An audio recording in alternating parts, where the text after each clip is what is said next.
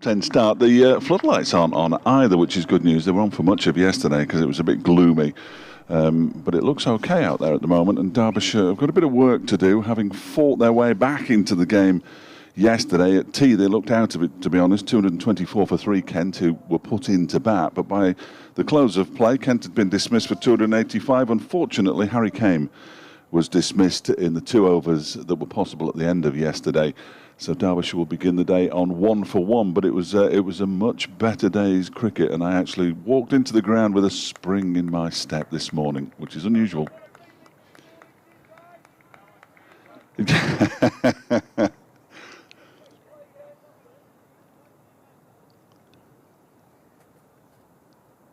Yes, yeah. Sorry about that. Yeah, but no, the bowlers fought back really well yesterday. It was a tricky time around either side of lunch. I mean, let's face it, Kent have got some good players. Sam Billings, who of course plays for England. Zach Crawley, who's another England international as well. So they have got some good players, and they've won both of their games in Division 3 so far this season, and are hotly tipped to take the Division 3 title for what it's worth. I mean, it's no great accolade in all honesty, but yeah, they're in finals day on Saturday in the T20 as well, which is why they've left 3 of their better players behind, which might help Derbyshire. But what won't help Derbyshire is that they've just lost their first wicket of the day. Leicester Ploy has just edged second ball. It was, yeah. It's the same over in which Harry Kane was dismissed last night. Leicester Ploy has basically just hung his bat outside the off stump and given a bit of catching practice to the slips. They've accepted it gleefully. So Derbyshire now 1 for 2.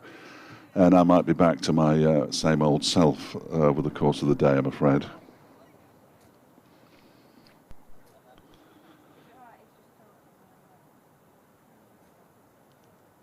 Oh, that wasn't the start that Derbyshire were looking for. It's a terrific start, you have to say, for Kent. Derbyshire 1 for 2 after 9 deliveries, as Leicester Ploy, who hadn't even spotted sneak out, comes and goes, caught by Jack Leaning. At slip of the bowling of Stewart, who's now got 2 wickets in the over and is on for a double wicket maiden here. Oh dear. But good for Grant Stewart. Not so good for Derbyshire. He faced just 2 balls there for his duck. Harry came out yesterday evening for 1. He's got the 1 run that has been scored so far by Derbyshire in this match. And out comes Wayne Madsen, it looks like. Not Tom Wood. I thought Tom Wood might have come in this morning, having opened the batting with Billy Godleman in the previous match, basically coming out to the middle as an opening batsman effectively at the start of the day. He's bowled 3 deliveries and got 2 for none at the moment, Grant Stewart, which is decent. I think most people would agree. And now Ben Watts is delighted that I actually sent him back through to the other box to do update radio Kent listeners, I'm sure.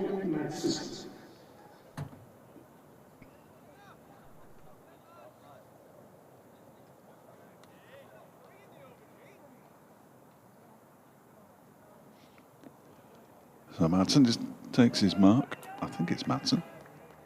Looks like him.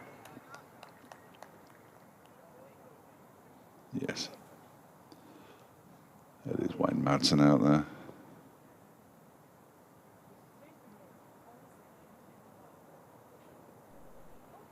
Here comes Stuart bowls to Madsen, who gets a little tied up there. Manages to fend the ball away. And it goes out into the onside, and there's no run. 1 for 2.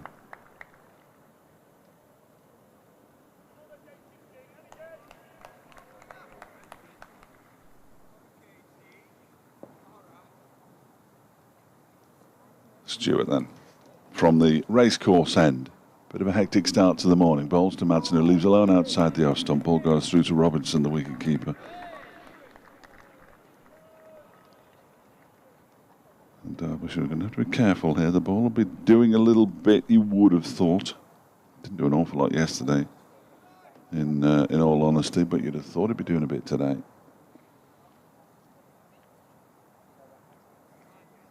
And the batsman has got to get through this first half an hour early in the morning, which Kent managed to do relatively successfully yesterday. They did lose a wicket early on as Stewart is in again, and Madsen is playing at that one. It misses the edge by millimetres and goes through to the keeper. End of the over, a double wicket maiden straddle either side of the close of play in the start of today. 1 for 2.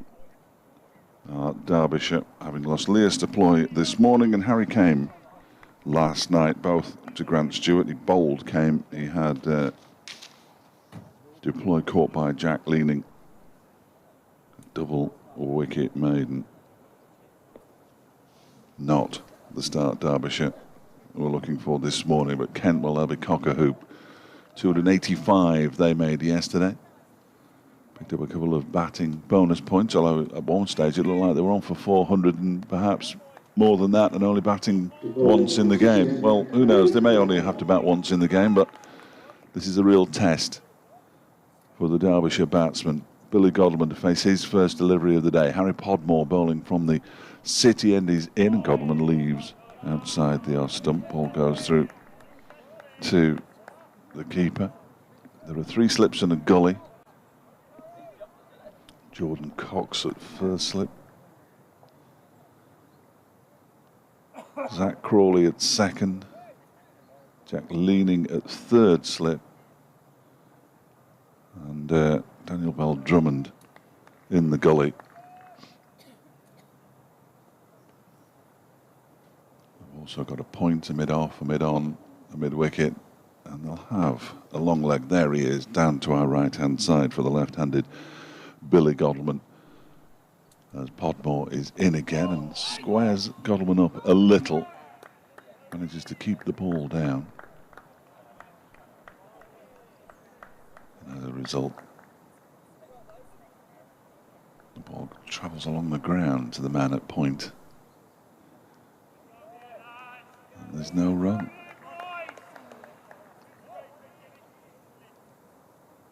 All bar wicket-keeper Ollie Robinson wearing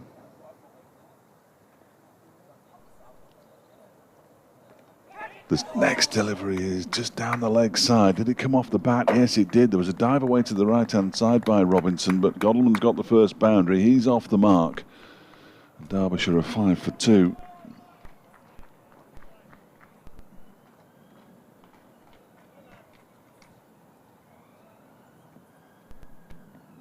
Been wickets elsewhere in the county championship this morning. I understand that Nottinghamshire might have lost a couple of wickets early on. 29 for 3 in reply to Hampshire's 226. The Derbyshire fans taking solace from wherever they can. As Godleman waits, Podmore is in, and it gets a full-length delivery that he pushes out into the offside up to mid-off. That's Sam Billings at mid-off? It is, yeah. Excellent. I'm getting there. I'm getting there. I didn't spot it was leaning because I was talking to Ian Skye on BBC Radio Derby at the time, who was saying how well they'd fought back yesterday, but they needed to bat well, and Leas Deploy just basically hung his bat out outside the off stump, didn't he, really, and gave catching practice to Jack Leaning at third slip. Podmore is in again, and Godleman drives. He hasn't timed that one. They'll get one. They might come back for a second. They will come back for a second. Of course they will. And Godleman moves up to 6. Big moments for these two. Billy Godleman and Wayne Madsen haven't got the volume of runs this season that they would have hoped for. Obviously, injuries have intervened for both players. Wayne Madsen on 537 first-class runs this year. Billy Godleman, who got the century, of course, 100 not out in the draw with Leicestershire. That took him up to 420 runs for the season as Podmore's in again, and Godleman plays and misses at that one. Goes through to Robinson. End of the over. 1 over and 5 balls. That was the first official over of the day. Bowled by Harry Podmore, but we've had 11 deliveries, and Derbyshire are 7 for 2 Exactly where they want to be. Good start for Kent, though. Yeah, no. Good start for Kent. Grant Stewart striking again. Doesn't normally get the new ball, Grant Stewart. Has to wait in the queue behind Matt Milnes, Podmore, Darren Stevens. Recent years when Kent have say had Matt Henry, he's normally having to wait until He's loving it, isn't he? 20, 30 overs to get a bowl. Here he is, a new ball. Got one first ball last night, second ball this morning, or third ball, like you say, the third ball of his over. He's in, full delivery to Madsen. Off the inside edge, out towards square leg. The first delivery ball to Madsen tucked him up, didn't it? A real shot across the bows for Wayne Madsen. Cool day in Derby, and therefore all the Kent players pretty much are wearing their jumpers, which makes it fun to identify who's who. It's impossible. That's why I'm putting it out there. It's impossible. They look nice, though. They do look very nice. Cable knit sweaters. Stewart bowling well wide of the off stump. Robinson is the keeper. Jordan Cox is first slip. Zach Crawley at second. Jack Leaning at third. Well, Drummond in the gully. James Logan, the spinner, at point. That was the one that I couldn't get. I could have done it by a process of elimination, really, because I think it was about the only one that I didn't get. Sam Billings is at wide, mid-off. Jazz Singh, just his second game for the county at mid-on. Nathan Gilchrist at square leg, and then Harry Podmore is down at fine leg as Stewart bowls. In behind this one, solidly Madsen. Playing back down the pitch.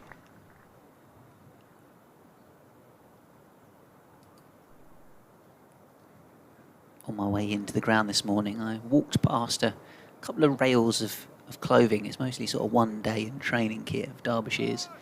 A little note on the end saying, all clothing, 10 quid. Yeah. Oh, So there were some deals there. I might take some stash home. That'll do for a bit of training. I'm sure they take card payments.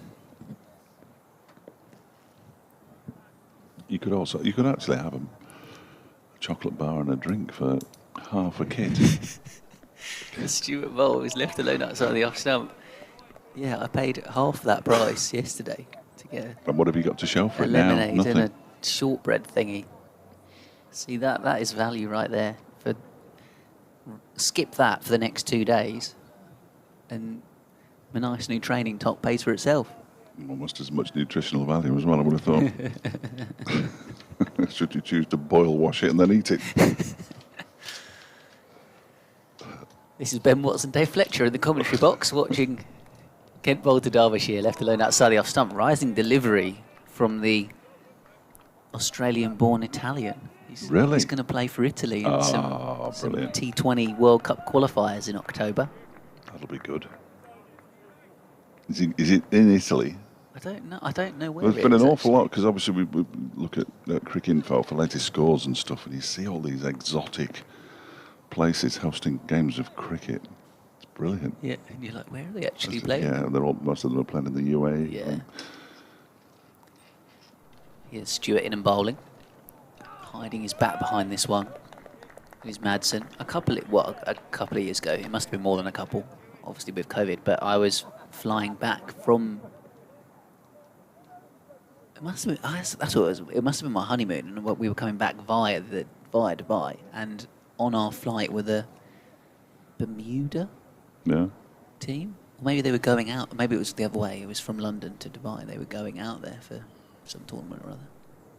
Yeah, the UAE is making quite a handy living out of hosting cricket, isn't it? The whole of that region. It certainly is.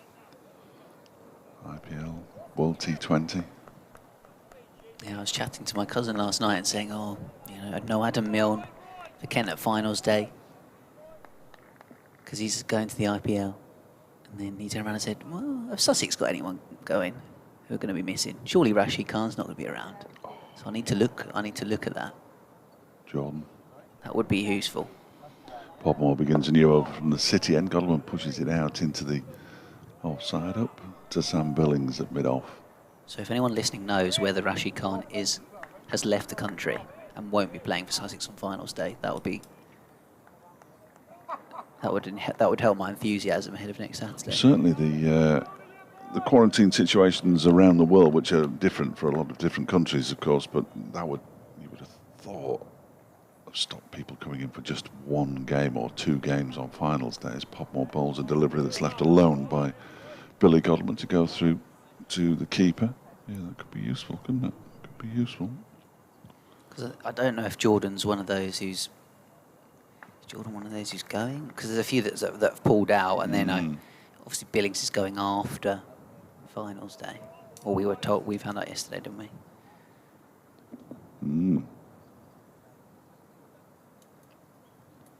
I don't think I'll be watching finals day. Zing again, as this comes Podmore. Left alone by Godman to go through to the keeper. So Bairstow, Milan and Wokes have all withdrawn. 10 England players are still going to go play in it, which includes Billings, Moeen, Sam Curran, Jason Roy. Rashid's finally got a call up. Right, well, yes. Godman waits and leaves again. Just needs to bowl it a little fuller, Podmore here, because it's Godman can pretty much leave it on length.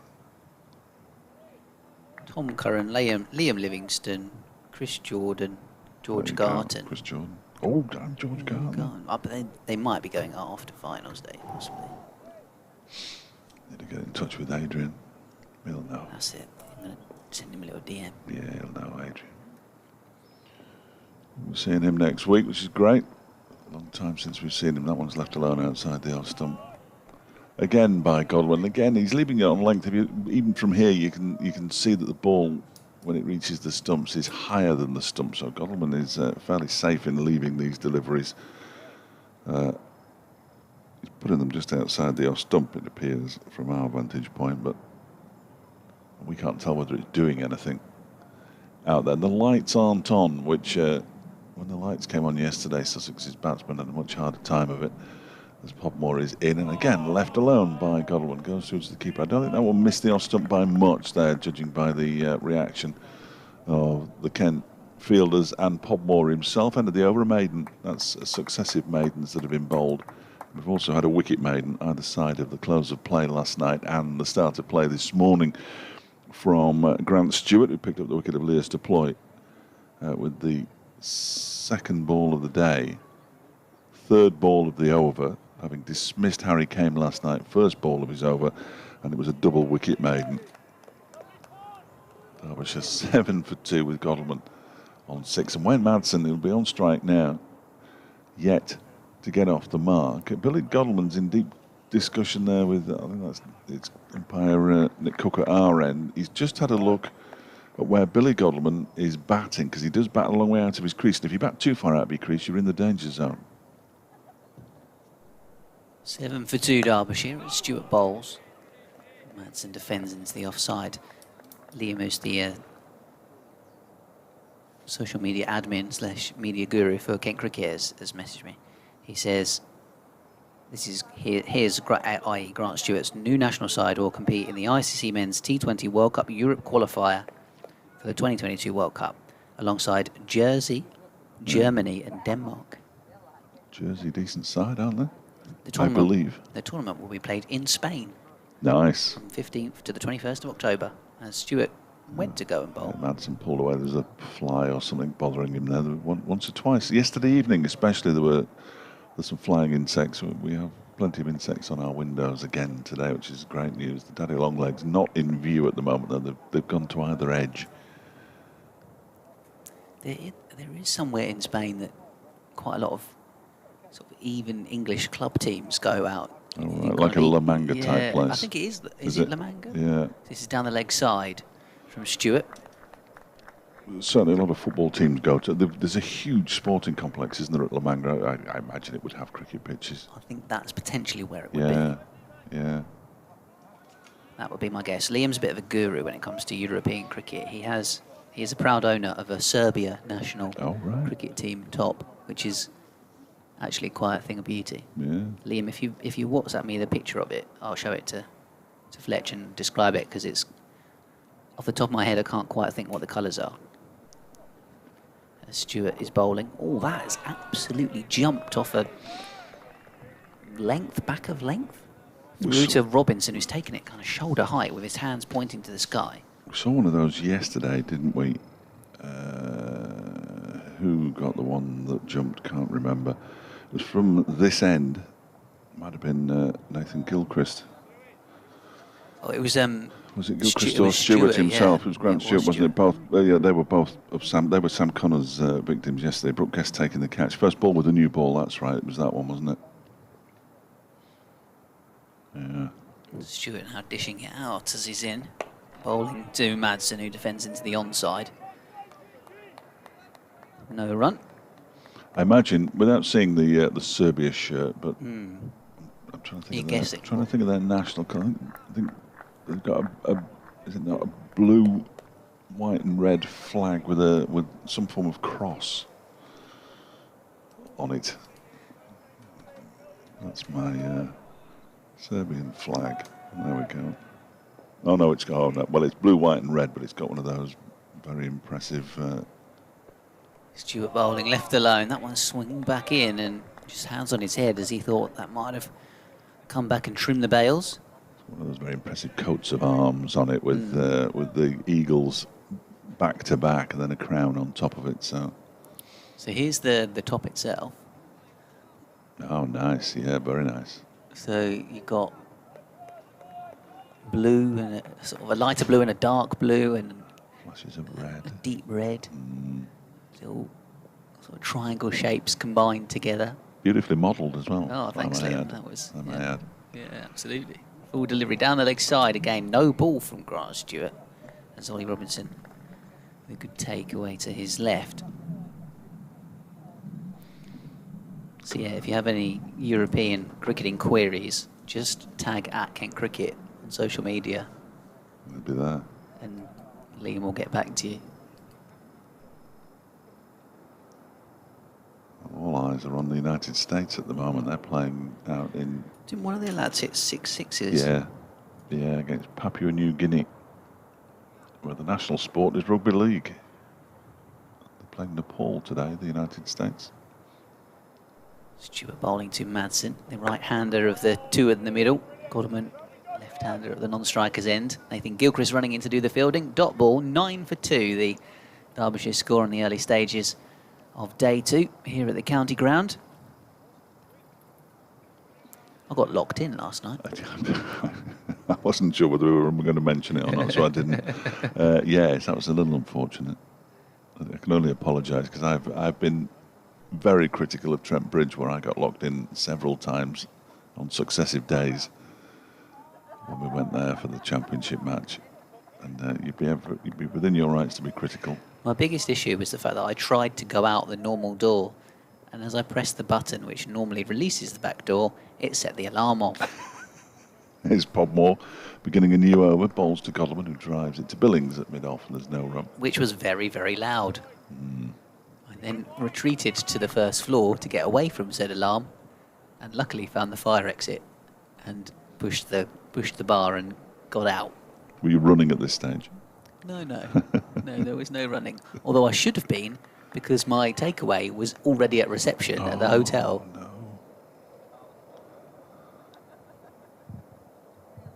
You prepaid for it though, had you? So they just left it. Yeah. Podmore bowls to Godderman, who gets a little squared up by that one. He actually looks to play it into the leg side, and it comes off a leading edge along the ground up to Billings at mid-off once again. So yeah, I'm pretty sure there was no one here, so I basically just walked across the middle of the pitch. No, not quite the middle, but, you know, I took a shortcut across the pitch. Good. Then I thought I might have been locked in, but managed to find a means of exit. We'll say no more about that. Yeah. I've glossed over the security floor there. For security reasons. As this next delivery is left alone by Godderman, goes through to Robinson. 9 for 2 it remains. There was no ball. But anyhow, I did manage to get to the hotel while my food was still warm. And the receptionist sort of looked at where it had come from, which was one of the recommendations we had yesterday, and said, "Oh, this is a bit fancy." Ooh.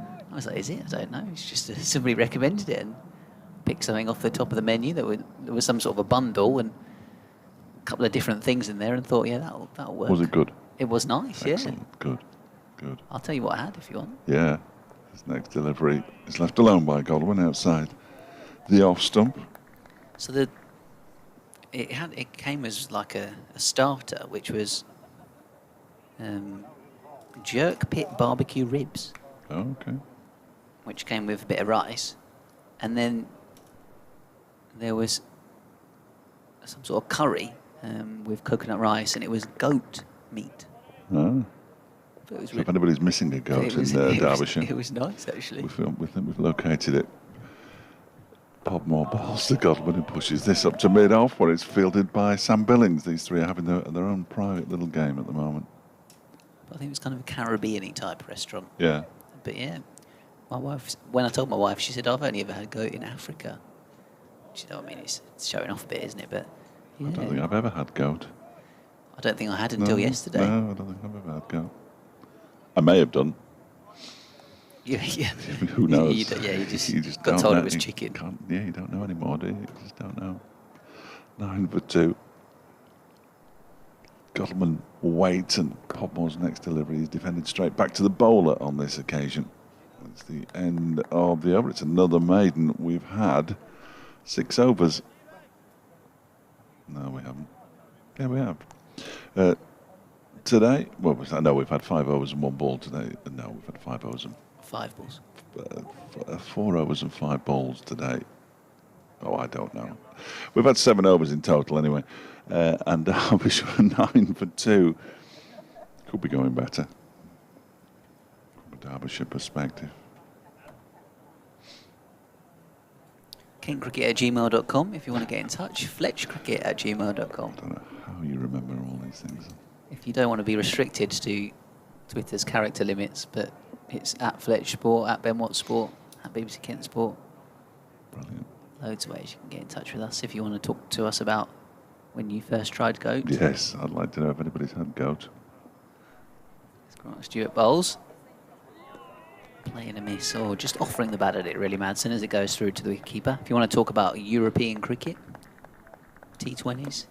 I do enjoy looking at the scores of the games. They're normally at the top, aren't they? I mean, the one at the very top is Ireland, Zimbabwe. They're playing a one-day international today in Belfast, where it's raining. Raining in Belfast, who knew? It's unusual, that. But they're playing matches at the Gaborone in Rwanda, which I'd love to go to. I think Sam Billings has been there. This one's defended into the point area. Wasn't it when it opened? It's a magnificent cricket stadium in Rwanda, obviously, which was war-torn and all the rest of it so many years ago. But now wasn't there this match when it opened between, I don't know, sort of... And I think like, you're right. I feel like Billings was involved in it. I think you're right.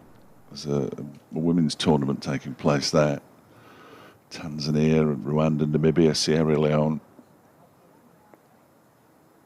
I have no idea about any of the players or anything like that. I just think it's fantastic that these countries are playing cricket. Stuart Bowles, Wayne Madsen, shoulders, arms, really gets that bat nice and high into the sky and away from the ball to let it go through to the keeper. They're also playing in Southampton, where Notts have lost a 4th wicket now in the Elite League, as a commentator was heard to describe it as. Would this be the Elite League that they're not normally in? This would be the Elite League that they're 31 for 4 in. Oh, okay. Against Hampshire, who made 226. That's really quite sluggish, isn't it, that game? Stuart Bowles. Back goes Madsen. In fairness, if said team don't win the county championship, then it bodes well for potentially Division 1 and 2. Return to Division, 2 divisions, yeah. Well, at least it means it would be less painful to go to that format. I think even the ECB couldn't go back to 2 divisions if Notts win the title and put Nottinghamshire in Division 2. I think even the ECB wouldn't do that. I mean, in fairness, they have been rubbish at 4-day cricket for a while. Well, till they beat us, yeah. Stuart Bowles pushed away by Madsen out towards wide mid-off. I've never quite pinned down how many games they failed to win, because whenever you ask, it was about this, it was about that, you know, but you're not saying. They won a game here by 310 runs, I think it was, off the top of my head. which was their first victory since goodness knows when, and haven't stopped winning since, really. That's a shame, really. Yeah, it was. Stewart bowls a bouncer to Madsen, which he ducks right underneath. This has been a fiery start to the day from Grant Stewart, but again, been pretty on the money. It's been, runs been few and far between. 9 for 2, with Madsen still yet to get off the mark. Mostly he's been on strike against Stewart. Goldman has 6. I'm going to nip next door. I think exclusively for an update. On strike against Stewart. He's faced, because Goldman's got 6, which would suggest he hasn't swapped ends. And he's faced 22 balls now, Madsen, same as Goldman. Yes, it is that time already. Coming up towards the top of the hour. As we say in radio land, nobody ever calls it the top of the hour except in radio. We're coming up to 11 o'clock, that's what I mean, as Goldman leaves the first delivery from a new Podmore over alone outside the off stump. They're still relatively attacking here, Kent. Why wouldn't they be, with Derbyshire 9 for 2? Trying to get through this very tricky opening half hour. The sun threatened to come out a few moments ago, but it's disappeared again. It's bright enough not to have the floodlights on, which is good. But we've already seen the dismissal of Lewis deploy this morning as Goldman gets squared up by this next delivery from Podmore. Ball goes out into the offside. Billings does the fielding. He was aiming into the leg side, but couldn't quite direct it there. Lancashire a 1 for 1. Somerset rather a 1 for 1 against Lancashire at Taunton. Lancashire dismissed for 373. Yorkshire dismissed for 108. Warwickshire lead by 47 as they begin their second innings. Podmore is in, bowls to Godalming, who turns this down towards long leg, and the batsman will swap ends. Godalming moves on to 7.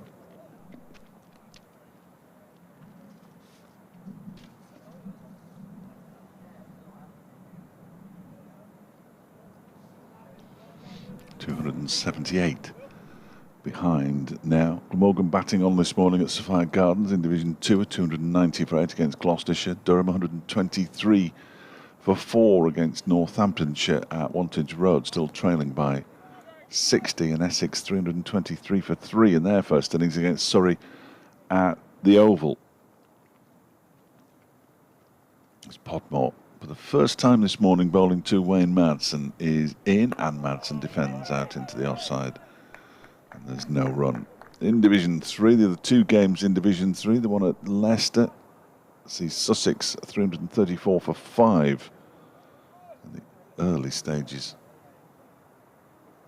of the second day there, and Worcestershire have taken a lead against Middlesex, but they're 148 for 9, and their lead is just 4, that game taking place at Lord's. Here comes Podmore again in and bowls to Madsen, who takes a couple of steps forward and then leaves, and Podmore stands with hands on hips at the end of his follow-through, clearly thinking that that one wasn't far away from missing off stump, and Wayne Madsen comes down and has a chat with Wayne Madsen. Billy Godalming comes down and has a chat with Wayne Madsen.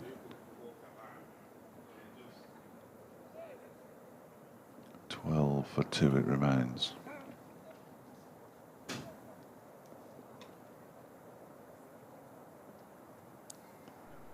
.273 behind as Madsen leaves that one alone.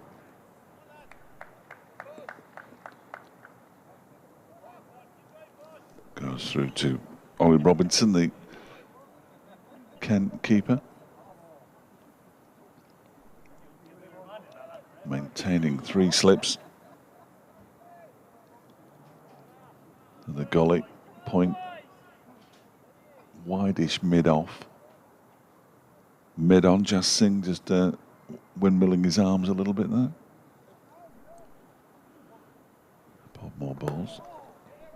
And Derbyshire are 13 for 2 here, Wesley, after half an hour. They're 272 behind still. They lost Harry Kane to the final ball of last night. The second ball today, Leas Deploy, was caught by Jack Leaning off the bowling of Grant Stewart. That was a double wicket maiden for the Kent bowler. Billy Godleman has 7. Wayne Madsen has just got off the mark with a single, and Derbyshire are 13 for 2.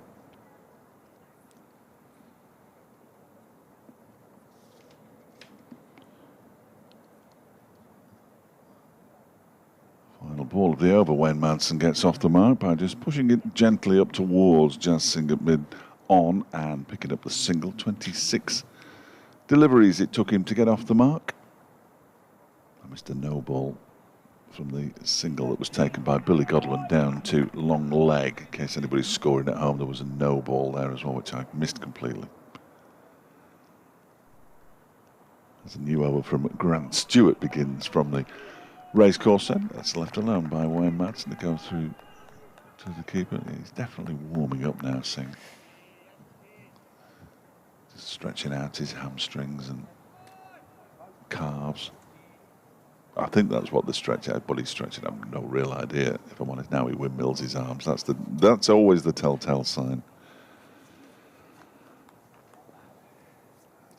Not the coldest of days, but it's certainly considerably cooler than it was this time last week when it was ridiculously hot. As Madsen waits, 3 slips go down, and that one keeps a little low, and he manages to get his bat on it, pushes it out into the onside where it's fielded by Nathan Gilchrist. Well, we've seen fuller deliveries than that go through to the keeper at shoulder height. So did keep a touch low, didn't it? Yeah, sign of variable bounce.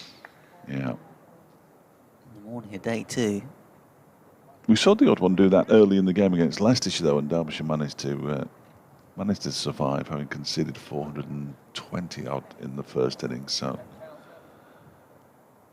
battling qualities required as Madsen leaves alone outside the off stump. Next delivery from Stewart goes through to the keeper. I don't think it's time to panic just yet. Yeah, fair enough. Well. Well, we'll find out. But I'm the first to panic, generally. As Matt Lloyd came up to say hello, the Derbyshire batting coach, and I was saying to him, apropos of nothing really, that I don't really like 10:30 starts. I understand them, and they're absolutely necessary if we're going to get full days cricket in. But I've got half an hour less to build up that bile and vitriol, which is never a good thing. I have to get up earlier to get sufficiently annoyed, which I always think is a bit of a shame, really. Yeah, that is a shame. A bit of a waste of an early morning. 13 for 2, but I was in a good mood when I skipped into the ground this morning as Stewart bowls, and that one is defended by Madsen back to him. Can't say I've ever seen you skip before, Fletcher. Well, it was more of a metaphorical skip, really. Yeah, no. I've tripped a few times, but yeah, I then pretended it was a skip. I enjoy a good trip up the stairs. 13 for 2. You can pretend it's a skip as long as you don't go completely. Yes. And end up having to fall on your hands and graze your palms. I fell up the steps of the stand at Peterborough last season. As this next delivery from Grant Stewart is wide of the off stump, and Madsen has nothing to do with it, and came an absolute cropper. I was carrying a couple of quite heavy boxes, and I just went over, and I can still feel something floating in my left knee. I'm sure that was a result of it, but I was in some considerable pain for a while. That doesn't sound pleasant. It's not my own fault. If I'd have left one box, I thought, well, I'll take both boxes up in one go. That'll save me a trip. Turns out. Fortunately, it didn't. Yes. And it was behind closed doors, so nobody saw me. Here goes Stewart again, and Madsen is right behind this one.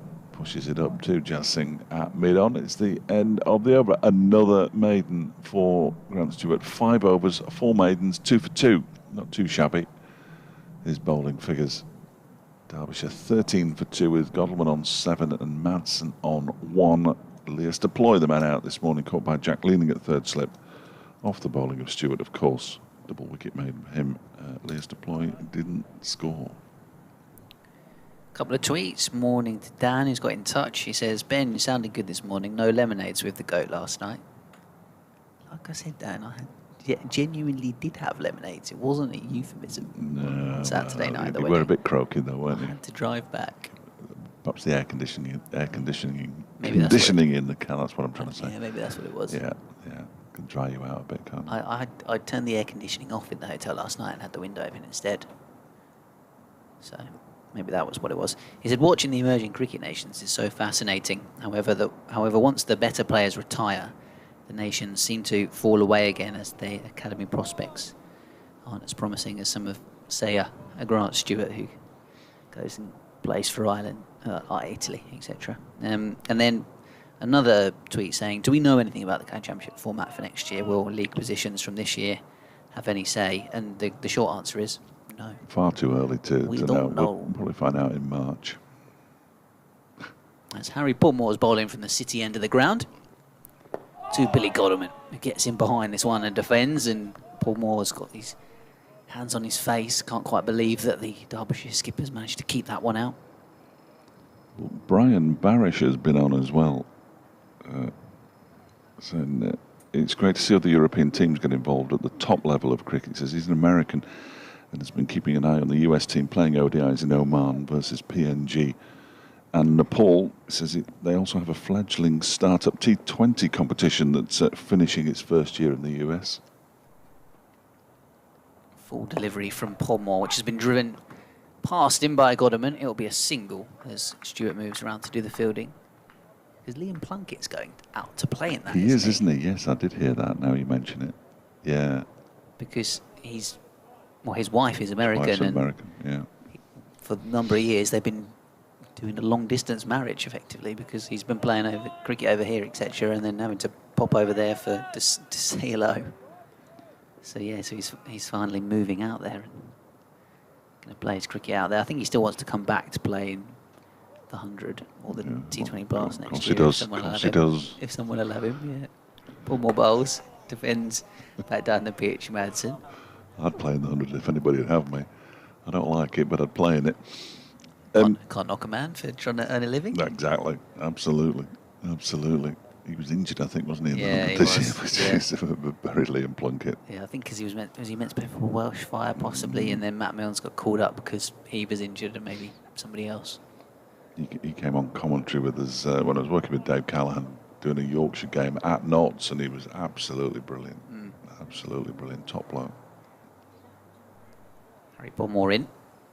Bowling, Madsen flicks aerially into the leg side, but safely over the fielder and away to the boundary. So he moves on to 5, and the Derbyshire score 19 for 2 here on BBC Sport Online, brought to you by Dave Fletcher of BBC Radio Derby, Ben Watts of BBC Radio Kent. You'd imagine if cricket could crack the American market, though, couldn't it? Be Major League Cricket and all the rest of it, and the razzmatazz that went with that. And clearly short form is the way forward to spread the game to these countries. And cricket, unfortunately, is one of those games that seems to contract rather than expand at the very top level. More in and bowling. This one pushed out towards wide mid-on. It was slightly aerial from Madsen for a moment, but he gets a single. Is women's cricket at the Commonwealth Games next year? Yes. Yeah, in Birmingham. Yeah. That should be fun. Well, we're assuming it starts right at the end of July. We were talking about this, funnily enough, in the game against Leicestershire, back over in the media room. And the Commonwealth Games starts at the end of July and goes on for a couple of weeks, doesn't it, in Birmingham? So presumably then the 100 will be after that. Well, exactly. Yeah. How it will affect the women's part of the 100, certainly. It was in the Commonwealth Games in Kuala Lumpur as well, I believe. 3 slips and a gully. Pulmore bowling to the left-handed Godderman. In and defending this one. Up to Stewart. End of the over 19 for 2, Derbyshire.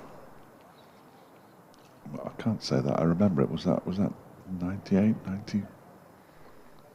No, 2000. Okay, 2000 was Manchester, wasn't it? So it must have been 96.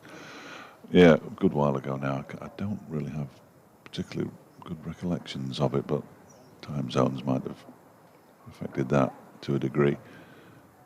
But yeah, the women's game, T20 in the Commonwealth Games. which makes perfect sense, doesn't it? Because they are essentially Commonwealth countries at the top of the, or former Commonwealth countries at the top of the game. England's women here next, oh dear, Monday or Tuesday, I'm going to say, for a one-day international. Sarah Glenn, the Derbyshire-born leg spinner, in the squad. So I think the final game of that series is at Canterbury. Yes, they sort of come very gently north in quite reasonable stages, and then all of a sudden have to go to Canterbury, which is a long way away, no matter which way you look at it. All of a sudden they just drop south. Yeah, you're right. Yeah, because the hotel I'm in has quite a bit of ECB branding, even as you go up the steps. It has sort of this tape with the ECB logo and saying, keep your distance 2 meters or whatever. What are you doing here? That kind of thing. Yeah. Little subliminal messages.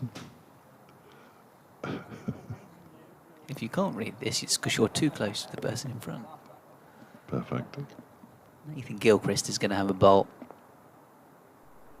from the racecourse end of the ground. And driven off the back foot by Madsen up towards Stewart. So first change of bowling after Grant Stewart's opening efforts, having got 1 wicket late last night, 1 wicket this morning. He's now replaced by Nathan Gilchrist, who's in a nice bit of rhythm, having taken 5 wickets in the first innings against Worcestershire in Kent's last match. 3 in the second, as back goes Madsen, defends away into the gully. Right. He's one of those cricketers that, well, other cricketers will tell you he makes something happen, whatever that means. No, there are cricketers like that, aren't there? Generally, I think that probably just means he gets wickets. Yeah, moves the game along. Makes the ball move around a touch. Involves good areas. Back cut by Madsen. He's not going to go for 4. Logan's chasing it down towards the rope. He's rubbing in left-handed from the boundary. So, yeah, just a couple taken there. Madsen on to 8. Derbyshire 21 for 2. Sorry. Brian's been back about Liam Plunkett. He's playing in Philadelphia in minor league cricket next season, hoping to be a part of Major League cricket when it starts up in 2023. Okay, so that's what the deal is at the moment. Yeah. It's minor league cricket, and they're hoping to make it a thing in a couple of years' time. The first test match was in Philadelphia, wasn't it? Clipped away out towards wide, long on by Madsen. No, that's not right. Before the statisticians got me back, the first international match was played between the United States of America and Canada. Off the top of my head. Daniel King, what do I think, he says, of, that's me, of Lewis Deploy at 3. He's a fine batsman, but looks more like a 5 or 6. I'm not sure 3 plays to his strengths. I don't think he's particularly keen on batting at 3, I think it's fair to say. Gilchrist bowling once again. Back goes Madsen, defending out into the offside. I do think he's a very fine batsman who hasn't scored the amount of runs this season that he might have expected. In fact, he did say to me down at Lord's when I spoke to him at the close of play on one of the 2 days that he hasn't got the runs he would have wanted this season. I think he's got 2 half-centuries. He's also got 5 ducks, 424 runs at 21, which is some way below what you would expect from Lewis Deploy. Pulled away, short ball, and this might all go all the way for 6. Quite comfortably, in fact. What a stroke that is from Wayne Madsen. Picked up the length so quickly there as Gilchrist banged in a short one.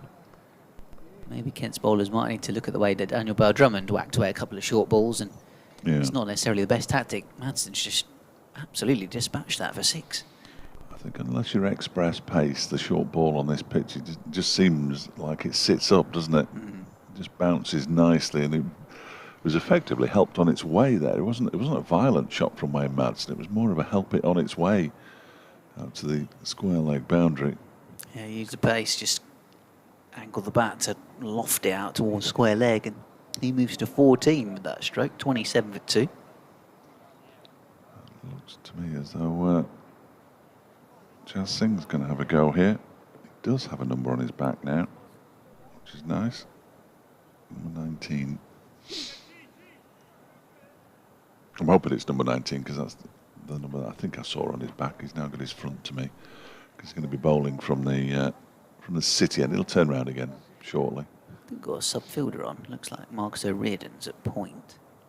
Well, Drummond and Billings, between the two of them, seem to be making changes to the field. Club captain and club vice-captain. Well, Drummond's now going to wander into a fielding position. He's going to go to point and O'Riordan to cover. So it's 3 slips or 2 in a gully for Jazz Singh. Or full name, I think they got full name there, Jaskaran Singh. Yeah, are we happy with Jazz? Oh yeah, I'm going to go with Jazz. Excellent, I'll go with Jazz as well. Here he comes then, bowling to Billy Godwin. 2 slips in a gully now for Jazz Singh, who gets one. Godwin gets one down the leg side, and Robinson moves neatly across to it, almost like one of those table football players on the sticks. Moves across to his right, collects the ball, and then moves back across to his left. Made famous in the magnificent Morecambe and Wise sketch when they actually played 2 of those footballers. One for the kids there. Morecambe and Wise were a comedy duo back in the 1970s. Here's Jazz Singh in again and bowls to Godwin, who's nicked it behind. See, no ball. He has nicked it behind, and it's a no ball. He got the shoulder of the bat, and that is a missed opportunity. Godwin, it was claimed very comfortably indeed by Ollie Robinson. You could hear the noise, couldn't you? As it went through, and Godwin is caught off a no ball for 8. Derbyshire move up to 27 for 2. Singh started brightly. Tall, strong action. He's in again. That one's down the leg side, and Godwin tries to flick it away. It's well taken by. That was a good delivery. Ollie I mean, Robinson. admittedly off 21 yards, but that was the slight problem. that was the issue there. Yeah. Yes, that was a real let-off for Billy Godwin. Derbyshire. Oh, it's an absolute beauty. It's got to get the replay. Bowls to Godwin, who manages to get the bat down on that one, pushes it out into the covers. Was play on a bowler's mind as well. Second delivery of the match that he bowled. Takes the shoulder of Billy Godwin's bat. It was a really quick call, in fact, from umpire Tom Lungley, because there were no celebrations in the end. Quite often you get the celebrations and then the realisation as Godwin leaves this next delivery from Jazz Singh alone outside the off stump. But the fielders, well, certainly the slip fielders, it was just hands in front of faces. Yeah, he's almost got the umpire's got the arm out and has clearly called no ball before the ball's even in Ollie Robinson's hands. I was slightly confused because I couldn't work out why they weren't celebrating. In comes Singh again and bowls a full-length delivery that Godwin just about managed to get some bat on. A little puff of dust comes up off the pitch as the bat hits the floor. He's done well to get a squad number on his back, as Jazz Singh. Number 19. I feel like James Logan, who's originally signed a short-term deal, and then until I think it's another couple of years he extended his contract for. Don't think he was bowling with a top without a name on the other day. Singh is in again, left alone by Godwin, goes through to the keeper. Well, that was a very good first over from Jazz Singh, other than the fact he overstepped and was unable to claim the wicket of Billy Godwin. The 2 from the no ball, the only runs conceded. 29 for 2 at the end of the over. Godwin has 8, Manson has 14. What a start to the day that would have been for Kent inside the opening 50 minutes.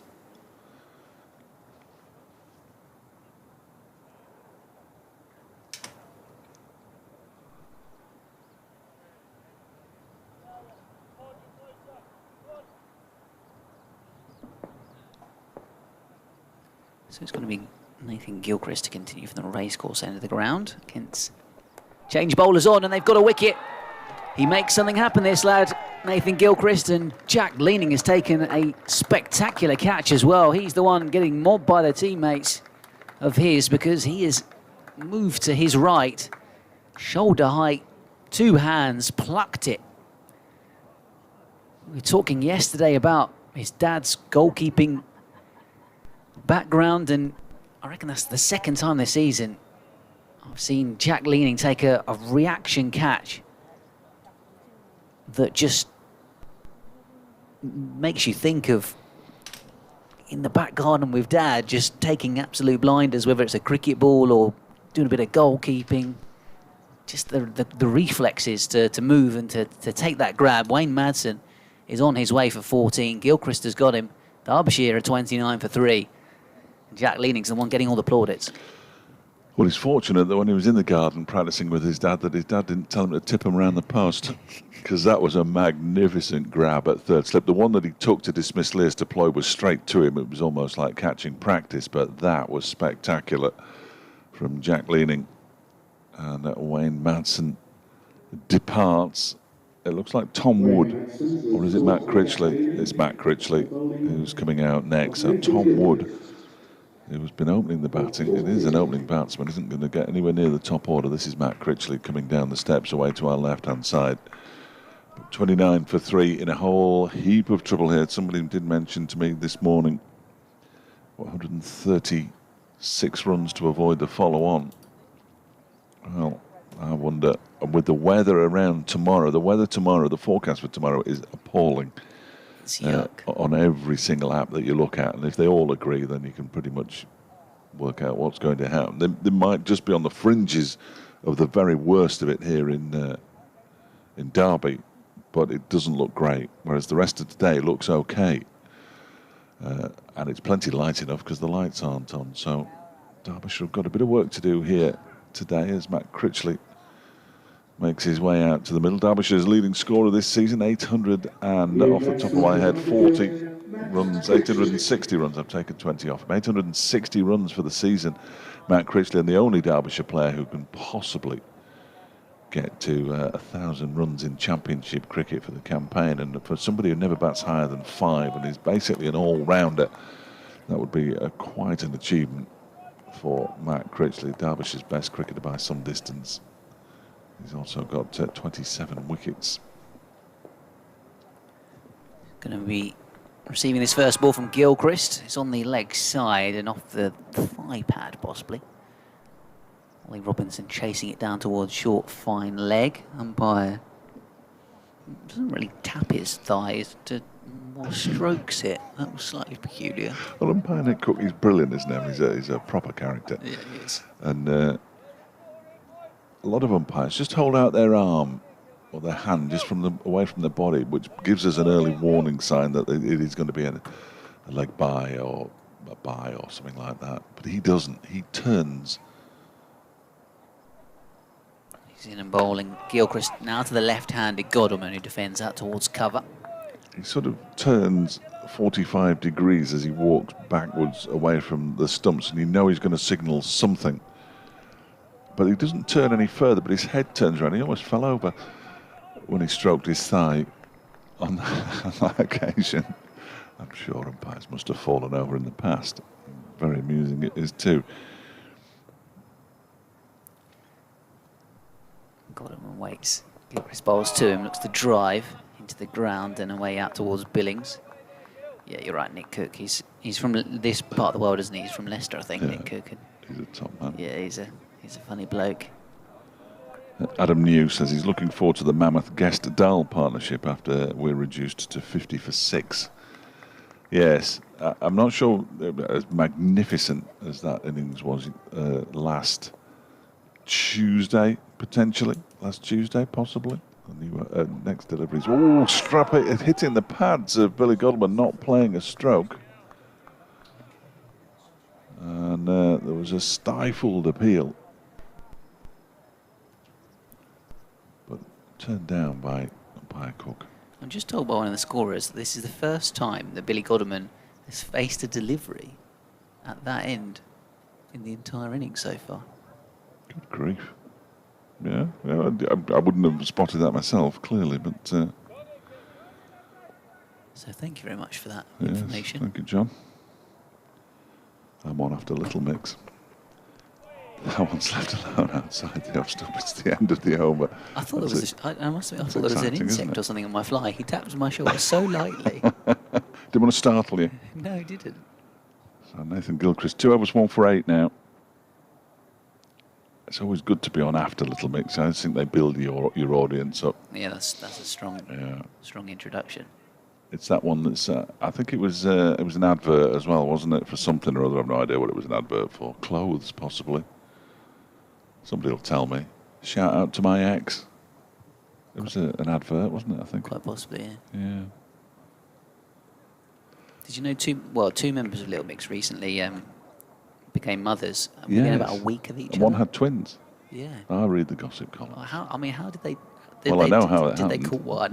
Did they coordinate that though?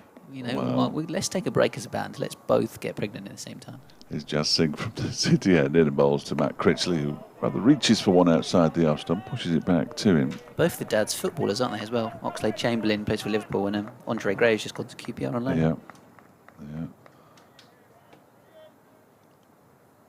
During the bit of time on the hands during the close season, potentially, I've no idea. I don't think it's a topic that I'm either willing to discuss or qualified to discuss. Here is Jazz Singh in. No, he's not in because he lost his run-up.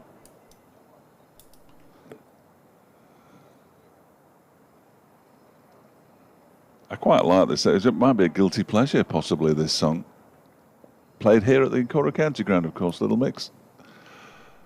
As Critchley leaves that one alone outside the off stump. Don't know how many they scored when they played here, but they played here. Thank you very much. 30 for 3. Just keeping myself amused.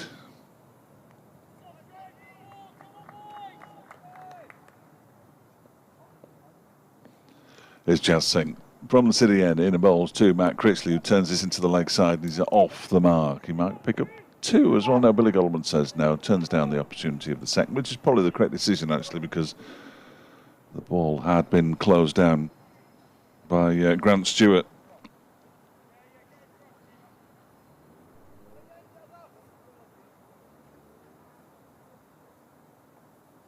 Just sent a text to Twiggy that makes no sense, and I apologise for that.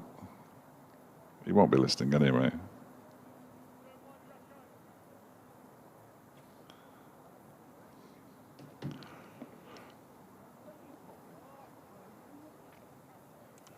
Billy Godwin just slowing proceedings down here, removed his gloves, putting them back on again. Hour gone in the day's play now. Derbyshire have added just 30 runs in the opening hour and lost 2 wickets.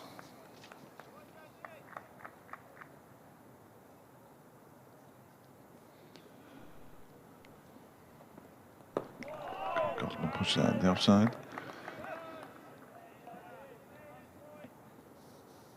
I love it's probably the guilty pleasure, isn't it? Of course, they played here, Little Mix. Yeah, beat Derbyshire by an innings and 15 runs. Yeah, 31 for they could do actually. 31 for 3 now, Derbyshire. It's a sad fact. They've lost Wayne Madsen since I last spoke to you. He was caught magnificently at third slip. If you get a chance to see it on social media, absolutely magnificent. His dad, Andy Leading, used to be a professional goalkeeper, and you could almost see it was in the genes as Godman has a wild swing at that one and almost nicks it through. Nathan Gilchrist, the bowler. Wayne Madsen making just 14. He did hit a 6. In that innings, and that was probably the highlight. Leaders to play out, second ball of the day, also caught by Leaning at third slip off the bowling of Grant Stewart. And Derbyshire are 31 for 3 with Godalman on 8 from 41 deliveries, and Matt Critchley's got 1. It means they trail by 254.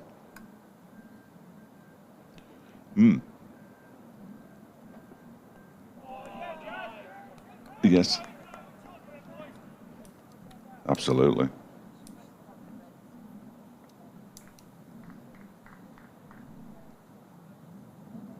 Haven't won a game. I think they wear. I think without requiring any further clues, they may wear red shirts. Yes, I know the ones. Yeah. It's a shame. It's a shame, really, and just nice to see Kaz back as well, isn't it?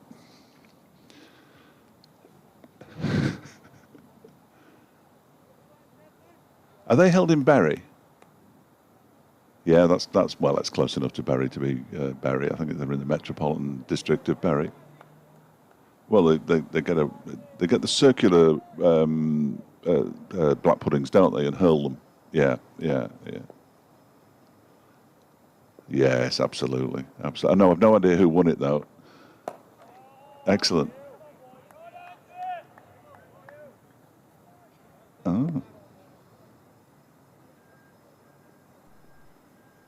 So he presumably now describes himself as being from the black pudding country.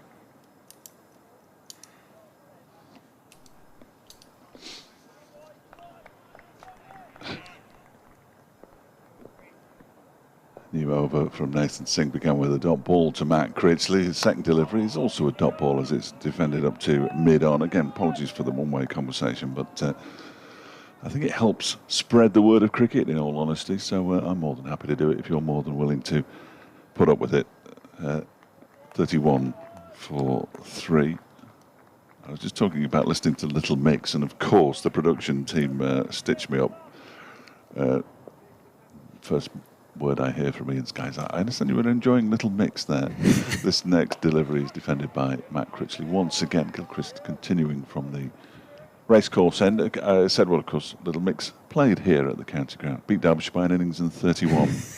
The sad fact is they probably could. I'm an unashamed Little Mix fan. Are you? Yeah. Yeah.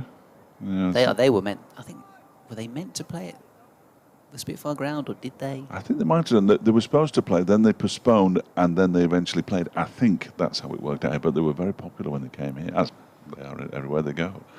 Gilchrist bowls to Critchley, who pushes out into the offside. I had J-Lo before my update, so, you know, some high quality. We're down with the kids, aren't we? Yeah, some high quality stuff. Love don't cost a thing before my update, so. Not what I'm familiar with, I have to say, but I might know it if I heard it. We also discussed black pudding, the World Black Pudding Throwing I saw that. Championship up in, well, I said Bury. Isn't it Ramsbottom? Well, yeah, which is Bury. It's the same thing. Effectively, it's just up the valley, up the M66. So what are the rules for well, black he's pudding just told me, throwing? so I can help you out here. As this next delivery is clipped very nicely by Matt Critchley for 4 runs to the backward square leg boundary. A little bit over-pitched there from Gilchrist. And Critchley moves on to 5. Derbyshire to 35. 4-3. They use the circular black puddings, so a full black pudding with a little tide. And you have to hurl it underarm. Oh, and it's how many Yorkshire puddings you hit and dislodge count towards your score, which makes sense, of course, with it being Lancashire, Yorkshire. So is that actually the one? Yeah, that's how they do it. Yeah, it was a chap. Underarm to take out Yorkshire puddings. He did tell me the name of the chap, but he's from Wolverhampton, the winner. This next delivery is outside off stump and off the back foot, pushed away in towards the covers. They're thinking about coming back for the second. In fact, Godalming set off for the second. He was sent back by Critchley, just 1. Added to the total, 36 for 3. Yeah, I saw one photo on social media, and the chap throwing was wearing sort of full-on country tweed. Oh, really? He was very smartly dressed. Interesting. I don't know if he won, but interesting place, Ramsbottom. It's I won't tell you what we call it in our area, but you could probably guess. But I've never been colder at a football match than when I went to a Ramsbottom United game against Halifax Town. The old sounds like a classic. Up in the old Unibond 1 North, I think it was, something like that. Anyway, it was when Halifax had gone bust, and it was the coldest that I've ever been. But then this big stand burnt down apparently, mysteriously. It's Jazz Singh bowling from the city end of the ground, punched off the back foot out towards a diving, sprawling sub-fielder, I think, at point, Marcus O'Riordan, who last night was, in fact, it's James Logan. We have now got the normal complement of players out in the field of play. Last night, Marcus O'Riordan, Tim Groneveld, the Kent physio Dan, who is an Ironman ultra marathon runner or something or other. He's a beast. Anyway, so they were running laps. Mike Yardy was manfully keeping up They with did them very for, well, for yeah, the I thought they did majority well. as well.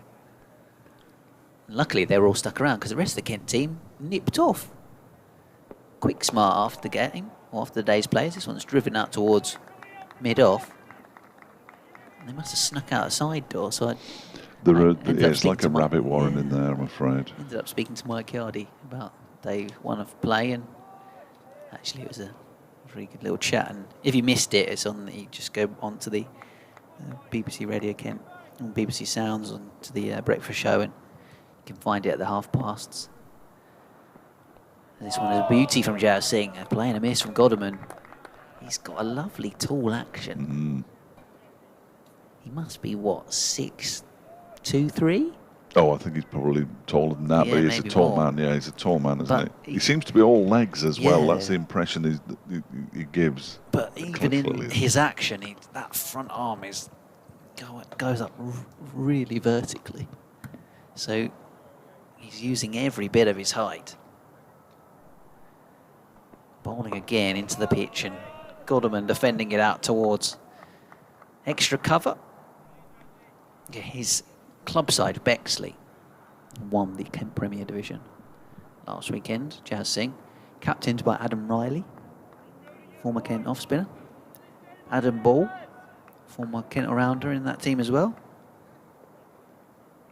He used to beat me at junior level, Ball and Riley, all the time when I used to play for Tunbridge Wells. Had one particular memory of getting run out by Adam Ball in a cup quarter-final. This one's left alone outside the off-stump. Goes through to Robinson. In fairness, I think I was trying to get the other lad on strike because I couldn't really hit the ball very far. Really? Yeah, with your physique? I just run quickly between the wickets. Power hitting's never been my game. No. Fair play.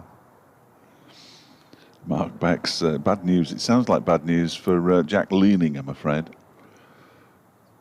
Come to that in a moment. Singh is in and bowling. And it's nudged back to him. I talk about power hitting, actually. I said to Marcus O'Riordan that I remembered him hitting a massive 6, actually, over the stand in front of us, Mr. Fletcher. Oh, that one? Which is the permanent temporary stand? No, the one to the left, sorry. Oh, the members' pavilion? Yeah, so he whacked one over the members' pavilion in a Club T20 finals day a couple of seasons ago. I came to spectate, Tunbridge Wells were involved in, and O'Riordan opened the batting and whacked this big 6 down there, and I sort of previous to that, I had never really seen him kind of bat in that kind of manner. Anyway, I digress. No, well, they did hold a few finals days here. It's such a good central location, isn't it? And a good sized ground for that kind of thing. Yeah, so the Tunbridge Wells one against Barnard Castle next weekend is at Northampton. Yeah, which isn't too far away from here, is it really? About 40 miles down the road. So Gilchrist begins a new over, and he's driven very, very pleasantly by Matt Critchley. He's not going to get 4 runs for it, though, because it's going to be caught. In fact, the ball stops before it reaches the boundary rope. They've taken 2. I think he thought that was probably going, actually. Yes. Didn't run the first one very hard. Sorry, you were saying about Jack Leaning? No, well, yes, it sounds as though they didn't get it on the stream. Oh, no, because he's too wide. Yeah, and they didn't. And David Griffin has replied to a question from Mark Beck, a regular contributor, who says it sounds like a specky from Leaning. Any chance the camera from Gilchrist bowls, and that one is defended by, well, I'll say defended, he's going to get a run here because it's gone very straight in between the bowler and Sam Billings at mid-off. So Critchley moves into double figures. He's already overtaken Billy Godderman. He's on 10. Godderman has 8. 40 for 3. Any chance the camera from behind the bowler or Griff caught it on film? Current coverage replay did not show the catch, so they've let everybody down. They've let everybody down, really. On the stream, just let themselves down. They've let the club down, and most of all, they've let Jack Leaning down. In comes Gilchrist and bowls to Billy Godderman. That raised a smile in the control centre. Did Griff manage to get a photo of it? No, he said he was concentrating on the batsman. Oh no! So you've just got to take our word for it. It was stunning.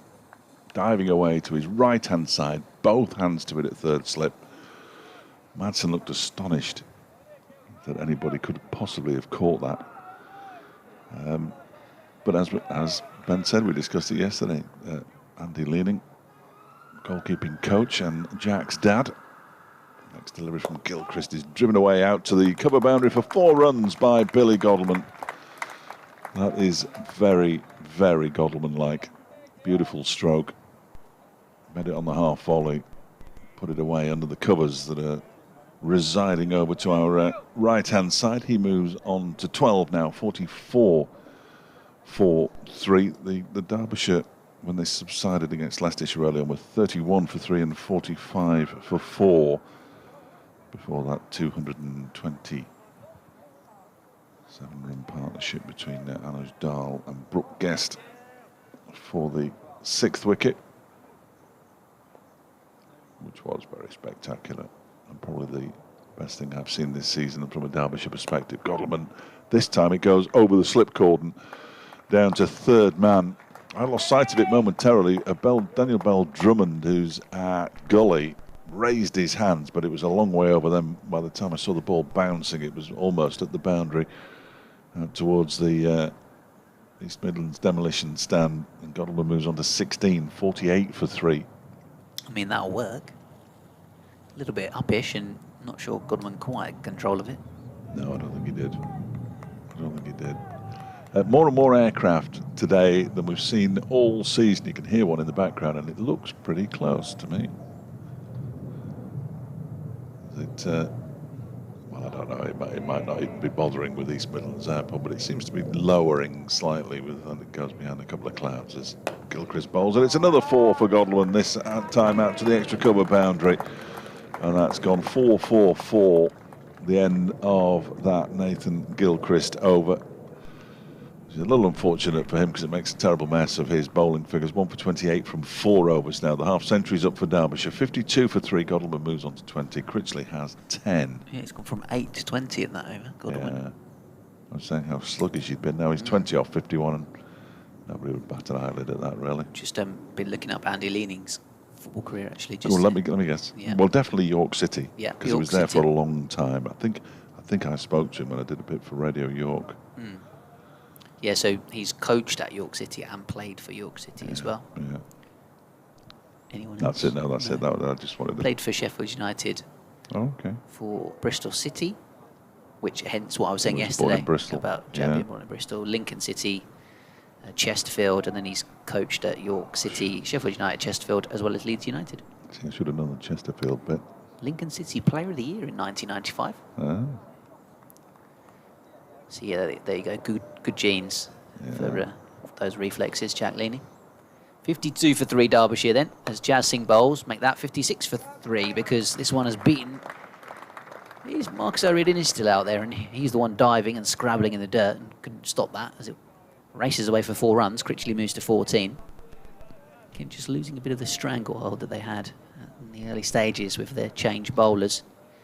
And even these two look good in their opening overs, Singh and Gilchrist, but just a little bit expensive at the moment. Boundaries coming freely. The genes thing, it sometimes works and sometimes doesn't. I mean, my lad wouldn't have got particularly good genes, but he's okay at sport. Yeah, he does all right. It's the old nature versus nurture argument, isn't it? Well, I used to, when he was lying on his back as a baby, before he could really get around too much, I used to just throw balls at him. That worked. And he either caught them or got hit. Yeah. And he's got really good hands. So that's good parenting right there. I think so. I think so. They weren't massively. I don't think I was throwing cricket balls at him. Get that hand-eye coordination going from a young age as Jazz Singh bowls. Again, drilled through the covers by Matt Critchley. Billings is setting off after it, but this is going to go for 4 as well. 60 for 3. The Derbyshire score in the last 2 overs has jumped. There's been what? Well, it's 5 boundaries? It's 19 runs off the last 7 deliveries. No, 23 runs off the last 8. I beg your pardon. Yeah, the last 5 deliveries have all gone to the boundary. 23 runs. So, bit of a discussion going on between Captain Sam Billings losing a slip and his bowler. Jack Leaning's coming out to short cover. Get ready for another spectacular catch here. Yeah, so Leaning at short cover, and then O'Riordan's gone to sweep on the offside. He's off the field of play. Let me wear that out in a moment as Jazz Singh bowls. Hits him on the thigh pad, this delivery, straight to delivery. So it's Cox and Crawley, the two slips now. Logan's at point, Leaning short cover, Billings is at mid-off. O'Riordan's now at deep cover. Gilbert is polishing the ball at mid-on. Grant Stewart's at mid-wicket. Who's at long leg? Harry Podmore, so it's Bell Drummond who's off. In fact, I can see him by the steps. He's loitering. He might be back on in a minute. He's back of length and just pushed away into the covers by Critchley. So a couple of dot balls. Calm things down a bit. From Jaskaran Singh.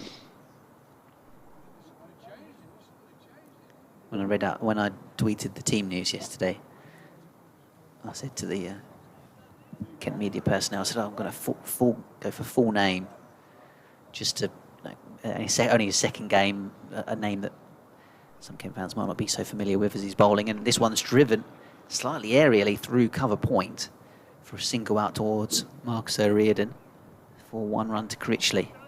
So I put Jazz Singh on my tweet and then was disappointed with myself because Liam said, oh, the full name would be Jaskaran Singh, and I was like, I didn't have enough characters for that. I've let myself down. Yeah, I thought yeah. I was going full name. Oh no, I didn't have enough characters. You're not giving everybody the Disappointing. full Monty. Yeah. Meanwhile, on Saturday when you and I were at the same football ground, I was getting Cristiano Ronaldo's full name sent on a WhatsApp message when he scored a couple of goals, which I quite enjoyed. Yes. The Derbyshire, Burton rather, with their double-barreled players, it gets a little bit tricky. Just seen bowling a full delivery wide outside the leg stump, which would be a one-day wide, but Godderman missing out on that occasion. 61 for 3, Critchley 19, Godderman 20. Do you like to get a full name out when somebody does something? Well, including middle names when somebody does something. Well, that's what I was just looking up, Jaskaran Singh. I was hoping that there might be a couple of middle names there, but that's it. Jaskaran Singh is the full name. So, it's his birthday coming up soon. Is it? 19th of September. How old is he? He's 18. Well, he'll be 19. Well, he is 18, but he will be 19. He's 18 years and 359 days old. Good age. Absolutely. I have a vague recollection, but it is only vague. There's Nathan Gilchrist continuing, and he bowls a short delivery that's taken on by Matt Critchley, and he gets 4 to it. Singh is down there in the far distance, but he stood no chance to get in there. That was hit very hard indeed. It was in the air, but it got to ground in plenty of time. And Critchley moves on to 23 now, 65 for 3, 23 from 19 deliveries. Matt Critchley's looking for the fastest 50 to add to all his other accolades by the look of it at the moment. That was his 4th boundary in 19 balls faced. 65 for 3. Nathan Gilchrist sets off again. 3 slips, bowls to Critchley, goes back into his crease and pushes it out into the offside. Bell Drummond comes in from cover to do the fielding. On this occasion, there is no run. I've checked for a while to see how badly Nottinghamshire are doing. Always good to do that on a regular basis. My one or two listeners who claim I'm obsessed with Nottinghamshire, they're 80 for 5 in reply to Hampshire's 226. This next delivery is pulled by Matt Critchley again, and this time he's not going to get 4 as around the boundary's edge goes. Don't tell me, Grant Stewart. Correct. Excellent work from me and from him to keep them down to a couple. Critchley moves to 25. Yeah,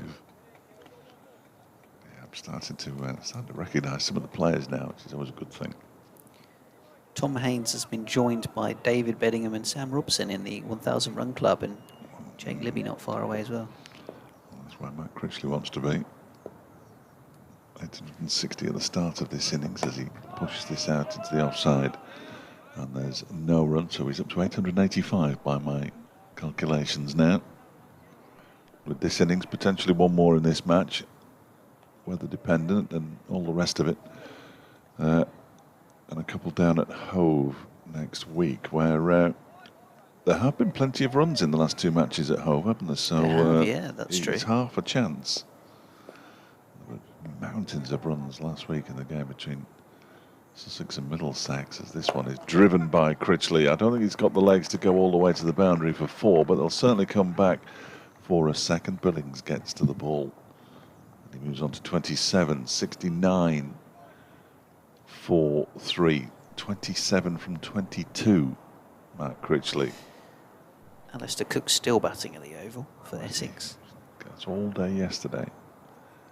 He's 165 not out. Essex 379. No, just as I say that. Has he gone? 379 for 5. Cook out for 165. There we go, live. Breaking news. As it's happening here on the BBC Sport website. So you don't need to tune into the other games. You can just listen to ours. You'll get everything live here. Gilchrist bowls to Critchley, who defends it back to the bowler. And that's the end of the over. Derbyshire 69 for 3. Critchley 27. Godleman 20. In the blink of an eye, these have added 40, these two, 40 in 41 deliveries they've added, just to make that scoreboard look a little more palatable from a Derbyshire perspective. 29 for 3 when Wayne Madsen was out, 1 for 2 when Leas Deploy went second ball of the day. But it's looking a little bit more optimistic. Nathan Gilchrist now leaving the field. I notice away to our left-hand side. I wonder if can go back to Podmore and Stewart. Try and wrestle back a bit of control. Chancing's going to continue for now from the City end. With that tall action. Driven through the covers though by Godderman. This is probably going to be 4, although actually Sam Billings is super quick and manages to cut it off. So it's just 2. There was overnight rain as well. I think the outfield will have slowed down a touch. Yeah. It certainly has slowed down in this area to our right-hand side as we look out from the racecourse end. But yeah, the hotel car park looked a bit damp this morning. Yeah. I actually wondered if we wouldn't start on time, but it's actually brightened up quite considerably now. David Griffin was here at the crack of dawn doing his video, and he said the covers were still on them, which is relatively unusual. By the time I arrived, about 8:05, the only covers that were on were covering the actual pitch rather than the whole square. So ground staff were relatively confident, I imagine, by that stage. Tomorrow, different story, potentially. The forecast looks wet for tomorrow. Singh bowls, and this one's defended into the covers pretty much everywhere, you were saying. Well, right the way up the east. In fact, I'm now getting yellow warning for rain from the Met Office for tomorrow. It starts off at 6 in the morning. 5 in the morning tomorrow at 60%, and it rises. They're hedging their bets a bit now. It seems to be slightly better than it was earlier today, which is good. Singh bowls. Back goes Godderman. Nudges it into the onside. Bell Drummond in quickly to prevent a single.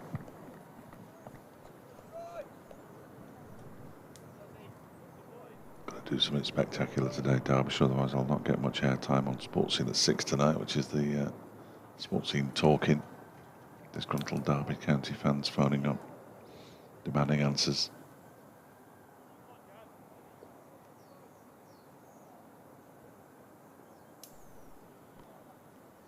In and bowling. Angle down towards the gully. I thought for a moment that he'd angled it straight to gully, but it was on the bounce, wasn't it? It was a strange old shot from Billy Godleman. Jazzy boy. Like it.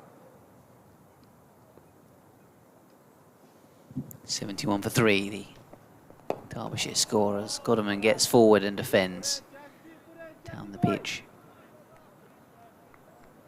Just around Singh picking the ball up in his follow through.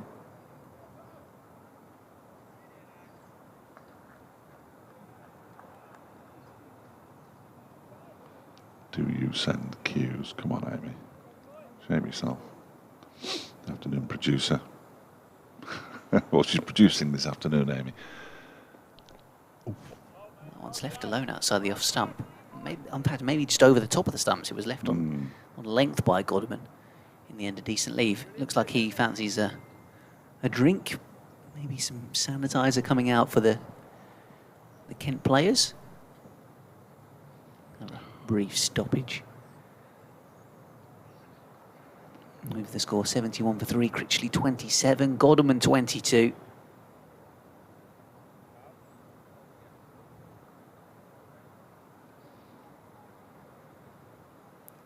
KentCricket@gmail.com, FletchCricket@gmail.com if you want to get in touch via email with us. Thanks for tuning into the commentary wherever you're listening, whether you're watching the stream or on the BBC Sport app and the website, BBC Sounds. At Fletch Sport, at Ben Watt Sport, at BBC Kent Sport. Ways of getting in touch on Twitter. It seems a shame that we might lose an entire day tomorrow, because this is actually shaping up to be a good game, quite an even contest, really. And both sides. Well, Derbyshire have had one really good session, haven't they? The afternoon session yesterday was really good for Derbyshire. They're just starting, like Grant Stewart is coming back, they're just starting to impose themselves, these two batsmen. Critchley on 27, Godman on 22. Matt Critchley is an attacking player by nature. Up until last week, as I said yesterday, he was the only Derbyshire player to score a century in the county champions this season. 8 times he's gone past 50. And at the start of the season, he was in sensational form, player of the month for April in the county championship. He was so good that one of the England selectors actually came to the county ground one day, which has never happened in my time here, unless they got lost. There's Grant Stewart in and bowls 2. Critchley leaves alone outside the off stump. He has played England Lions in the past, played out in the West Indies, played in the North-South games that were out there as well. Obviously one of Derbyshire's 3 representatives, if that's the right word. I don't think it is, in the 100. And for a player who bats no higher than 5 to get to 887 runs for the season is a decent effort. He defends this next delivery from Stewart towards mid-on, where it's fielded by Nathan Gilchrist, who only left the field for a very, very brief time. Still hasn't put back on his Kent sweater, which is very obliging of him. We are down to 2 slips in the gully now for Grant Stewart. Oh, it is that time. That's a good spot from you, by the way. I had missed that completely. Here is Stewart in again. Oh, he's edged it through to the keeper. Matt Critchley had a wild swing outside off stump. We're just saying how well he was going, and it was a good catch low down to his right by Ollie Robinson. No real need to play that shot, Matt Critchley, I'm afraid. And Grant Stewart has, excuse me, has his 3rd wicket of the match. Derbyshire 71 for 4. Critchley goes for a runner ball 27. 4 fours in that one, that innings of Matt Critchley. Tom Wood, I imagine, will be the next batsman out. Really good catch by Robinson, low down to his right-hand side. Somebody must have turned the loudspeaker towards our effects microphone. Still trailing by 214 here, Derbyshire, so they've just got to be careful. And the 3rd wicket means it's almost certainly going to be Kent's session this morning. Umpire Nick Cook, who was given the ball when it is Tom Wood, when the wicket was taken, has just basically dropped it on the floor there. for Sussex to pick up. Here is Tom Wood.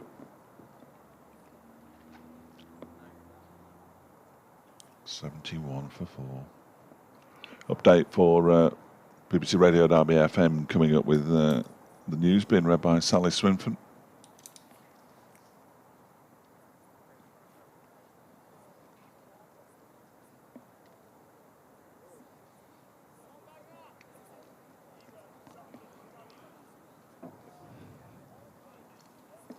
Yeah, half an hour until lunch here, Sally, and a big blow for Derbyshire. Matt Critchley's just been dismissed, caught by the wicketkeeper Ollie Robinson off Grant Stewart, who's bowled beautifully in this game. He's picked up 3 of the 4 wickets to fall. He made 27 from just 27 deliveries. At 71 for 4, Derbyshire is still 214 behind, so plenty of work for Billy Godleman, who's on 22, and Tom Wood, who's just about to face his first delivery to do. 71 for 4, Derbyshire in their first innings. First delivery to Tom Wood is pushed out into the offside. And there is no run. That is a big, big blow.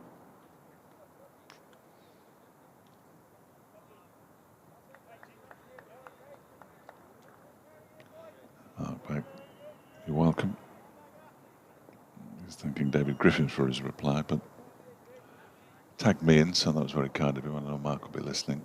71 for 4. I'm potentially watching on the stream. Wood is rather hurried by that delivery, but he gets his first run, does he? No, he doesn't, because it's gone down as a leg by. Must have come off his thigh pad. Derbyshire moved to 72 for 4. Wood yet to get off the mark. He's pinched the strike.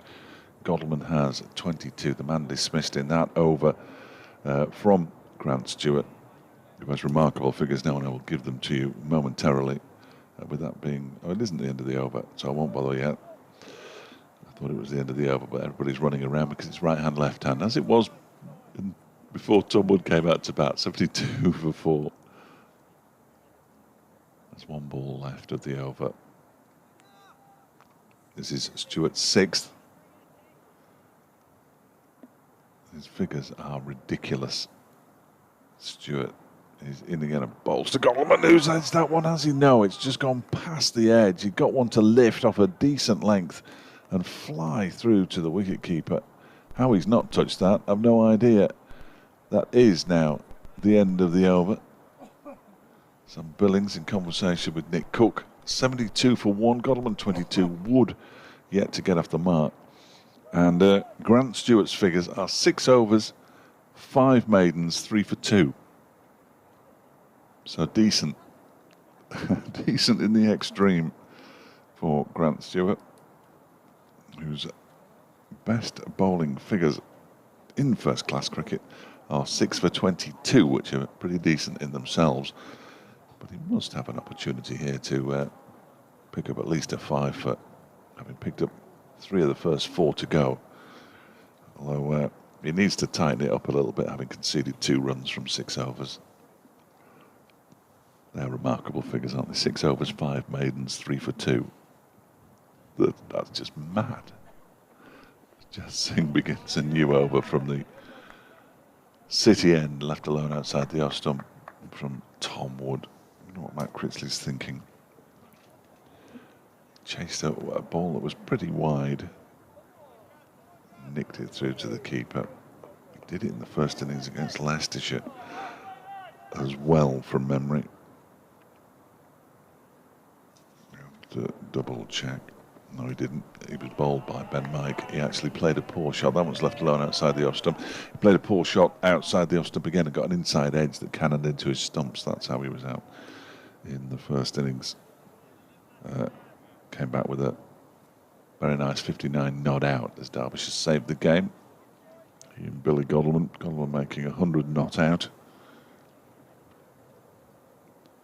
And they added plenty. As this next delivery from Chaz Singh is again left outside the off stump by Tom Wood. He looks more comfortable facing Singh than he did from that first delivery that he faced from Grant Stewart. Unsurprisingly, nobody's found it particularly pleasant facing Grant Stewart. The other wicket to fall went to Nathan Gilchrist, who might have Jassing might have had a wicket, but he bowled a no ball when Billy Godalming was nicking one through to the keeper. That's left alone as well by Tom Wood to go through to Robinson.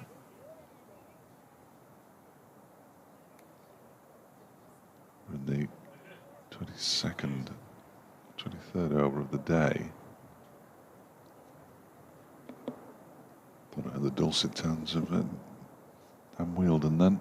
Derbyshire's cricket manager, back from Wormsley after Sandy Acres defeated the National Cup yesterday. That one is defended by Wood, back to Jassing. He'll be around somewhere. Get the full inquest, perhaps over lunch or during the tea interval. Disappointment for Sandy Acre Town, looking for a third national title.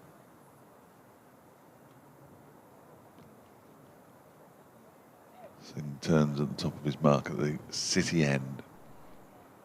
Bowls to Wood, who pushes this out into the offside.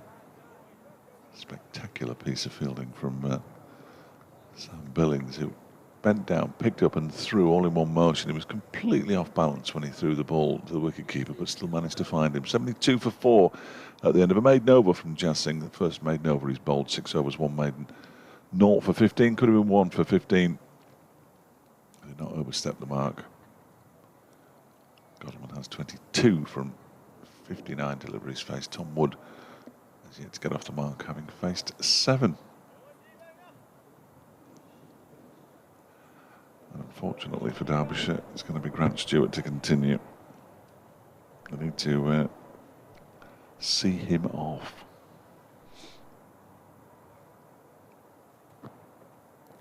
He's in a bowling, which has been pushed away out towards deep point by Godalming. I managed to miss that last wicket. I think you were in between boxes, yeah, were you? it was midway through. It was a poorish shot, to be fair, from a man who'd been looking very, very fluent. Pretty much missed his first wicket of the day, Grant Stewart, because I was busy trying to... Well, I dialed into our station, but it wasn't coming up on their computers or something, so I was trying to sort out some technical teething problems. So Kent fans probably suggest that I go and hide in a dark corner somewhere and Grant Stewart might get a few more wickets.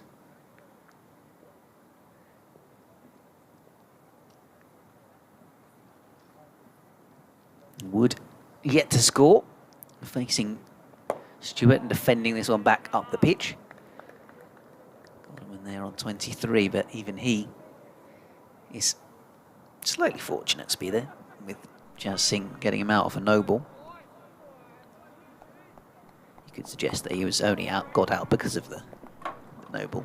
Yeah, they overstepped. It's a little unlucky for a bowler, isn't it? That the one delivery that takes a wicket is the one delivery that doesn't count, but you're right, I suppose. Stewart powering in once again, big muscular figure. Cut out towards backward point. James Logan very enthusiastically there, moving away to his right, purling in a throw.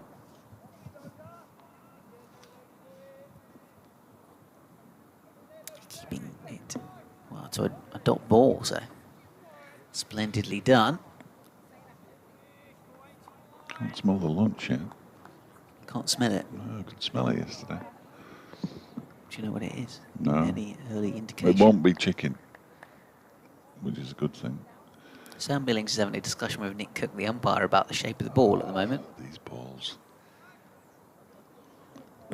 It's round still, one would assume. They generally don't change it first time unless there is a real problem, do they? They normally take a couple of goes. Umpire, so he'll have another go before lunch, I bet. 24th over that this ball has been in use. Yeah, you've got to put the thought in the umpire's mind first, haven't you?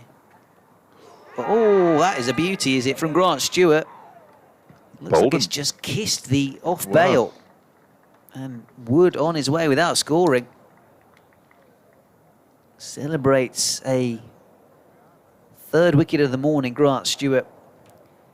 And now his 4th in this Derbyshire innings, and he really is stepping up in the absence of Matt Milnes and Darren Stevens, both rested for this match, and it's Stewart who's enjoying being the attack leader for this game. And Well, my eye was to the keeper, who was diving away to his left, and it looked like the ball had swung viciously after passing the stumps, but it in fact had clipped the off bail, and about as perfect as you can get, similar to the one last night actually that clipped the top of the stumps that removed Harry Kane. Stewart getting wood for naught. Derbyshire 73 for 5 now. Well, I thought he got an inside edge. So I thought he got an inside edge, and the keeper was diving away because he had to dive a long way to his left and couldn't get to it. Yeah. And that's how much it swung back. And it just kissed the off stump. Good bowling change this to get Grant Stewart back into the attack. Well, he'd conceded a run, hadn't he? So he just wanted to make sure that they'd taken more wickets than runs conceded. He's now got 4 for 3. And out comes one of last week's heroes, Brooke Guest. Derbyshire wicketkeeper batsman with 5 wickets down. 73 for 5. It was 56 for 5 when he strode to the crease last week. I think I'm trying to work out how he would have joined. Matt Critchley. We joined Matt Critchley out in the middle.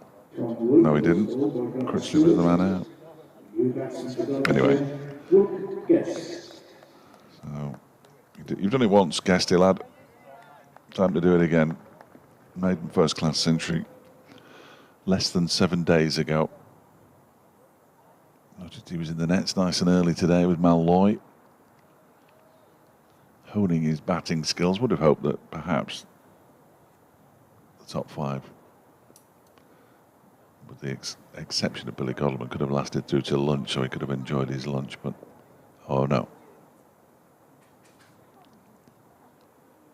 And Stewart bowls to him and almost gets through his defence. He takes his bottom hand off the bat there as he tries to turn it into the leg side, and he's wringing out that right hand as well. It may well just have trapped a finger or a thumb on the bat. That's the last thing as a wicketkeeper that you want when you've been catching balls all day yesterday, and 1 or 2 of those will undoubtedly have hurt because it's a hard ball. And unfortunately, it gets wrapped on the fingers as he comes out to bat, as Stewart is in, and it's driven into the ground, and Stewart claims it at the end of his follow through. And that's the end of the over. Not a wicket maiden. That would have been nice to have had a second wicket maiden in the innings. He did concede a run off the first ball of the over, but he picked up the wicket of Tom Wood, who was out for a duck, made a duck in the second innings against Leicestershire as well. That was the first ball at 73 for 5. Godleman on 23 from 60 deliveries now. Brooke Guest, having faced those 2 deliveries from Grant Stewart, is yet to get off the mark. And here is Harry Podmore, and exactly as Ben Watt said, let's turn back to the 2 opening bowlers and see if they can do a bit of damage in the remaining, as it was, 20 minutes before lunch. And while Stewart's done more damage, 4 for 3. His figures now, which are quite ridiculous, really. He's only got a slip and a gully, though. The slip is Jordan Cox, as Podmore is in and Godleman defends. It's a no ball. Slightly anticlimactic start to his second spell. Yeah, considering Stewart's been bowling at a good pace and been threatening in his 7 overs that he's bowled in the match, it really is quite impressive just how miserly he's been as well. The fact that there's really just not been a bad ball that he's bowled. I'm guessing 3 singles off him. Might be a single and a 2, in which case there'd only be 2 scoring shots played against him. As Podmore is in, and Godleman is squared up by that one. It goes through to the keeper. It might have brushed a pad on the way through. But that wasn't far away from the outside edge of his bat either. So having bowled a no ball initially at the start of the spell, he's come back with an absolute jaffer. 75 for 5. Deficit down to 210.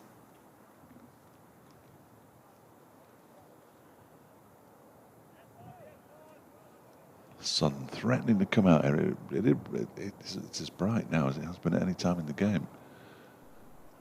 As Podmore is in. That one is on leg stump and turned into the leg side of the toe end of Billy Godalmann's bat, fielded there by Nathan Gilchrist at mid-wicket.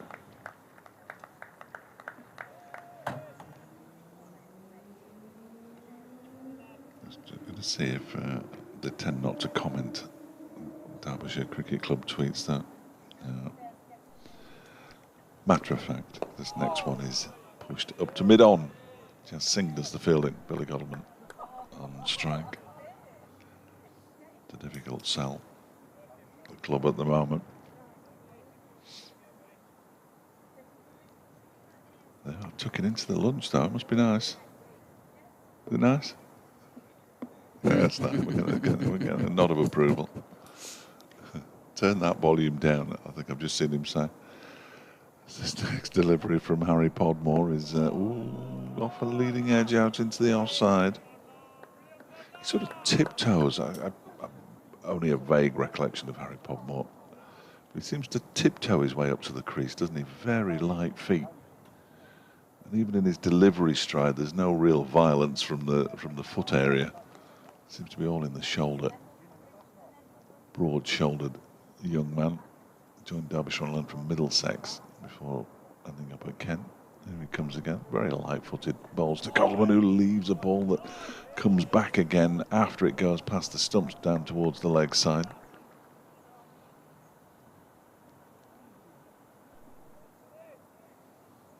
Crane flies just flying up the window, and if they go up the window too far, they'll end up inside it. There is one inside the commentary box now. Worst at night when they're flying around and you can't see them and they're flying to your face. I'm not a big fan of that. Podmore bowls and Godalmann drives, but without any timing whatsoever. Podmore picks up at the end of his follow through. Just 2 runs from that over from the no ball, the first ball that he bowled. Harry Podmore. I would give you his figures, but my computer thinks it's still Jas Singh bowling. And he's bowled 5 deliveries, so they've given Jas Singh those deliveries from Harry Podmore for some reason. End of the over, 75 for 5, Godalmann 23 guessed. He was on strike. Now to the start of a new over from Grant Stewart. He's yet to get off the mark. I think 7 overs number 19. Excellent, thank Podmore. Stewart, 7 overs, 5 maidens, 4 for 3, is in and bowling, driven to Billings at extra cover, dot ball. He's guessed the wicket-keeper, who pulled off that really smart stumping, didn't he, off Critchley to remove Robinson. He's been a shining light throughout the course of the season, really. Brooke Guest. Yeah, 3 catches to go with that as well. The emails flooded in. First innings. 75 for 5, Stewart bowls, clipped away. Oh, this might go for a boundary. No, it's going to be cut off by Jas Singh down at deep square leg. Save the Stewart figures. He's now conceded more runs than he's taken wickets. Unfortunately, whenever that's been the case, he's usually taken a wicket. Nick Buxton says, Flex, can we just shake hands, give Kent the points and end the season now, please, so we can go back to just worrying about the football and not both. It's not a good time, really, for Derbyshire fans who support Derby County. I'm afraid. Yeah, that's a tough gig in life. It's a tricky double. Stewart in and bowling, left alone outside the off stump. There's rain to come tomorrow, though. There is but hope of a draw. It doesn't look as much rain now as it did first thing this morning. Oh, really? I hope that's the case. I don't like games that are no, it's won or lost or it's saved. Are not the most interesting. Well, I mean, I don't mind that aspect of it, of not having to talk for 7 hours, but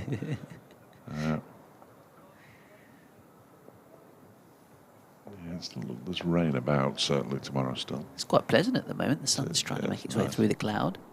Stewart's in and bowling a full delivery, which Guest lets go outside the off stump.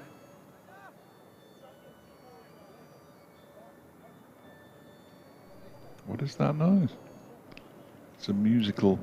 Must have been somebody's phone outside. Must have been somebody's ringtone, yeah. It's picked up an RFX mic. Bit old school, that. Yeah, that was like when you pay to get a song as your Remember ringtone. those? Yeah. They were terrible, weren't they? They were really bad. Stewart in and bowling. 3 slips in the gully. Oh, hits the pad. That's going down the leg side, though. Kent's fielders realised pretty quickly. Instead of just stealing somebody's song and using that, which is very much what I've done. Or playing a song off another item and then recording it. Yes. Because my phones are always on silent, which is why I never take any calls. Same, I like to do that as well. It's a good excuse, isn't it? It's also good when you work in radio that your phone doesn't go off awkwardly. Yeah, I was going to say, it's the professional thing to do. Full delivery. I'm not calling out any of our colleagues from other counties. I think you should. There are some who leave their phones on loud during commentaries. Like, is your phone gone off again? You've got another message. This one's defended back down the pitch, by the way. I remember now what, I think I was listening to Fighting Talk or 5 Live or something, and they were talking about Raducanu, and there was a line on commentary about, I think it was David Law said he's got sweaters older than Emma Raducanu, and then so this kicked off a conversation of what have you got that's older than Emma Raducanu, and somebody said their old CD Walkman or something. Yeah, remarkable. Mini disc player. I've got to forgive that. Popmore begins a new over down the leg side. Goodman tries to flick it away, but can't do so. Robinson takes. But there's equipment somewhere on this desk that's probably older than Emma Raducanu. I'd be surprised.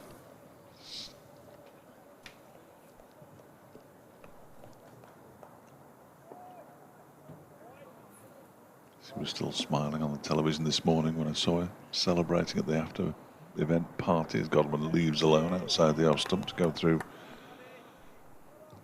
to the keeper. Be smiling for the rest of her days. Even Virginia Wade smiled a lot, didn't she? She was the last woman to win the US Open. British woman, that is. She's from Kent as well. Went to school in Tunbridge Wells. See? Yeah. It's the hotbed of tennis. There's more balls outside the off stump. Godman leaves alone.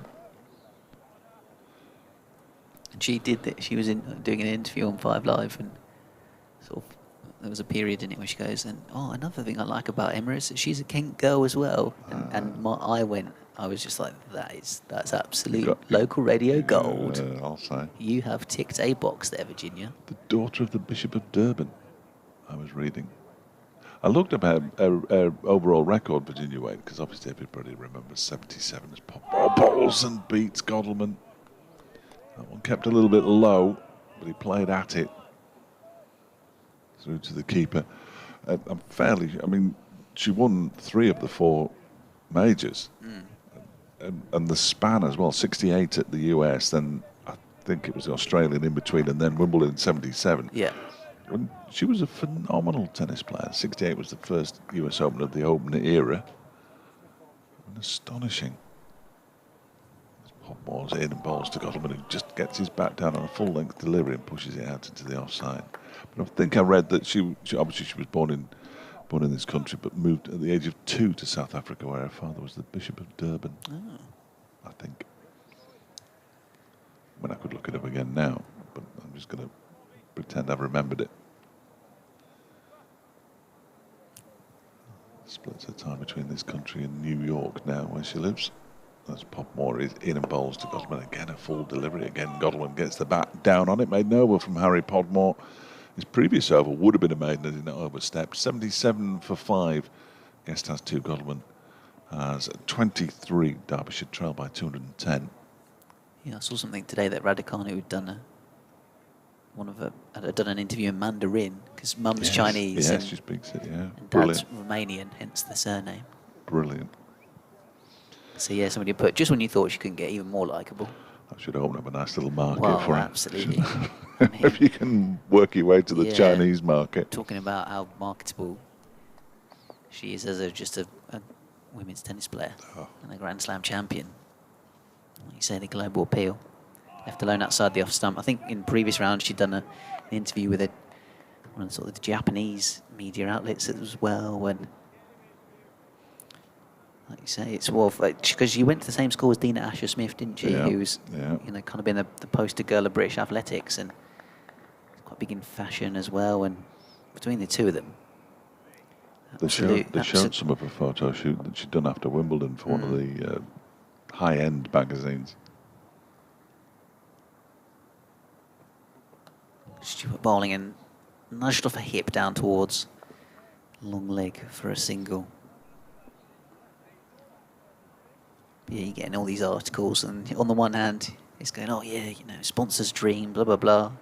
And you got another article going, leave her alone, she's only 18, let her play tennis. I know, it's the world we live in at the moment, though. You've got to sort of strike while the iron's hot, haven't you, really? Yeah, yeah. And her agent or agents will make sure she cashes in. Quite right, too.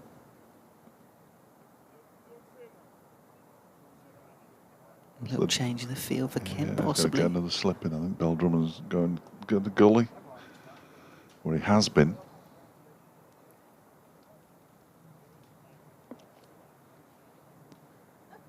Trying to make sure this is the last over before lunch, possibly. We've got about 90 seconds to go. Stuart bowls to, Godderman hides the bat inside the line of the delivery. Goes through to the keeper. Do Kent want to get an extra over in, or do they want some food? I'm not sure. Well, I mean, it's his fourth over of this spell, Stuart. If they go, I mean, it'll be his last over anyway. Podmore's bowled only a couple of overs, I suppose. That bit of extra rest come out and all guns blazing, and I think I'd probably rather have the extra over and have Stuart opening the bowling after lunch. He's in again, and this one pushed away out towards back of point. Logan doing the fielding. Even the umpires now are taking a bit of time out of the game, saying how many's left. Yeah. Harry Podmore's chatting to Nick Cook. I think there'll be 2 deliveries and that'll be it, I think.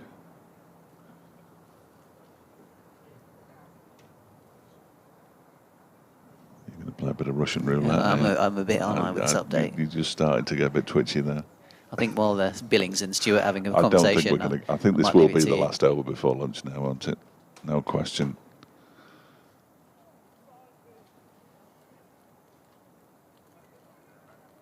Yeah, they're sending a man out. It's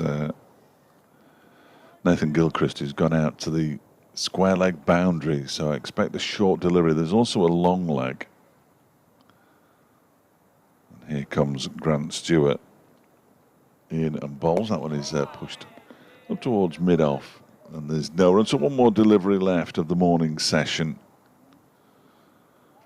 Derbyshire have lost Leas to ploy without scoring. Wayne Madsen for 14, Matt Critchley for 27, and Tom Wood for a duck as well. Having been 1 for 1 at the start of play, they're 78 for 5 now. So the morning session, 77 for 4. So runs have been at a premium, and they've lost wickets as well. Here is Stewart then, final ball of the morning session, down the leg side. And Godleman survives. Umpire Nick Cook knocks off the bails. We will return online and via the Derbyshire Cricket Club website on the stream after the lunch interval. Derbyshire 78 for 5. Billy Godleman 23. Brooke Guest 3. We'll be back in about 35 minutes or so.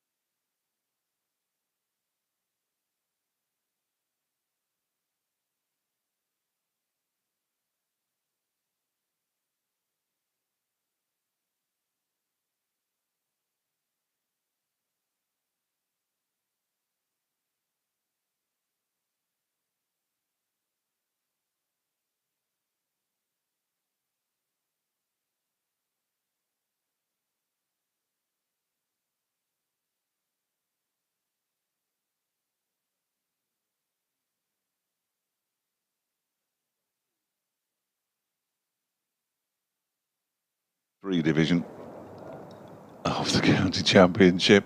Derbyshire in a spot bowler here, 78 for 5 in reply to Kent's 285 yesterday. 1 for 1 at the start of play, lost to Ploy, Madsen, Critchley and Wood in the morning session.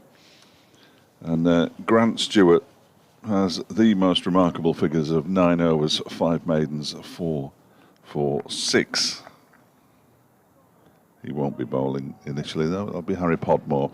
We saw signing some autographs over on the grandstand side of the ground, which was nice. Former Derbyshire loanee, only played less than a handful of matches. Fondly remembered. Could have been at the past players' dinner yesterday if he hadn't been playing cricket. He's bowling to Brooke Guest. First up after lunch, and Guest's off the mark straight away, turning the ball out into the leg side for a couple of runs. To Derbyshire up and running, 80 for 5. Guest on to 5.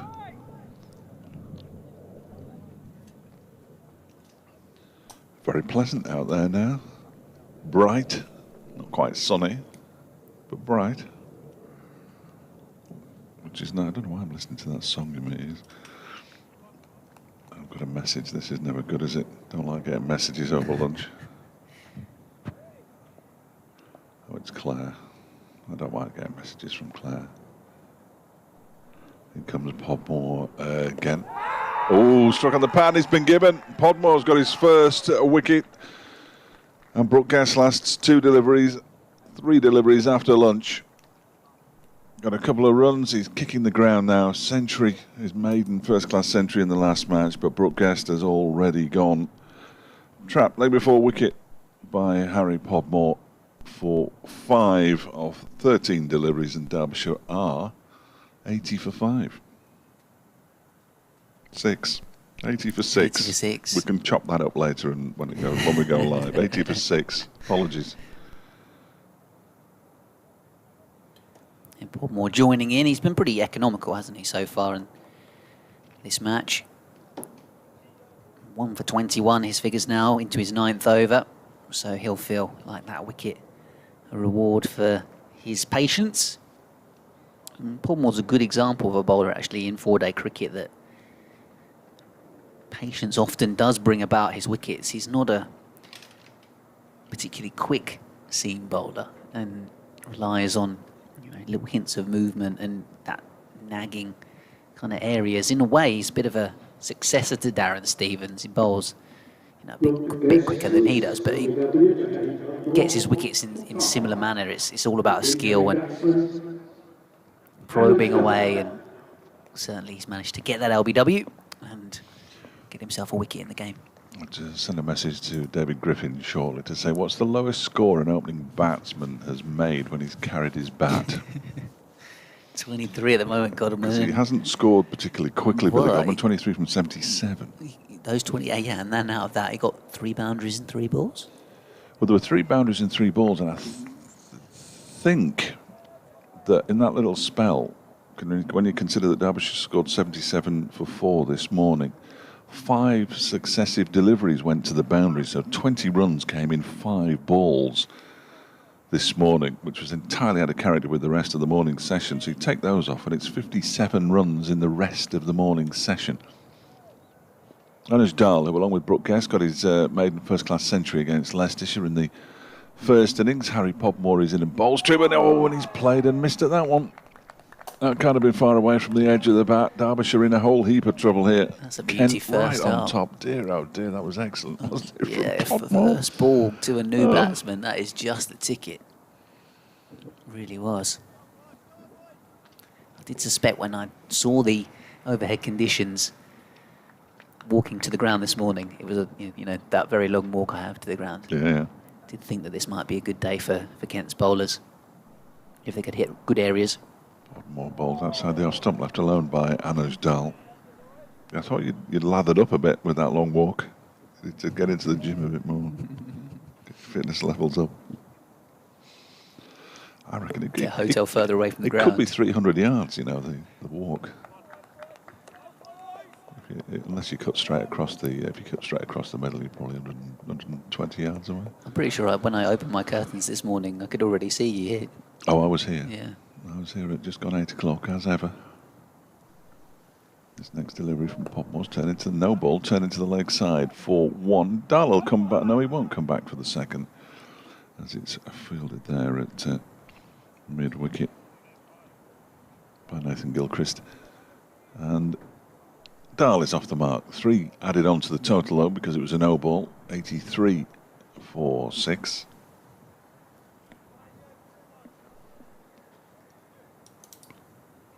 That brings Billy Godolphin on to strike for the first time, I believe, since lunch. Well, of course it is, because they scored 2 runs off the first ball after lunch. It was just the second ball that he'd faced. Brooke Guest as Popmore is in, and it's pushed out into the offside by Godalming. And there's no run, whereas Kent's run rate was around about 4 for the entire day yesterday.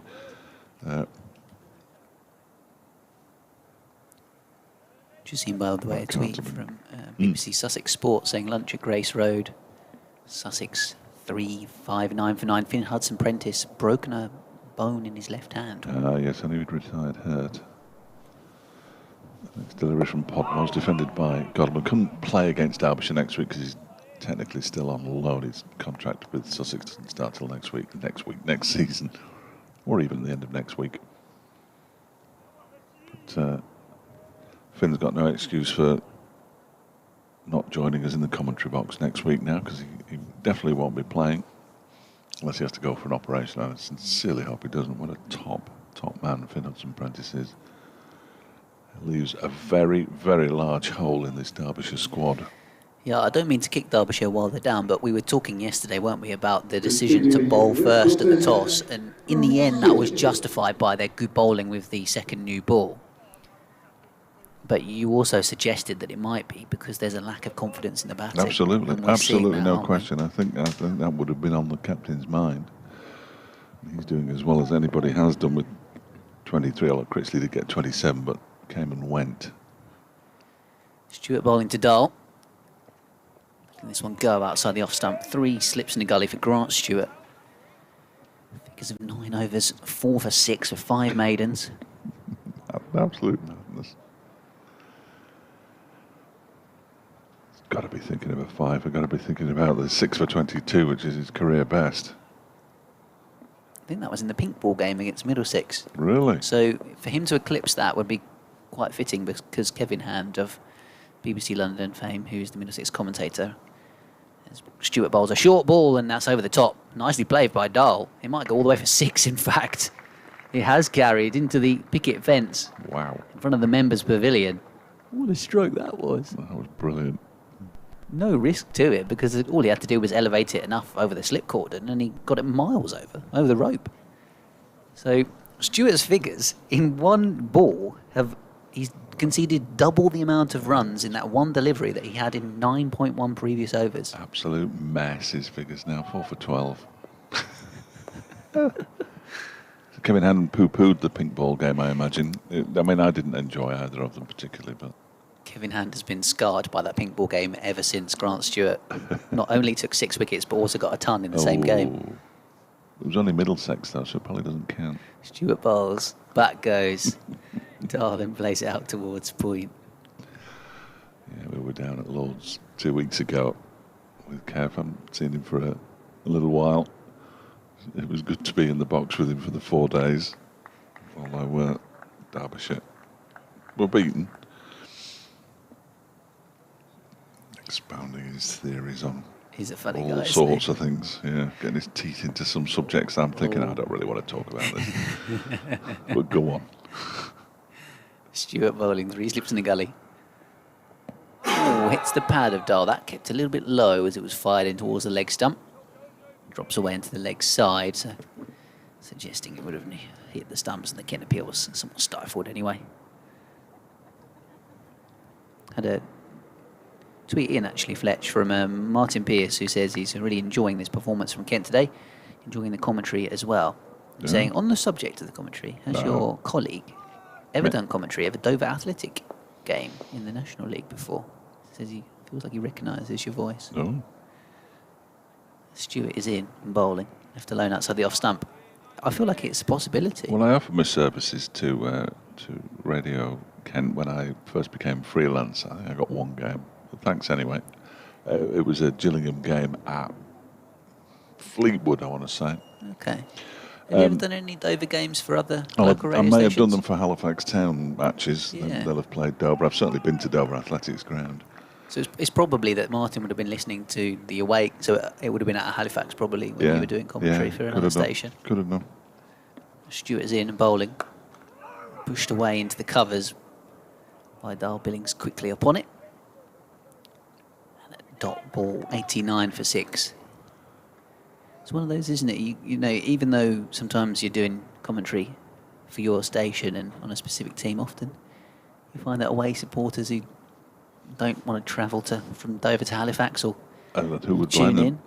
Yeah, no, absolutely. Well, we get all sorts of people listening, don't Particularly we? last year when nobody was able to go at all as well. A lot of our listeners will be watching the stream and listening to us as well, which is always a bit of a worry because they can see the pictures too. See better ones, some better angle than us sometimes as well. It's Harry Podmore. Bowls cut, attempted by Billy Godleman, got right down low, missed the ball, went underneath it. And it went through to the wicket keeper. It's always good to know that somebody's listening. I just looked to my right because my eye keeps getting caught by the very long lead that the gentleman's got with his dog, just to the right of the scoreboard, away to our right-hand side. He was there just before lunch as well. The dog seems to be taking him for a walk. Or her, but I think it's a him. Just behind the floodlight pylon as Podmore is in, and that's a good lead from Godwin. That didn't look like it was too far away from the off stump. My dog's taken me for a walk on many an occasion. Well, I'd quite like a dog. But now that I live basically with my lad, and he won't be there for long, I'm sure. I'm not sure if it's fair. I have to find somewhere to take him or her. You know, during the cricket season, especially when the football season, you tend not to go on too many overnight stays. But during the cricket season, when you're forced to go away for 4 days at a time, you can't really leave a dog by itself. No, I've dropped him off at the in-laws this week, so I came via Leicester to drop him off. I would like a dog. Twiggy's got a sensational dog, Bertie, little spaniel, beautiful he is. Godleman waits, Podmore around the wicket. This one is defended into the mid-wicket area. Yeah, mine's a mini Dachshund. He's called Frank. A mini? Well, they're quite small anyway, aren't they? So how tiny is he? He's quite long, about that long, and then he's a skinny boy. Yeah. Yeah, I do like the idea of a dog. Did you see there was a video on social media of a dog that interrupted a game of women's cricket? Oh, excellent. Here's Podmore around the wicket, balls to Godwin, who's driving at this one, and it's flown over the slip cordon, which is now down to 3, and he's picked up 4 runs for it, down to quite a wide third man, but he threw everything at that one, Billy Godleman, and he picks up another boundary, moves on to 27, 93 for 6. It run on and pinch the ball. Yes, it was hit out towards third man, and then it's run on. I think it kind of ran on originally and then went to run off and then picked the ball up on the way. And it is a funny video. Well, I was thinking I could, get a dog that doesn't need a lot of exercise. We had a rescue greyhound, and they don't need an awful lot of exercise. As the next delivery is off an edge again, down into the ground. Third slip stops it. That's Zach Crawley. And he could just sort of curl up in a little basket in the back of the box, couldn't he? You could take him to away games, and go to Hove and walk him up and down the seafront, then take him into the ground and put him in the back of the box. Delightful. You have to find a pet-friendly hotel, or he could sleep in the car. I don't know. There must be a way around it, so I'll think about it over the course of the winter. Yeah. Nice to have somebody to talk to who doesn't talk back. His Podmore in bowls to Godwin and pushes it out into the offside. Bell Drummond is in the covers to do the fielding. It's the end of the over. Just that rather streaky boundary for Billy Godwin that flew over the slip cordon. the only scoring shot in that over. Derbyshire have moved on to 93 for 6. Dahl has 7. Godalming has 27. Sanoj Dahl got 49 and 4 wickets down at Lords, and then was in the second innings batting nicely with Matt Critchley and got run out of the non-strikers end. Martin Anderson struck, just basically thrust out a hand to try and stop a very good shot from Matt Critchley and managed to deflect the ball onto the stumps entirely. Luckily, I thought, and I know bowlers do practice that, but this didn't look like one of those occasions, and Dahl was out. In a century in the only innings he played against Leicestershire. And now in Derbyshire are once again in crisis. Grant Stewart searching for that 5th wicket of his as Dahl defends out towards cover. 93 for 6, the Derbyshire score. Yeah, sadly, I saw an article the other day that a lot of people are giving up their dogs that they got in lockdown, which is pretty shameless, to be honest. It is, isn't it? And yet dog theft is on the rise as well still. Yeah, or during lockdown, the sort of prices of puppies, and it's extraordinary, really. Strange world we live in. Isn't it? Stewart bowls. Dahl, that's a textbook forward defensive stroke, prodded out in towards the covers. He's a smart little cricketer, isn't he, Anish Dahl? Yes, he is. He is. As I say, much maligned, really. There are sections of the support who wonder what he's for. I guess that's one of those things when you do a bit of everything. People will say, "Well, what's the strongest suit? What's your main role?" Because it always feels like you can't just be an all-rounder. You have to be a one or the other that does a bit of the other thing. Either a batting all-rounder or a bowling all-rounder, aren't you? Grant Stewart past the umpire. Left alone outside the off stump by Dahl. Good judgment. Well, even Dave Houghton told me at one point that they weren't quite sure what he was. And that sort of suggested to me that they wanted to get him into the team for something, but now he's batting and bowling, and he said it himself. The fact that he's doing both, one helps the other, and they sort of feed off each other, the two disciplines, in addition to his magnificent fielding. Yeah, all-rounders sometimes find that, don't they, that one aspect of their game's going well, they actually, just the confidence ekes into the other dimension. This is a full delivery, which is well defended. Even though in theory, you know, you're having to work that bit harder because you've got extra disciplines to practice. It can be that it's, you know, it all comes together a bit. They're playing James Smith at the moment. I'm glad Claire told me that it was James Smith, because I would never have known. I've never heard of him. Is he famous?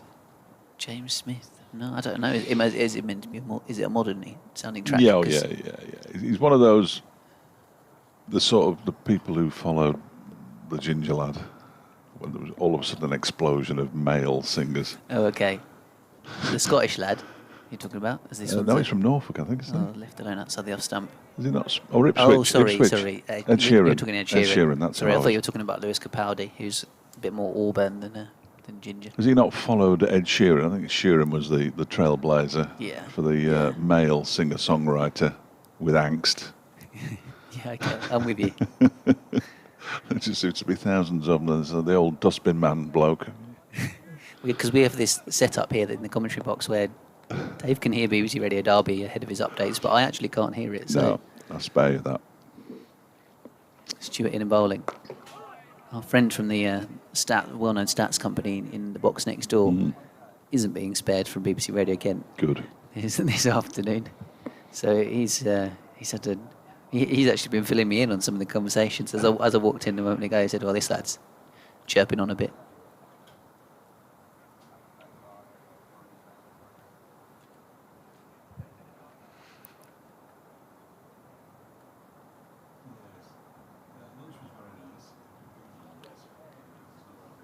Harry Pommore ready to continue.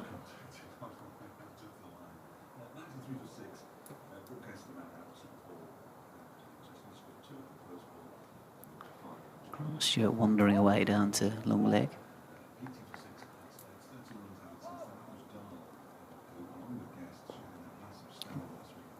Around the wicket's Godman. Wished away out towards leaning. He's in a short catching position at mid-wicket. Beltram doing the same at cover. Cox is quite a wide first slip. He's effectively at second, and then Crawley's almost at a fourth slip or gully position. Logan at point and Reardon still out in the field of play. At mid-off and Jazz Singh at mid-on. Gilchrist is at square leg. More bowling driven out towards O'Riordan, the sub-fielder, so somebody's off at the minute. I can't quite figure who it is for the time being. You just got onto that because I forgot to remove a certain lead. You just started a bit of commentary, and I thought I'll just whip that off. I don't want anybody thinking that the Radio Kent commentator is much better than the Radio Derby one, and it might be worth putting in a bid. I'd have to get me out of my contract in the first place. I I'd be expensive. I bet there's some kind of release clause. Bumble bowls defended out towards point. No run taken. I probably ought to go and update Radio Kent next time. Yeah, I'd be disappointed if your agent hadn't written in a release clause to your Radio Kent contract. But I'll be back with us shortly. 93 for 6 here as Harry Podmore continues from the City end. 1 for 28. 10.5 overs. With the Derbyshire batsman coming around for a net. See who that is in a moment, as this one is defended by Billy Godleman. Back towards the bowler.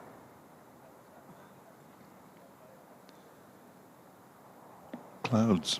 There are two lots of clouds. There's the really high clouds, and there are some lower clouds, but they don't look massively threatening at the moment. And I think, looking at the forecast, we're due to get through the day's play uninterrupted. As long as that light holds, that'll be the main consideration. But we haven't had the lights on at all so far yet this afternoon, or indeed this morning. I think the lights were probably on around about now yesterday, and that's when things started to change a little bit as Podmore is in a bowls to Godleman, who just gets a bit of bat on that, goes out into the leg side where it's fielded by Nathan Gilchrist, but kept a little bit low again. There has been one or two balls misbehaving over the course of today's play, certainly. At Ben Watt Sport, at Fletch Sport, it's Ed Moulton who's going for a net. He's accompanied there by his next delivery is driven but not timed up to mid-off by Billy Godleman. Over comes to an end at 93 for 6. Matty McKinnon is the man who's with him, who's going to help him out. Have a net round the back. There appears to be a Derbyshire 12-man. It looks from this distance like Alex Thompson, who's just sitting at the bottom of the steps away to our left-hand side next to the Kent 12th-man, ready to bring out drinks should the batsman require them. And as Dale just takes a fresh guard as he prepares to face Grant Stewart. 4 for 12 from 11 overs. Grant Stewart. 6 of those 12 runs came from the Anuj Dal 6. The last over that was bowled, I think it was at the one before that. Anyway, here is Stewart on his way in now. Bowls a full-length delivery, edged and caught. And Anuj Dal has gone, and that is a 5 for Grant Stewart. 5 for 12 his figures are now. He just pushed forward Anuj Dal, big edge, and taken, I think, at full slip. It might be leaning again. Either way, Derbyshire, well, they were in trouble before. They're 93 for 7 now. Really straightforward catch, just moving away to his right-hand side. Dahl, well, he's gone for 7. What a magnificent effort this has been from Grant Stewart, though. As Ben said this morning, he doesn't ordinarily take the new ball. He has to wait in line behind a whole phalanx of other Kent bowlers, there'll be a little break here because Billy Godleman has dashed off to use the room, the gentleman's room in the umpire's quarters over on the far side. Was Jack leaning again? He's got a good pair of hands, that boy, hasn't he? Certainly does, yeah. Blimey, I thought it might have been Jack leaning again, but I wasn't 100% sure. Grant Stewart, terrific bowling. Not just 5 wickets for Grant Stewart, but 5 for 12 from 11 overs. 11 overs and 1 ball, potentially. I think it was the first ball of the over. 16 deliveries Anuj Dal faced. 93 for 7. Trying to dig out the old less than 150 in innings stat. Still 192 behind Derbyshire. So the follow-on is a very real prospect here, as Sam Connors comes out at 9. For goodness sake, Sam Connors, a number 9 batsman. Astonishing. When does he normally bat? 11. What does that say about the other two? Well, I think it's a bit harsh on Ben Aitchison, if I'm entirely honest with you. Dustin Melton is clearly a number 11 batsman. Probably a 12. But he's only got 2 shots. Sam Connors can hang around on occasion, but it's a big ask. Billy Godleman is making his way back out now to the middle. So Sam Connors, who'd already got all the way to the stumps, has decided to go and have a chat with him. What do we do here, Skip? Well, I'll tell you what we do. We score another 43 runs. That's what we do. Because if they don't score 43 runs, given the forecast tomorrow, I think Kent might be really tempted to enforce the follow-on here. And to be asked to follow on when the opposition's only scored 285 is quite frankly dismal. Yes, it's doing a bit. Grant Stewart's bowling out of his skin. Bowling beautifully, it has to be said. He really is bowling beautifully. And he's on his way in now to the new batsman, Sam Connors, who leaves alone outside the off-stump line to go through to the keeper. They've just been becalmed there. There have been successive maidens bowled by Stewart and Podmore. Again, Anuj Dal likes to... He's a batsman who does like to get on with it when he possibly can. So between them, they scored in... What did they score last week? Let's have a look. They scored 222 runs between them in the first innings last week, as Connors turns this into the leg side, and he's off the mark with a single and runs off Grant Stewart. Been like hen's teeth in this innings.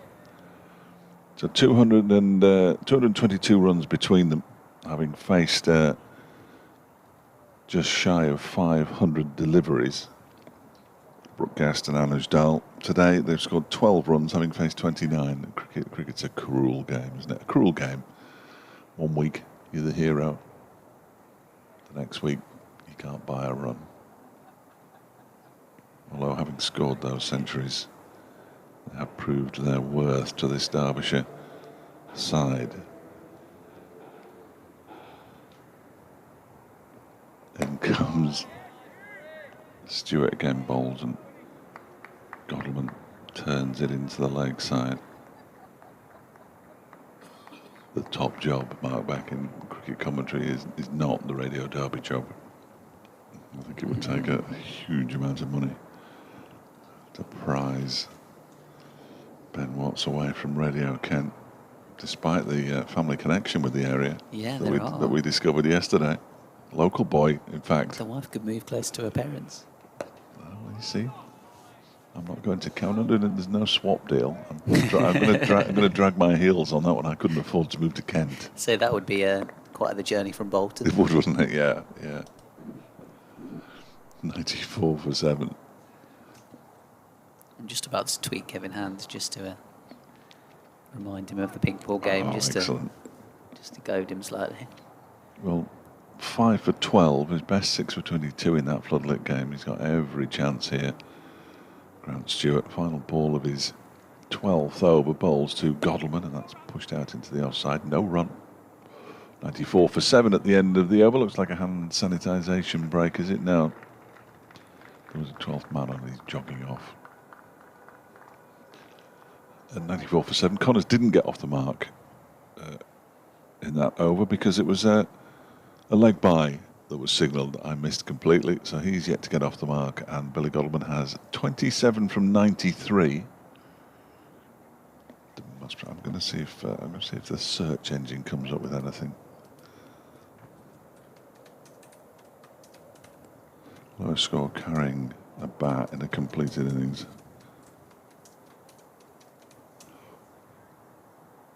.26. There we go, by A.B. Tancred for South Africa. These are in test matches for South Africa against England in 1889. Apologies for not knowing A.B. Tancred's first names. And then Jay Barrett in 1890 scored 67. Here comes Harry Podmore, trying to add to his 1 wicket that he's achieved so far. Connors getting off the mark there. That's a pleasant little scoring stroke into the offside for a single. 95 for 7. Again, that was the scoreboard normally takes a smidge to update, but that was swift as anything. I looked up and the 1 run was already on the board. Got to be careful. He's trying to catch us out. If I hadn't double-checked the leg by in the previous over, it would have confused me. So Podmore, they've changed the field slightly. They did at one point have short cover and short mid-wicket, and they've basically got 2 gullies and 1 slip. Slightly peculiar. It's angled down by Godleman towards the first of those, which is Zach Crawley. Leaning's in there as well. Cox is at first, although it's probably slightly wider, allowing Robinson to dive across if he wants to. There is an instance here. It's a game involving Kent. Ooh. Where a Glamorgan batsman carried his bat. 2018, Jack Murphy. Okay. At Sophia Gardens. Bowling here. Podmore driven away, over-pitched, and in fact hasn't quite timed it. Billings, as ever, so quick across the ground. He's managed to cut it off, so 1 run taken by Godleman. I'm trying to think if I was there or not. I was just wondering that, I don't think I was. Known to his colleagues as Stonewall Murphy. He carried his bat, scoring 39 in Glamorgan's first innings. It was the lowest by a batsman for Glamorgan for 96 years. Good effort. When was this, sorry, 2018? 2018, in May 2018.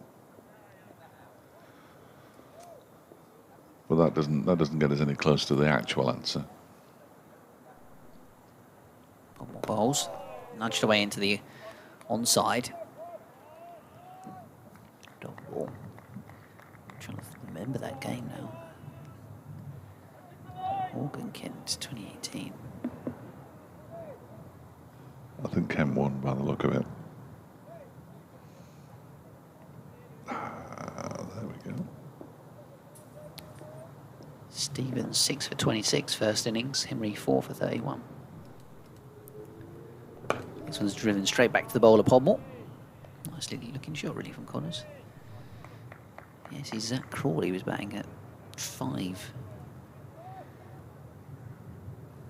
At this stage, Adam Rouse keeping wicket. Will Gidman was playing for Kent. Sean Marsh, the overseas player for Morgan. Henry took 4 wickets in the second innings as well. I found the list, though, of everybody who's carried their bat in a first-class match. Oh. Some list, by the way. It's quite a list. Podmore with 3 slips in a gully, more orthodox for Connors. Beats the outside edge of the bat through to Robinson. Even looking at that scorecard, I still can't work out if I was there or not. So that would perhaps suggest that I wasn't. End of the over, 96 for 7, Derbyshire here on BBC Sport Online, brought to you by BBC Radio Kent, BBC Radio Derby. I should have said those the other way around, because we are here in Derby. John Fagg holds the record. Yeah. He carried his bat for 4 not out. Oh, hello. In an innings of 90. The Gentlemen of Kent against the Gentlemen of England at the St Lawrence Ground. That is the world record. That is outstanding. Isn't Did it? he not think at some point he might need to hit out? Perhaps he just couldn't get near the ball. Maybe that's what it was. I'm gonna try and find We've all been there. Oh, absolutely. I'm going to try and find the lowest Derbyshire one. when I can as a new over. Because Godwin almost didn't carry his bat there as he mistimed a drive off the first ball from the new Grant Stewart over. Picks up another single to move on to. He could have moved on to 29. He has. Yeah. Although Sam Connors might beg to differ because he's now going to face 5 deliveries from Grant Stewart. There are 1, 2, 3, 4, 5, 6 incidences in which a man has carried his bat, a player has carried his bat. They are all men in first-class cricket for fewer than 10 runs. As in goes Grant Stewart again, and it's defended by Sam Connors, including one that looks like it might be fairly recent. No, it isn't. It isn't recent at all. It's back in the. So they don't put the date on. That's the one problem. Oh, that's annoying. And I can't find the Derbyshire one that's any lower than this at the moment, which is good news. Oh, I found one. 97 for 7, and Connors just guides that very nicely. He's going to get 4 runs for it out towards the backward point boundary. It was a little bit short there from Stewart, and it's been given the treatment by the number 11 batsman batting at 9, Sam Connors. He moves on to 5, and Derbyshire's century is up, 101 for 7. Round of applause, please. Is that the first 4 he's conceded? Yes, he's conceded a 6, but not a 4. Till now. John Frank Harvey carried his bat for Derbyshire, making 23 against Surrey at the Oval in the second innings, I think it was. The game played in 1964. Derbyshire lost by 170 runs. There he is, not out, 23. Only one of the batsmen made double figures. H. Page made 21. Derbyshire all out for 67 in 51 overs. Stewart bowls to Connors. And there's no run. Ken Barrington, Jeff Arnold playing in the Surrey side. So, well, we can basically put that one to bed. Where can we? Can we? Because there were 2, including Ian Hall, who was a predecessor of mine at Radio Derby. Went on to become the commentator here in the early days. Ian Hall and DC Morgan were both absent hurt, so they effectively weren't all, well, they were all out, obviously, as this next delivery is pulled quite violently by Sam Connors for 4 out to the mid-wicket boundary. He's banged another one in short, Grant Stewart, and this time it's been given the treatment into the leg side. And all of a sudden, Sam Connors is up to 9 not out, 105 for 7. That was a good shot with his eyes closed. It was, wasn't it? Yes, there was no way in the world he was looking at the ball. He sort of lined himself up and then swung through, and head went with bat. So by the time they made contact, head was facing out towards square leg, which was fortunately for him where the ball ended up. He's only 3 shy of his high score of the season, Sam Connors now. With the blink of an eye. This is why he's been promoted up the order. Yeah, absolutely. Absolutely. 9 from 10 deliveries, 2 fours. He's absolutely taking Stewart apart here. Ruining those figures. Well, Grant Stewart now 5 for 21. He's going to have to get. He's going to have to get 7, isn't he? Yeah, he's going to have to get 7 now. All down to Sam Connors. Well, Sam Connors and Anuj Dal. Stewart's in again, short again, and he's pulled in front of square this time. He hasn't quite timed it. There is a run around for the fielder out there. Sam Connors gets a little bit of an extra cheer from the crowd down below us. I'm going to guess that is, don't tell me, that's Nathan Gilchrist. It is, yeah. Who does the fielding. Connors moves to 11, end of the over. Godwin on 29. It's 107 for 7 now, and Derbyshire trail by 178. A couple of things to add. That time Sam Connors was watching the ball. Played it quite nicely with control. Didn't get as many runs, but it was a better stroke. And then a moment ago, 3 daddy long legs in front of our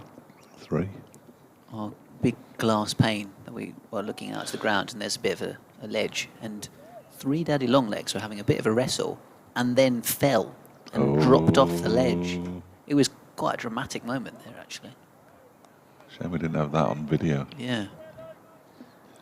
So, but luckily, as you said, pointed out yesterday, they have wings. That is a prerequisite of daddy long legs.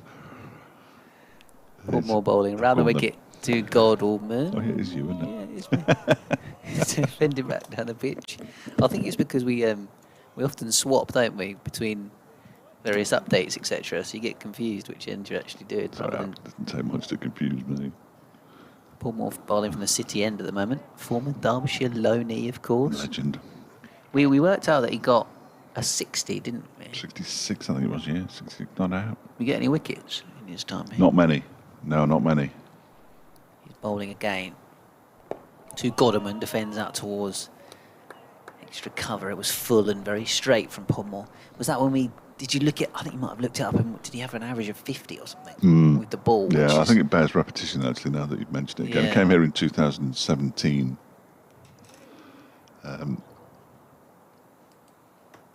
Before he... Yeah, so this would have been just before he actually moved to Kent. Yes, and he was, found yeah. a permanent home, having had a couple of loan spells. 6 wickets at 51.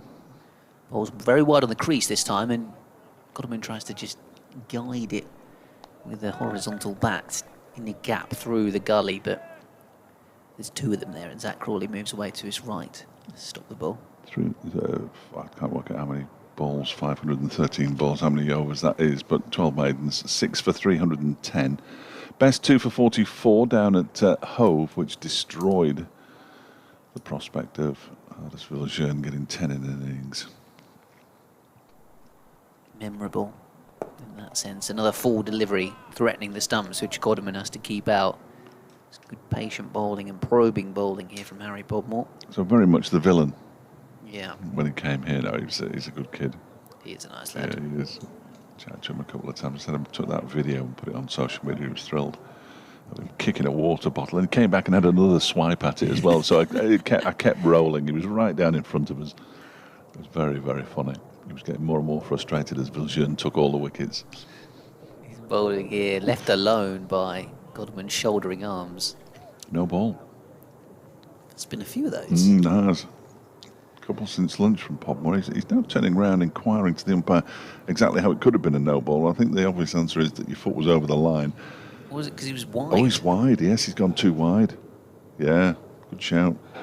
The umpire's just walked out and put his foot on the... That's the popping crease, isn't it? Is that right, the wide one?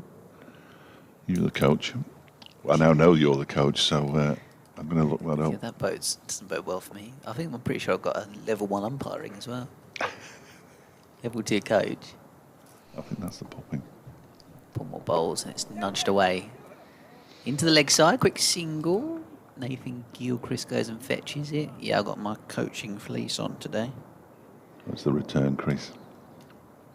Popping crease is the front one. Bowling crease is the one with the stumps on it. And the return crease is the one that goes from up the sides. That makes more sense now. Yeah. Good work. You'd have thought we were just testing everyone. that one of us would have known that. Yeah, you really? That's what I mean. Yeah. It is with You're just testing. We know where a corner flag is in football. Why do we not know what the crease is called? Well, I mean, it's just the crease, isn't it? Well, yeah, it is very much. It gets back into his ground, that kind of thing. You can sort of bypass the crease. More orthodox field with 3 slips for Connors. Oh, he's lofted this one away out towards wide mid-on. Bounces once before Jazz Singh gets a hand on it. He's hurt himself. He slipped. And he's hurt himself. Well, he went for a single, and you'd been watching the ball. Yeah. And I was watching Connors, and he went, and then he stopped. And when he stopped, I think he's hurt his right ankle or Achilles. That's what I would say. I think he might need a little bit of attention here because he's limping really heavily now. That's not great. As one of Derbyshire's 2 opening bowlers. It wasn't too far to the right of... was it Jazz Singh out there? Wasn't too far to the right of him, was it? And Billy Godalmond has now indeed called for the physio, so there'll be a little delay here because he just slipped. Now he's down on one knee. This isn't great for Sam Connors, I'm afraid. He's on to 12, which matches his high score of the season.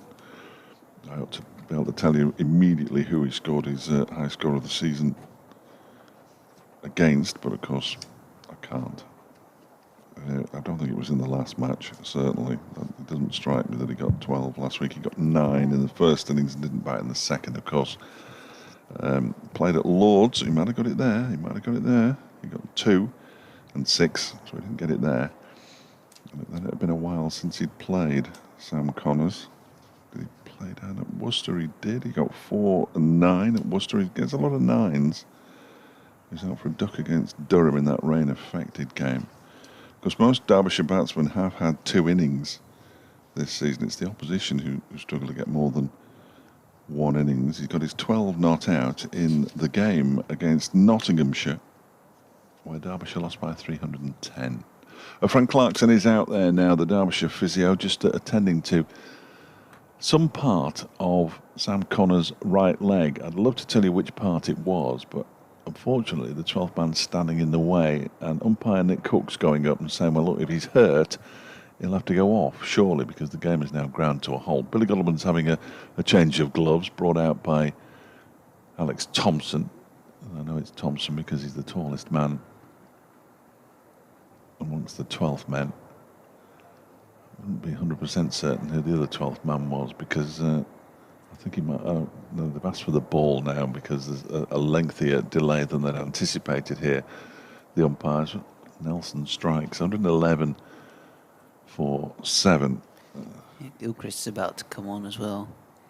With Grant Stewart having got his 5, he's now being rotated out of the attack. Do these guys not know that he's now 5 for 23, so he'd have to take 2 more to get career best figures. Well, these are his career best red ball figures, we think. Oh, clever. But we can't be certain. We can't be certain. That's a guess. Yeah, we can't be certain of that.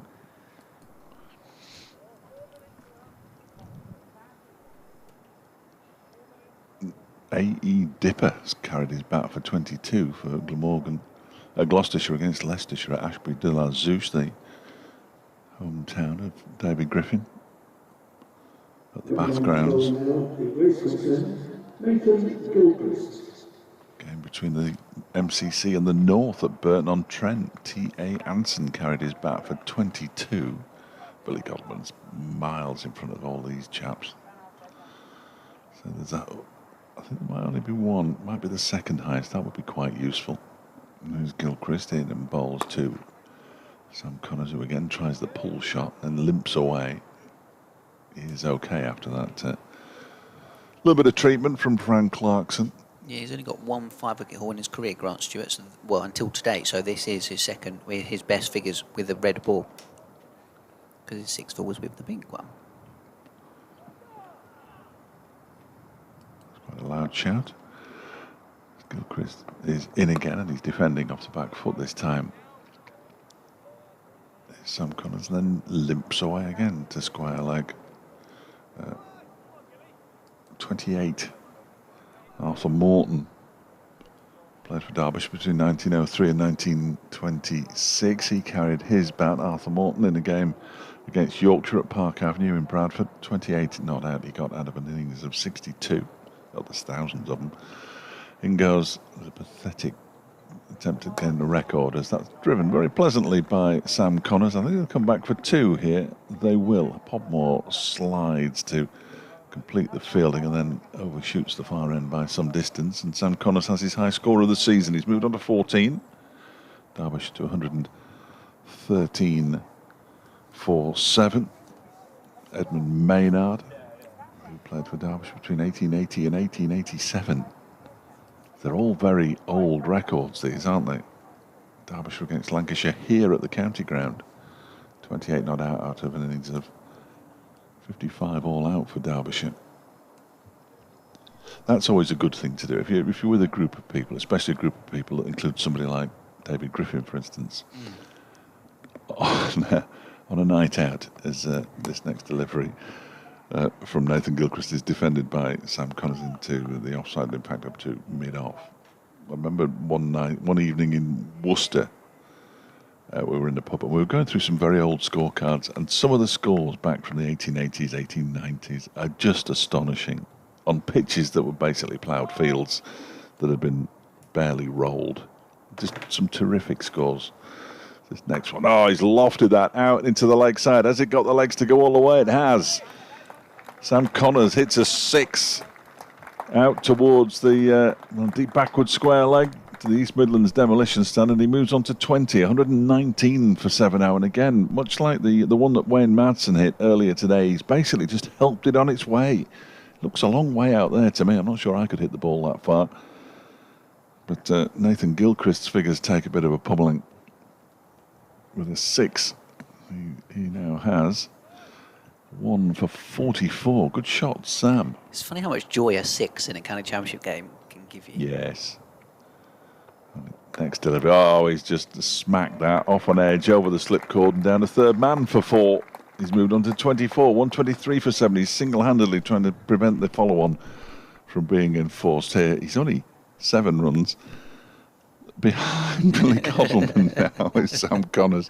123 for 7. Derbyshire trailed by 162. Yeah, because in T20 cricket, you expect to see 6s, and it needs a succession of 6s for you to really be like, oh, here we go. Whereas in a county championship game, you know, dot ball, suddenly, all of a sudden a 6 appears, and it really is quite a joyous occasion. And my sources tell me that James Logan's mum is present at the ground with the dog. So it could well be James Logan's mum that you spotted earlier on. I've not mistaken James Logan's mum for a man. She's fairness, a long way. In fairness, she's got quite dark hair. If this is this is who we think it is, she's got quite dark hair, and there was a very dark green background that we saw them against. Yeah, thanks very much. Paul was in a bowling. This one's defended back down the pitch. Dave Fletcher's trying to dig a hole. It won't be the first time this season I've mistaken a male for a female. But enough of my nights out. Apparently James Logan's mum is walking wickets in the same way that when I don't look, Grant Stewart seems... Yes, you haven't seen any, have you? I don't think. His 5th wicket, I was stretching down to grab a Percy pig. A sneaker sweet. Keep the energy levels up and miss the wicket. Pull more bowls, cut away. Jack Leanings missed this one as it bounced awkwardly in front of him. I'm going to head next door to do an update for BBC Radio Kent very shortly as well. We can only apologise to Mother Leaning, who's listening to the commentary, that she wasn't able to see that catch. I know. Well, I blame the cameraman. It was sensational. Best catch I think I've ever seen. There's not many of us have seen it, so we'll be getting together in 10 years' time as a sort of reunion for the people who saw Jack Leaning's catch. I would suggest 124 for 7. 161 behind.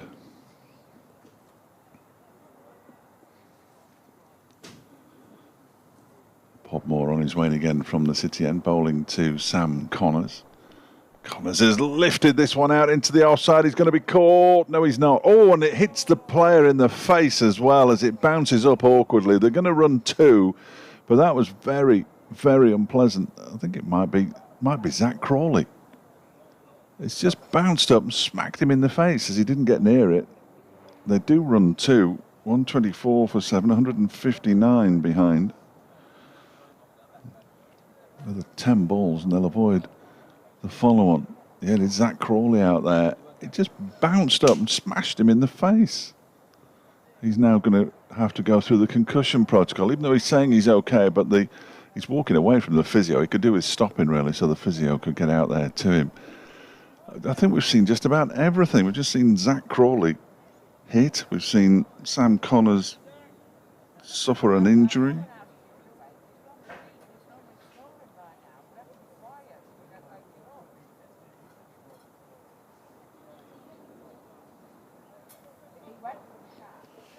And we'll be doing an update fairly shortly. It's all very exciting here at the Incora County Ground. In the wrong way. Hey, Derbyshire heading towards avoiding the follow-on target. They're 126 for 7 now. They're 159 behind. Sam Connors is playing a terrific little knock here. He's got 26 from 19 balls, 3 fours and a 6, and he's done most of it on one leg after slipping and twisting an ankle. He's still out there, though. Billy Godleman's with him, the opener. He's on 31, and Derbyshire 126 for 7, trailing by 159. Terrific amount of echo on that one as in comes Podmore again. Oh, and a swing and a miss this time from Sam Connors, who's decided he's not going to stay out there for too long. But while ever he stays out there, he's going to swing from the hip. if indeed it is the hip that he's swinging from.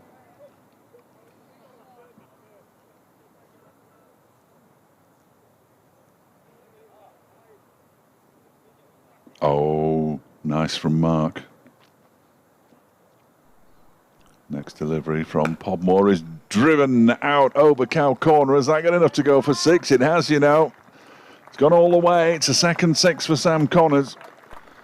And Connors overtakes Billy Godalming as the leading scorer in the innings, having faced 20 deliveries. He's up to 32 and Derbyshire to 132 for 7. This is an extraordinary innings by Sam Connors. Derbyshire now trailed by 153, follow-on averted. Remarkable, absolutely remarkable. This is, of course, why he's the number 9 batsman, as I shall be telling Ben when he comes back, having suggested that possibly he was a little bit high. He's batting beautifully here. Podmore in again. Another swing out to the leg side. The fielder out there initially went to his left, and now he's got to come back to his right. There's a diving stop. They're going to come back for a second. Connors moves up to 32. You know what I'm looking up now? Sam Connors' highest score in first-class cricket. This is it. 32 not out. Proper cricket. Well, 34 not out. Well, I think he's clearly decided once he damaged his ankle that while he was out there, he was going to try and score some runs. He's now got his highest score in first-class cricket. The 6th on the ground of Podmore was an absolute wallop. Wasn't it? Wasn't it? Yeah. Well, this is why he's batting at 9, of course, as I said all along. Maybe he should bat like this more often. The suggestion that he was coming in 2 places too high is absolute nonsense, clearly. At 134 for 7 at the end of the over, it means that Derbyshire trail by 151. So we can all stop thinking about that's good. The follow-on. It was funny when, it was only funny because Crawley was okay when he... It was horrible, wasn't it? Can't believe that managed to bounce and hit him in the face. Because as I saw him slowing down, I thought, well, you probably could have dived for that. I think he could have caught it, actually. He could have got there, and then he decided to back away from it to avoid potential injury, and so spat up and hit him in the face. Gilchrist bowling, it's nudged away into the onside by Godalming, who is probably watching on at the number 9, smacking it everywhere at the other end, thinking, how are you making this look so easy? I've been gutsing this out for 31 not out. You're coming in and making me look bad here. 106 deliveries Billy Godalming's faced for his 31. Sam Connors has faced 22 for his 34.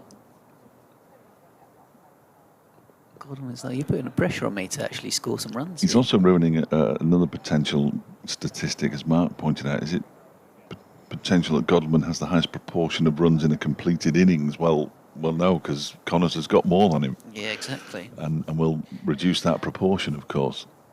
Gilchrist bowling to Godalming. He's pushing this out towards Beau Drummond and hitting it straight to the fielder. Connors is not going to come out and bowl, you know.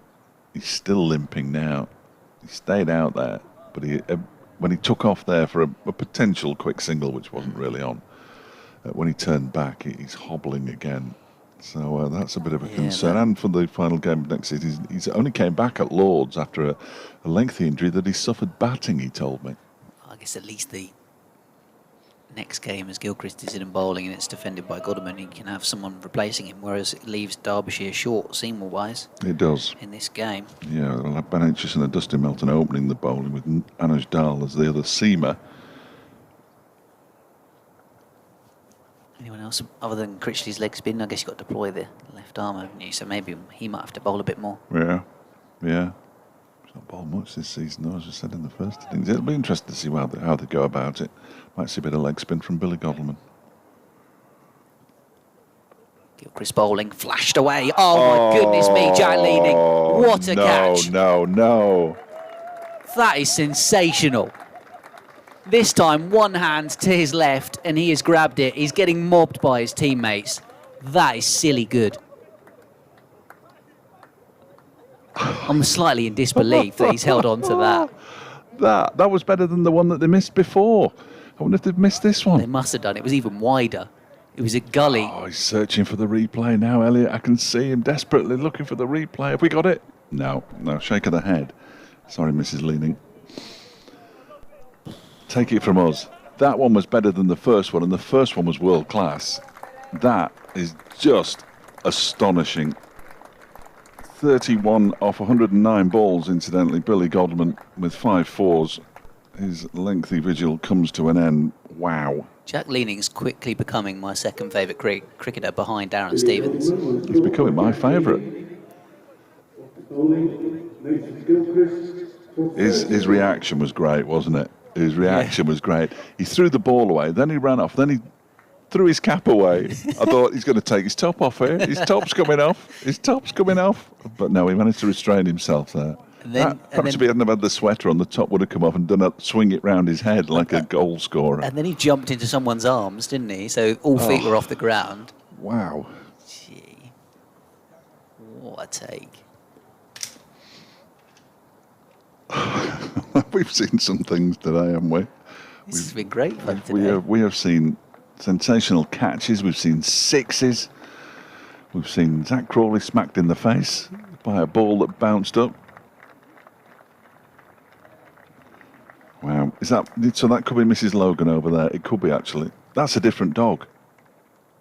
No, it's not. It's the same dog. I might have made the mistake. If we know what kind of dog it is, it's sort of black and white.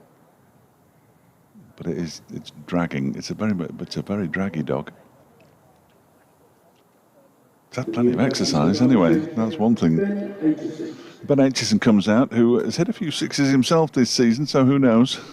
We may not have seen the end of the six hitting. And with the threat of the follow-on now pretty much over, although they're 151 behind still. It's Gilchrist again. Both his wickets have been, thanks to Jack Leaning, taking ridiculous catches. He's bowling. And this is nicely played out towards point. That was a decent square cut. Stopped by Logan, who, well, Mum might be here, but he's being robbed of the chance to actually do anything with the ball, because Kent Seamers have largely done the trick.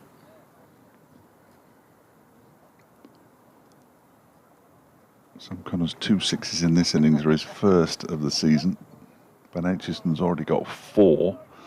That puts him level on forward, well, puts him level with Wayne Madsen, and Matt Critchley's 5 sixes this season. Belt into significance behind Steve-O. Clipped away by Aitchison into the onside. He'll get off the mark with that. Billings goes to do the fielding. End of the over from Gilchrist. And well, normally you'd give a bowler a round of applause after taking a wicket in there. Over. Instead, he's going over to Jack Leaning. He went straight to him, didn't he? To give him a little low 5. Having presumably already been part of that mass celebration on the to the right of the pitch on the square. It was exceptional, absolutely exceptional. You sometimes just have to stare at something and wonder exactly what you've just seen. If he's still available as a goalkeeper, I tell you what, you could do a lot worse, couldn't you? Might have to rope him in for my 6-side team. So I think he'd be very useful. Yeah. And I was going to say the smaller goals might be a bit of a disadvantage, but. Yeah, no, he's a... Nothing's getting past him in a smaller goal, is it? No. I think Zach Crawley has been off momentarily because he's just making his way across the square here to go out and field at point after getting clonked on the head by that ball that bounced just in front of him off Sam Connors. Career high 34 not out for the Derbyshire opening bowler. They're 135 for 8 now, trailing by 150. So one more run will do it for Derbyshire. I didn't write a follow-on target down because I figured it probably wouldn't come into play, but Podmore is in and bowls. That one is pushed into the offside by Ben Aitchison, and there is no run. Even without the follow-on, though, they've got a fairly healthy lead here, Kent, and still 50, I think that says 58, yeah, 58, no, 56, oh, I can't tell, yeah, 58 it'll be because there were 2 overs last night, weren't there?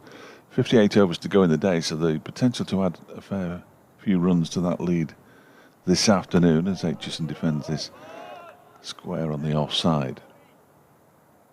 And then if it does rain tomorrow, who knows? They may well just say, right, well, we'll declare start of the final day, try to bowl Derbyshire out for a second time and go on and win the game, depending on how many they get by the close of play today, which is looking okay. Still very bright. There are some dark clouds to the south, but they're not going to bother us. Away to the east, it looks pretty good, where it looked very murky yesterday when the lights were on. As Aitchison waits, and that one is driven very pleasantly into the offside. Nathan Gilchrist does a spectacular roll, but still can't upstage Jack Leading in the fielding stakes.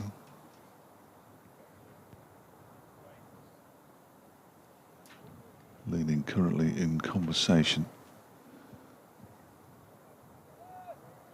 with Zach Crawley, who's at point. I think that's him. As Podmore is in and bowls. No, it is just guided up towards mid-on. And there is no run.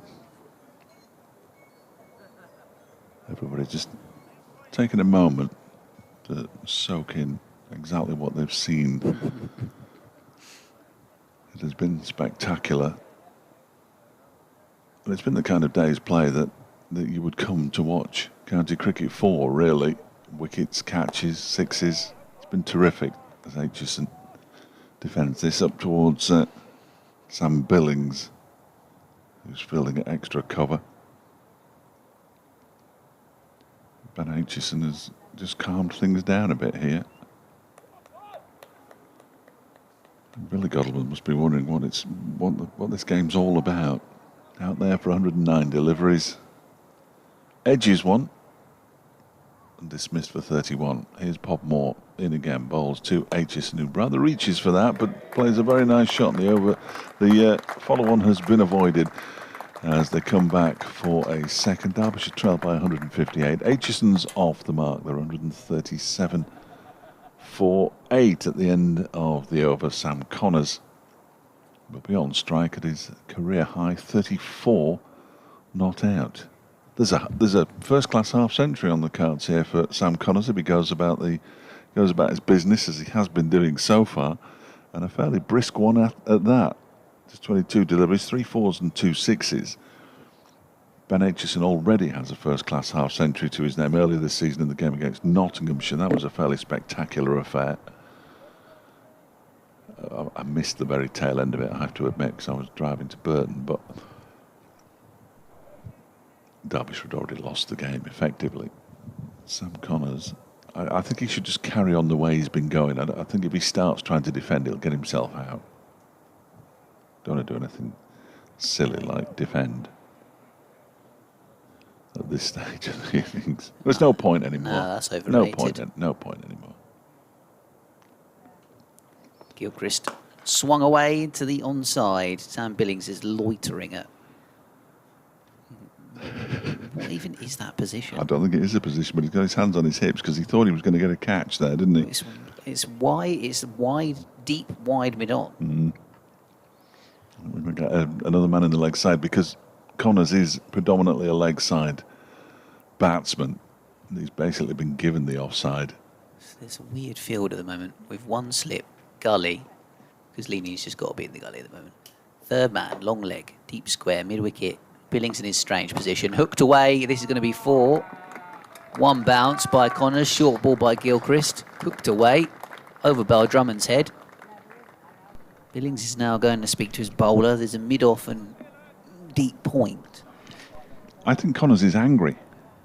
I think it's anger that has forced this because he suffered the injury to his right leg and then in successive deliveries hit a 6 and a 4. He knows that he's not going to play again this season, I think. He can't bowl. He certainly can't bowl again in this match, and it may well be the end of it because he's still limping now, and he's thought, right, well, this is my season right here. This is it. There's a half-century on the cards. Gilchrist bowling to him, full delivery, tries to run it. I'm not sure that's the shot to play, though. Backing away, trying to run it. The little flick down to fine leg would have got him 4 there. That's what he's thinking, but you don't want to try and take it past Jack Leading at the moment. We thought the one he took off Gilchrist earlier on was good to dismiss Madsen. But that was world class, that catch. But the second one, well, I don't know what the next level up is. Absolutely astonishing. And with he's right-handed, isn't he? Yeah. Yeah. And it's left hand. I mean, astonishing. Gilchrist bowls. Connors swings so hard at the ball that he was too early on it and chopped an edge down into the pitch. Yeah, that is a very good point about leaning. It was his wrong hand. Yeah. Astonishing.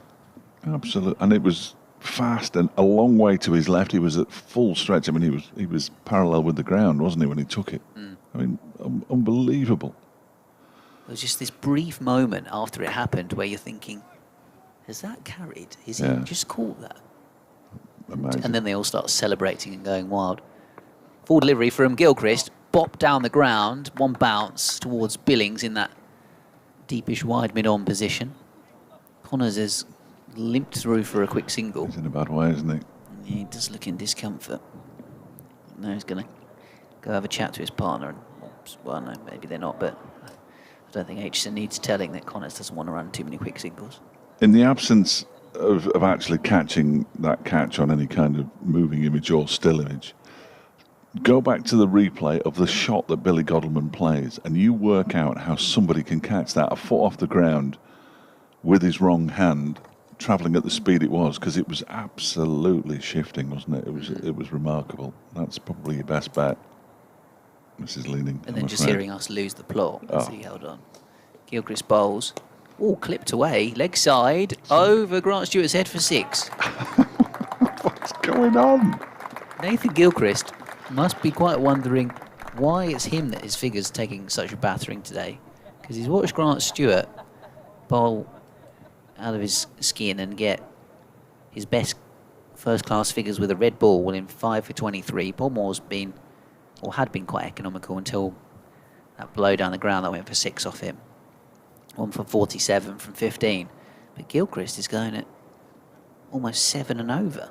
He's got 2 wickets, thanks to Jack leaning being ridiculous, but it's kind of hands on hips moment for Gilchrist as he's wondering when one of these is going to go to hand. But in the meantime, it's a lot of fun. Derbyshire 148 for 8.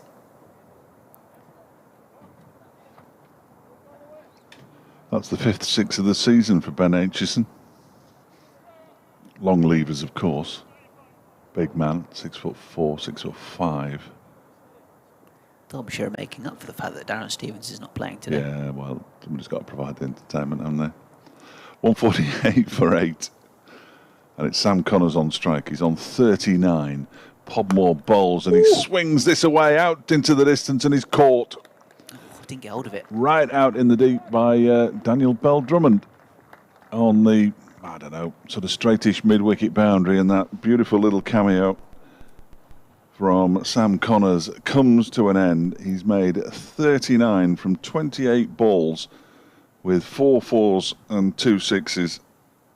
Derbyshire lose their 9th wicket on 148, which means that they trail by 137 with the last pair out in the middle. He'll get a good round of applause though, will Sam Connors. It might be the last time we see him in the match unless he comes out about second time around. Deserves this applause. I'm going for swashbuckling in my tweet. Oh, love it. Love it. Swashbuckling 39. I actually thought he'd got hold of that and was Yes, going so all the did way, I, but so I did I. think it might have been a slower ball for Podmore. I think he's just run the fingers over that one and it's just stuck in the pitch touch. And as a result, couldn't quite get the power. 2 for 47 now, Harry Podmore. Perfectly positioned though, wasn't he, Bell Drummond? And it is Dustin Melton. Sorry, I gave him the big build-up there for no apparent reason. I love Dusty. When I spoke to Sam Connors and he told me that he'd suffered the injury that had kept him out for so long up until his return at Lord's, and he said he'd done the injury batting, I said, I won't embarrass you by asking which of your 2 shots you were playing when you suffered the injury. Which now seems a bit churlish because he's shown us today that he's got plenty of shots, mostly onto the leg side, I think it's fair to say. That was a terrific knock from Sam Connors, very entertaining and in the circumstances as good as we could expect from a Derbyshire perspective. He's taken them past the follow-on target as low as that was. And Dustin Melton isn't the kind of man who's prone to hanging around. I think it's fair to say. Dustin Melton, the high score in first-class cricket of 15. He taps the bat on the ground and Podmore comes in and bowls to him. Oh, beautiful, Dustin. Defends that up to Jazz Singh at mid-off. Got right forward as well. Yeah. Derbyshire's two tallest men. George Scrimshaw accepted, but he's injured at the moment. Out there in the middle. And probably the two men who'll take the new ball. You would have thought, unless he hands the new ball to... I'm not having that from Ian Aitchison, by the way. In comes the Podmore again, and that's beautifully defended by Dustin Melton. Backward square on the offside. I don't think we can yet describe Ben's knock of 9 off 9 balls as a match-saving innings. But thanks, Ian, anyway.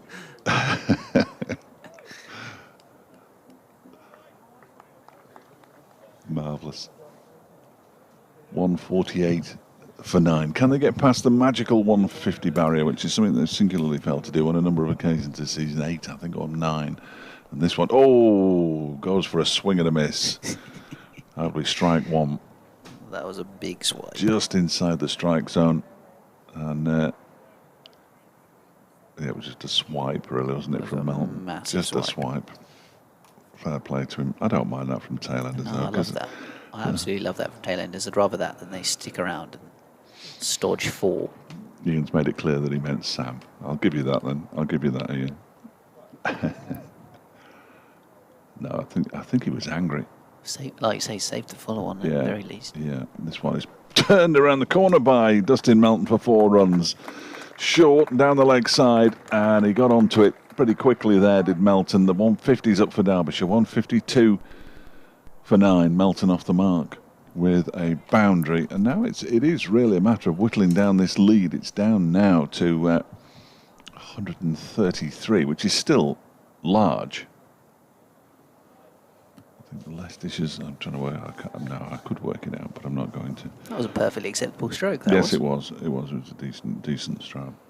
Here's Podmore in again. Bowls, only takes 2 steps down the track and tries to whip it away, and then has to rather hurriedly get back into his crease because Podmore is racing forward. He would have tried the old football skills there, I'm sure. End of the over, 152 for 9, 43 overs only this innings. Melton 4, Aitchison 9. Harry Podmore's figures now 16 overs, 4 maidens, 2 for 51. Just slightly better than poor old Nathan Gilchrist, who's been absolutely smashed to all parts. 8 overs, 1 maiden, 2 for 60. So it's going to carry on, Gilchrist. Yeah, well, that'd give him an opportunity to get a 3 for, and then he's taken 3 wickets, and they've only cost him 20, and it's not too damaging, is it? Fancy's tidying up those figures a touch. Bowling and dropped at point by Logan. Diving to his right. It was a pokey cut shot. It's breached the hands of James Logan, who was diving to his right, so his weaker side. Left arm spinner. Would be kind of fitting if the last wicket for Kent were to be a leaning catch, because he's got 4 so far. Yes, yeah. Poor Nathan Gilchrist must be wondering what he's got to do, though. He's in again. Oh, this one's chipped over the top. This is going to be more runs. It was actually quite a pleasant stroke. It was kind of an uppish back foot punch over wide mid-off. Aitchison moves to 13. 2-2 so far in the over. Gilchrist continuing to be a bit expensive. Well, it was his week last week against Worcestershire. He was taking poles out of the ground all over the place.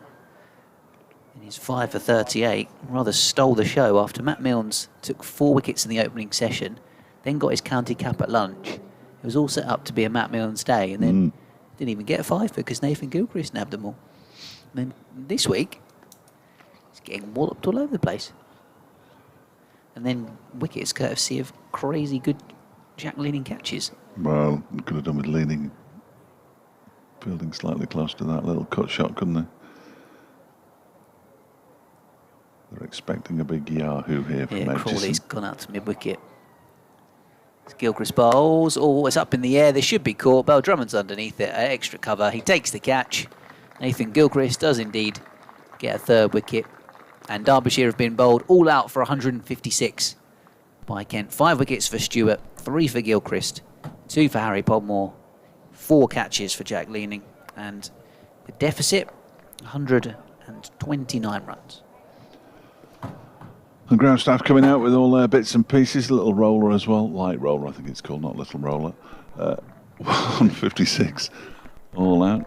We'll be back. We're going to take a quick rest. I'm going to go and have a lie down in a dark room. I don't think I've seen catching like that live. That was just astonishing from Jack Leaning. And as I say, check out the shot that Billy Godleman played. Remarkable.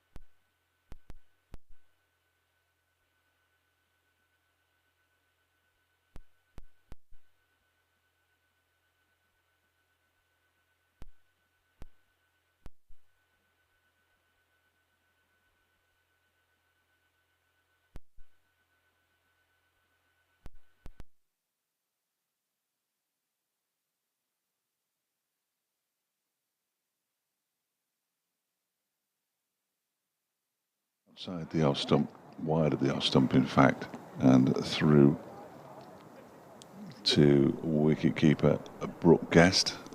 Openers Zach Crawley and Jordan Cox, potentially. Certainly Zach Crawley facing the first delivery of the innings. Jordan Cox opened the batting with him first time around, so I imagine he's opening the batting at this. He's at the non-striker's end at the moment. There is a 12th man on as well, and the lights are coming on as Aitchison is in again and bowls to Crawley, who clips this away nicely for 4 runs out towards the square leg boundary. The 12th man is chasing after it. It's Ed Moulton who is on for Sam Connors, who I didn't think we'd see, and I can't imagine we'll see again in this match. Ed Moulton on loan from Lancashire, played in the game against Leicestershire, picked up his first class wicket. He's only ever played against Leicestershire.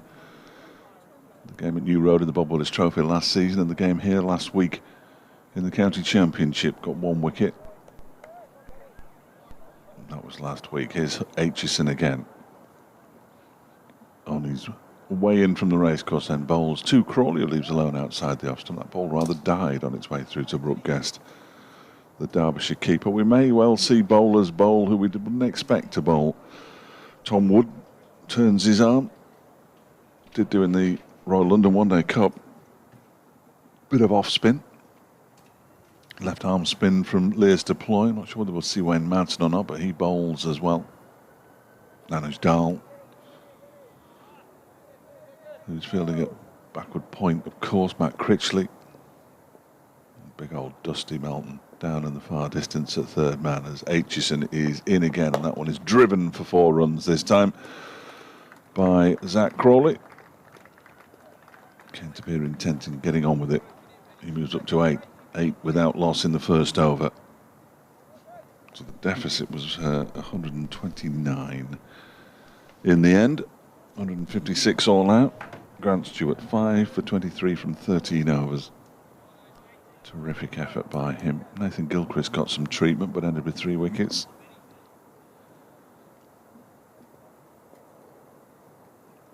Aitchison, having conceded 2 boundaries already in this over, is in to Zach Crawley, who defends this one out into the offside. Anuj Dal comes in to do the filling. Derbyshire's best moments yesterday with the ball came when the lights were on. And there seemed to be a definite change in the atmosphere around the place. They often say that the lights make a difference. I've no idea why that would be. There'll be a scientist somewhere who could work it out, I'm sure. But when the lights are on here at the Incora County Ground, it has gone a little gloomier. Then things tend to happen.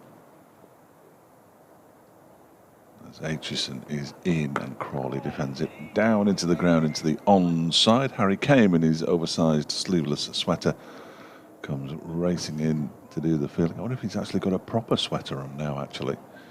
Harry Kame. I think he might have, you know, because he seems to have the arms seem a bit long as well. It's a good job they're gathered in, because there seems to be a lot of excess material there in the arm area down by his wrist, doesn't there? He's got a full... He's got an oversized big one, hasn't he? Yeah, I think what he's done there is he said he's 5'9 3/4, and he's actually 5'6, and as a result, none of his kit fits. That is ridiculous. That looks even baggier than the other one. He does have a full sweater on. Marvellous. And it is going to be Anuj Dal who takes the new ball. I don't think this has happened before. Cricketer that makes things happen, as they say. See what you can do, lad. Well, they've got to be wary of conceding runs, of course, Derbyshire, but they also have to try to take some wickets here, because Kent could get away in this game very, very quickly indeed if they're not careful. The lead's already 137. So Dahl to bowl to Jordan Cox. Kent 8 without loss. He makes that 9 by just running this away behind square. Harry Kame has chased the ball, slid, missed the ball, And in the end, his mate, a third man, just picked it up and threw it in. I felt like the baggy jumper has stopped him from... I've just received the most magnificent text from Stephen, the media man. It's brilliant. Is it to do with how big Harry Kane's No, jumper it's is? to do with Sam Connors. Connors off with an ankle injury, rolled when attempting a run. Thanks. Thank you for that one. Yeah. Dial bowls. He has Off no the further inside. information at this moment. The inside edge is driven away by Crawley for a run. Which I'm not surprised, because information out Is of that- the Derbyshire changing room is almost impossible to get. Was that a blanket message sent around to other members of the media who might not have been No, I think quite obviously watching I it? think it was just me. I think it's just me. He has no. I can't. I entirely sympathise. We've seen some rather bizarre wording that comes out of the Derbyshire changing room for people recovering from injuries this season. Dial bowling, watchfully defended by Jordan Cox into the offside. I'm not even sure he was attempting a run. He was attempting to stop when he went over on his ankle. The fear is, of course, that he may well be able to bat second time around, and it looked like he was okay to bat as long as he was just basically standing there and swinging his bat in a violent manner. But if he can't bowl, Dial. Ooh, inside edge from Jordan Cox. We saw him get out in the first innings via a play on. He was trying to leave it alone, but he missed with a previous inside edge down towards his stumps. Maybe just a hint of a gap between bat and pad that he needs to be careful of. interesting to see which route Derbyshire go down if he's not available next week at Hove. Alex Thompson injured prior to this game. Dial ball's defended. Back up towards mid-off. Thought it was the end of the over, but no, still one's come 10 without loss. I think there might be two to come. Two to come. I don't know. It seems to have been going for a while, doesn't it? It's like that over yesterday where it just kept going and kept going and kept going. I'm forever declaring the end of an over when it clearly isn't the end of an over. Dial bowls. Cox flicks his way off his hip out towards square. Well, there was one to come. leg. That's Yeah, my, yeah, well, close sorry. enough. Right. The computer's miles behind. Miles behind. 10 without loss. 2 overs gone. Dull. Miserly as ever. A couple of wickets in the first innings for Anuj Dal. 3 for Ben Aitchison, I think. Was it 3 or 4? 4, I think. Yeah, 4, wasn't it? Yeah, sorry. I did him out of a wicket there. He finished in the first innings with figures of 4 for 83, in fact. He did go at 4 and over, which is expensive for Ben Aitchison. He's coming in now again from the racecourse centre, bowls to Zach Crawley, who pushes this out into the offside. And there is a no run. I haven't seen how poorly Notts are doing for a while. They were dismissed for 155, in fact, so that's a lead to Hampshire of 72. Hampshire have just started their, or 71, they've just started their innings. 1 without loss. Somerset were bowled out by Lancashire for 90, and now they're following on 30 without loss, still trailing by 253 at Taunton. As Aitchison goes in again and bowls, that's driven very nicely indeed by Zach Crawley. That may go all the way for 4. It's been chased by Matt Critchley. It's slowing, it's slowing, it's slowing. He puts the dive in and keeps the ball in play. And the batsman, well, he saves a run, come back for 3. Good work from Matt Critchley out towards the cover boundary, all along the floor off the bat of Zach Crawley. 13 without loss. Yeah, good effort by Matt Critchley out in the deep. Warwickshire 119 for 7 in their second innings, leading Yorkshire by 166 at Headingley. Gloucestershire 130 for 2, trailing Glamorgan by 179. Durham 243 for 8, leading by 60 against Northamptonshire at Wantage Road. Surrey are 8 for 2 in reply to Essex's 439. As Aitchison is in again, that was just dabbed by Jordan Cox out into the offside. And there's no run. The other 2 games in the 3rd division, or Elite 3 as I like to call it, Middlesex are 105 for 5 in their second innings at Lords, which means they lead Worcestershire by 78. That game is never going to last beyond day 3. Of course, it's going to chuck it down tomorrow. So, and at Grace Road, not too far from here, where they may also struggle with the weather tomorrow, Leicestershire 120 for 2 now against Sussex, trailing by 239. Ben Aitchison in and bowls to Cox, who pushes this one up to mid-off. Godleman does the fielding. There is no run.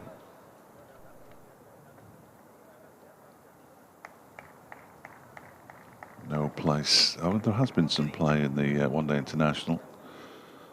103 for 5 Zimbabwe after 24 overs and 4 balls. Match reduced to 42 overs, but it's raining again, so you'd think there were further reductions there. The USA are going nicely against Nepal as Aitchison bowls, and that's a play and a miss by Jordan Cox. Just sort of hung his bat out there, and it went through to Broadcast. 219 for 9. I'm not going that well. I thought it was a T20. Oh. It's a 50 over game. Okay, maybe not. T20, that looks great. Yeah, it's a 50 over game. Okay. I wonder if the main man's playing for Nepal. I'm not sure I can remember his name in all honesty, but Is he the spinner, the mystery spinner you're talking yeah, about? he is. Sandeep Lamashane, 10 overs, 2 maidens, 2 for 35. In goes Aitchison and bowls. That one's turned into the leg side by Jordan Cox. And there's no run. It brings to an end the over 13 without loss. Crawley has 12 of them. Cox has the other. He's the chap that was meant to play for Oval Invincibles in the 100. Yes. But due to...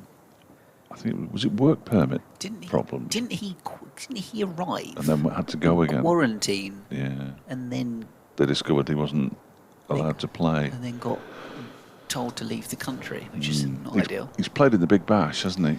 And then Shamsi got called up as their replacement. But yeah, be a big star pick, your mystery spinner, and then that happens.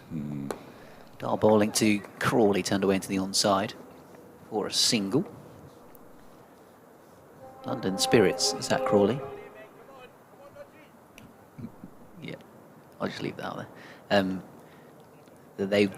Their results went, well, their batting quickly went downhill when he went into the Test squad. I heard something funny on a Sky commentary. I have no idea who uttered these words, but yeah, it was funny. Here's Dahl bowling into the onside. Well, hit into the onside. He was bowling it straight. Oh, going for 2 here, Jordan Cox. That was a little bit of a swift second. Guest actually took the bails off, but the ball wasn't in his hands. So they come back for a couple. Kent moved to 16 and 3 for Cox to Crawley's 13. It was in one of the women's T20 internationals, and they were talking about how well they'd adapted from having been playing a different format, which was the 100 ball game, which to me was basically T20 with one less ball and over. Dull balls all the outside edge of Cox's bat out towards point. Kane does the fielding. Yeah, I mean, how can you adapt from the 100 to T20? You're basically playing the same game. Yeah, I'm not having that, to be honest. No, I wasn't having it either. I was screaming at the television at the time. You'll be surprised to know I spend a lot of my time sitting in the lounge screaming at the television. They get to the 6th ball of the over and they're like, what? I have to bowl another one? Exhausted, they were. Exhausted. Dahl in and defended back up the pitch by Jordan Cox. That's a better defensive stroke. Whoever's at mid-off has got 2 caps on his head, I think. Has he got the bowler's cap as well or something? Billy Godleman, yeah, he did put Anuj Dahl's cap on yesterday, I think. I'm fairly sure he did. Somebody's got it on. Ben Aitchison's is over the rope, I would imagine. Dahl again up to the stumps and bowling over the top of the stumps. Left alone by Jordan Cox. Decent little rhythm Dahl getting into from the city end of the ground. Giving the chance with a new ball. Uh-oh. Kevin Hand's been back in touch. Ah, excellent. He's bitten. Send the tweet. I'm just going to send him back a little fish sign. on a hook. Yes, I think so. Give him something to talk about, though, wouldn't it? Dull bowls. Back goes. He says, settle down in the seats. The mighty, he's put sex and has just put a little inverted comma or dash to, or apostrophe or whatever it is. I got it eventually. It's apostrophe to the mighty Middlesex coming for, he says. Well, they're leading Worcestershire by 80 with 5 wickets left at the moment at Lord's, so he might have an extra day off if he doesn't chuck it down. Sean says Steve will be back for that game though, which is also a valid point. Absolutely. 16 without loss after 13. Cox 3. Crawley on strike, 2 slips in place. Ben Aitchison running away from us here from the racecourse end and bowls to Crawley, who dabs it down into the ground.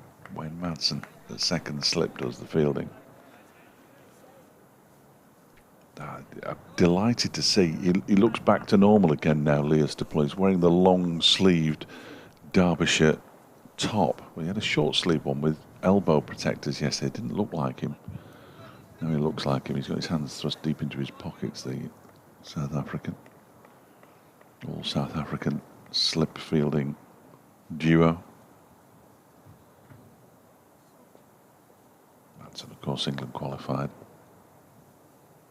As Aitchison bowls outside the off stump through to the keeper. But there is no run. I can only apologise for saying no when Jack Leading took that. I quite enjoyed it. Unbelievable catch. It's one of those moments your where disbelief added to the context. You almost forget that you're actually on air, and it's what I would have said, I'm sure, had I just been a member of the public out in one of the stands having seen that. We got a perfect view of it as well here in the commentary box. Sensational. Aitchison bowls, and that's cut away by Zach Crawley down to third man, where Dustin Melton does the fielding. Picks up a single, moves to 14, 17 without loss. Dark out there. Harry Kame comes in from the dark where he's on the boundary. Most of the light is focused on the middle.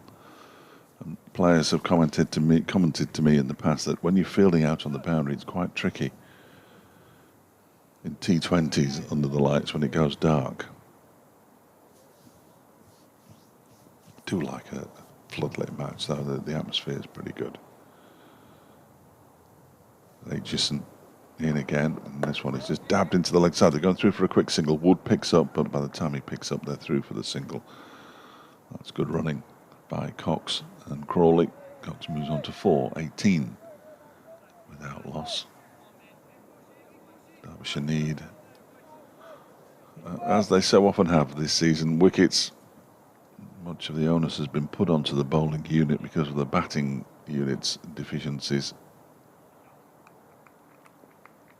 Once again, the bowlers are out there searching for quick wickets, try and keep Derbyshire in the game. Aitchison bowls, defended by Zach Crawley. Wood completes the fielding.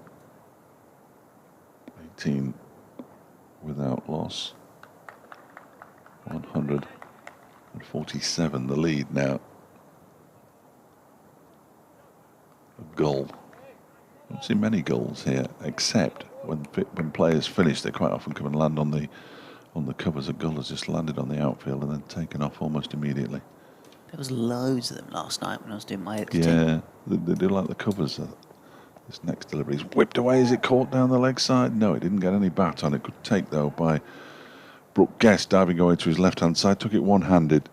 Over comes to an end. 18 without loss after 5. Crawley has 14. Cox has 4. So I have to write things down when we get to the second innings when I'm doing updates, because I get all flustered by the numbers. Only the lead, which is 147. Yes, suddenly when there's 3 or 4 innings to talk about, it starts to get annoying to... Slightly complicated for me. For updates, doesn't it? It eats into your time a bit. Well, I do think the stream has it. Dull bowling left alone outside the off stump. It is. It's on the bottom line of the stream, so if I put that Cleverly positioned out there, I'll be all right. Chap walking around the outside, or walking around the boundary in a suit, reminded me that the Kent CEO and former Derbyshire Chief Executive Simon Story was due to be here watching today, wasn't he? Yeah, disappointed he hasn't come up and said hello.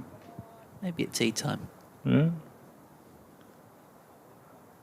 Very much a stranger to the broadcasting box. Dahl is in, clipped away out towards mid-wicket. In charge when Dave Houghton was appointed. Who's on his way out? Dave Houghton, that is, not the Kent Chief Executive. No, he's... Just to make that clear. Yeah, thanks, Dave.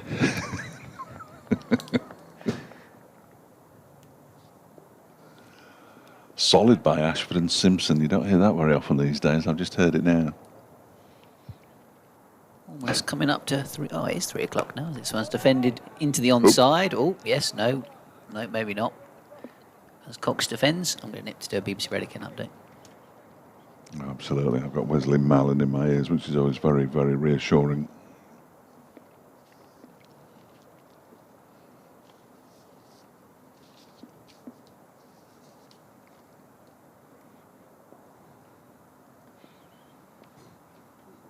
Here comes Dahl then bowling to Cox, who leaves alone outside the off stump. Slightly wayward that time. Too far outside the off stump to trouble Jordan Cox. Made 10 first time around from memory. First man out, 16 deliveries. Well, he's already faced 19 this time and he's on 4.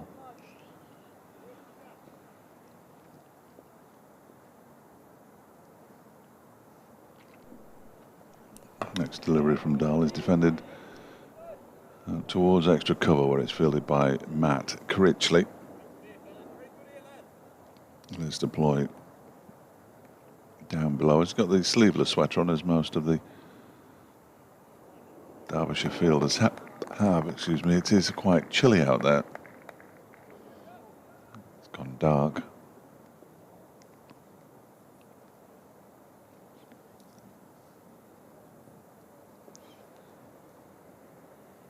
Here comes Dahl again. This one is pushed out into the offside. Kane will get there and have a shot at the stumps at the non-strikers and he misses them. I think the batsmen were through for the single comfortably anyway.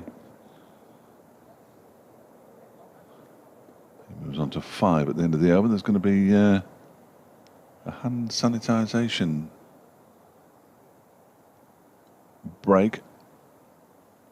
I also think that Anush Dahl's nipped off. I think it's another contact lens malfunction, the way he just put his hands across his face there. Nils Priestley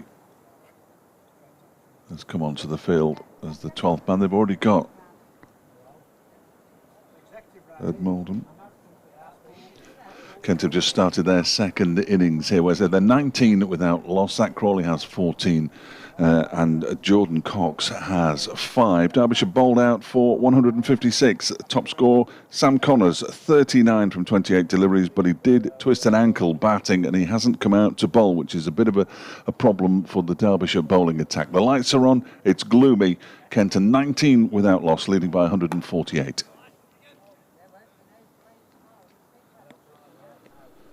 First delivery of the new over from Ben Aitchison is defended by Jordan Cox. Down into the ground in front of him. I don't think it'd be too much of a problem for Anush Dahl, but I think that Dustin Melton's on standby.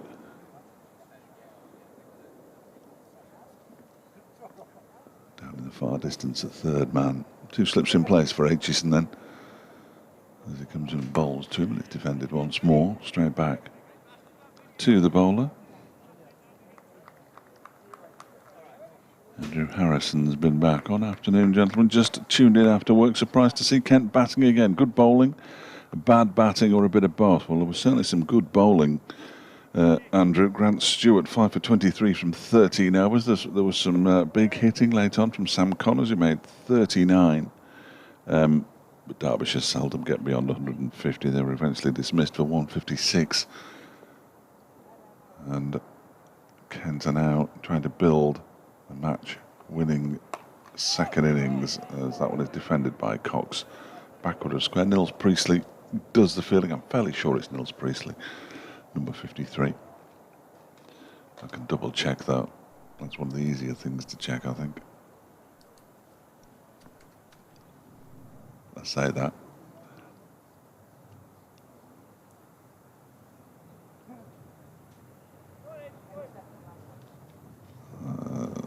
Come on, Fletcher, sort yourself out. It's not that tricky. It's only a laptop. There we go. That's what I'm looking for. In comes Aitchison. In and bowls. That one's turned into the leg side, down towards long leg. Ed Moulton is the man fielding down there. They get through for a single. Cox moves on to 6. 20 without loss now. It would be under cricket, wouldn't it? Obviously. Shape yourself. How difficult can it possibly be? There we go. First 11. Number 53.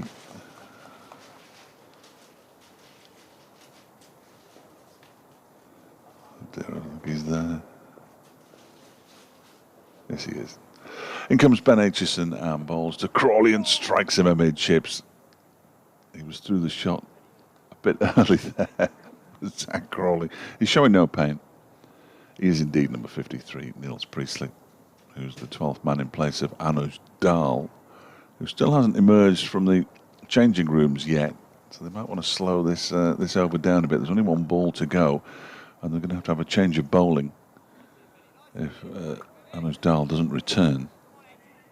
As I say, the indication to me was that it was another contact lens malfunction for Dal, as Aitchison is in and Crawley defends this one out into the offside. Priestley is the man who comes in to do the fielding, left armour. And at the end of the over, it's 20 without loss after 7. So Dustin Melton is indeed striding up. I hope he hasn't gone lame. That wouldn't be good. He did run off, but it is going to be Dustin Melton in the absence of Anuj Dal. Dal bowled 3 overs for 6. And Melton, whose shirt looks one size too small, which is in stark contrast to poor old Harry Kame, whose sweater looks 4 sizes too big. No Alex Hughes in this game, which was interesting, given Derbyshire's problems. And Melton announced as the new batsman. New bowler. The over rate's already gone from +4 to +3. And there are still 12 overs remaining before tea, which is due in 3 minutes. Melton bowls outside the off stump. Ball goes through to Brooke Guest. Cox had nothing to do with it. Just allowed it to sail harmlessly through. Keep looking for Anuj Dal, because if he's off for any length of time, then that would be more of a concern with Connors already off the field. You're going to lose 2 of your medium pacers when you've only got 4 in the side. You would only normally have 4. But if you're down to 2, it means a lot of work for the spinners, and the part-time spinners at that. As Melton is in, that's a full-length delivery that almost gets under Cox's bat. Did well to jam it down and push the ball out into the leg side. 149 the lead. Another 7 and they'll probably have enough. Gentleman in a pair of khaki shorts walks at the back of the grandstand away to our left-hand side as Melton bowls. That one is clipped nicely by Cox for a single. Down towards Tom Wood, who's fielding at long leg. 21 without loss. I think it's getting darker. Moments after I said how the dark stuff wasn't going to affect us, because the bright stuff's now down to the south, and there's a horrible looking dark cloud right above the Incora County Ground at the moment.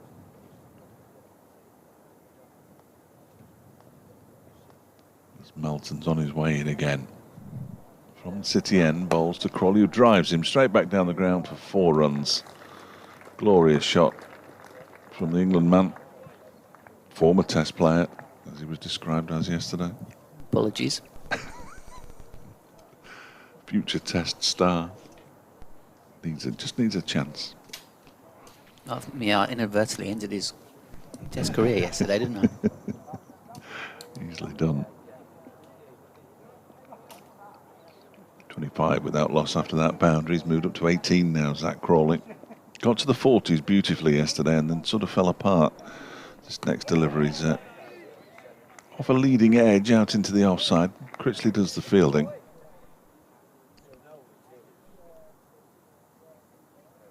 And what poor old Lewis Deploy's done to be banished down to 3rd man. But banished he has been. Down below us, just to our right. Thought he had some hand warmers before, but he's certainly had his hands in his pockets. They're not in there at the moment because he's waiting as Melton bowls to Crawley, who defends. Pushes it back to the bowler, who picks up. That's the end of the over. 8 gone now. 25 without loss. Kent in their 2nd innings. Crawley has 18. And Cox has 7. So this game moving on nicely, given the threat tomorrow of some disappointing weather. I think it's fair to say. Always worth keep. I don't want the BBC weather app. Don't want that. Always worth continually checking the weather. Tomorrow, well, it's getting worse now. 10 o'clock, 90%, 80%. The rest of the day, 70. We're not going to get much play. Yeah, make other plans for tomorrow, folks. Aitchison in and bowling to Jordan Cox. Plays defensively up towards mid-off. 25 without loss, Kent. It's pretty gloomy, isn't it? It's pretty dark. I think it's gone darker in the last few minutes, to be honest. The good news is that Wednesday looks clear, and it does drain well, and the ground staff clearly can sort things out. Pretty sharpish, but across the eastern side of the country, including the East Midlands, is not looking great for tomorrow. There are rain warnings issued by the Met Office.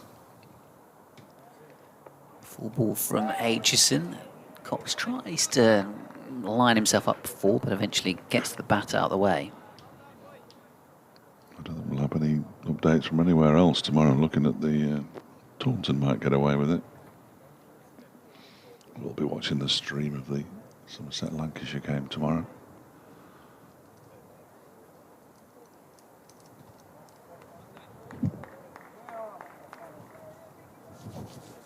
It's that kind of light that makes it almost difficult to see people's faces out there, doesn't it? The players' faces.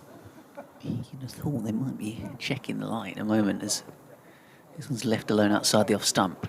Are there any tinting to these windows? A little bit, but not as much as it is in the TV room or anything like that. Yeah. The umpires don't seem to be concerned at all at the moment. Those look for the shadows, and you can sort of see the shadows, the 6 shadows emanating from the players' feet, and the stickers on the bats. That's a good point. The shadows are not as bad as I thought they might be. This one's cut away by Jordan Cox, and Dahl making a good stop. Diving to his right, prevents 2. He also, having made the original stop, has sprung back up from the floor, sprinted seriously quickly over 5 yards, and grabbed the ball and thrown it in. Beaten Matt Critchley to it. The athleticism on display there was quite fantastic. Yeah, the top fielder, it's good to see him back out there. I think it was just a contact lens issue. Had a contact lens issue against Leicestershire. The play was halted. One of his lenses fell out. Oh, yeah. When he was making a run, he had no idea where it had gone. Here comes Aitchison, bowling to Crawley. Short ball, pulled away. There's a man out there at fine leg, so it'll just be a single. And about half an hour later, the umpire at square leg stopped play and pointed to the middle of the pitch. Obviously, the sun had moved and it was glinting off the contact lens that was just lying there in the middle of the pitch. Good spot, that. Yeah. I was very weirded out watching Match of the Day last night and seeing Jurgen Klopp without glasses on. It is strange, isn't it? I was... He's had the laser stuff, I think, hasn't he? Must have done. Yeah. I think that was the second time I've seen him without glasses and just can't quite get used to it.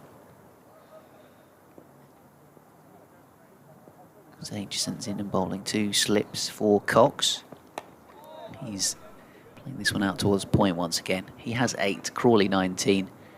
End of the 9th over of this Kent second innings. They're 27 for none, which is a lead of 156. Yes. Quick maths. Yeah, very good. I've got it on the computer. Yeah, I normally do just read it off. I can't. I don't normally attempt maths live on air. It's normally not the best thing to do. That's why I write it down before updates, because I usually go into a blind panic. Dell's back on the pitch, but he isn't going to bowl.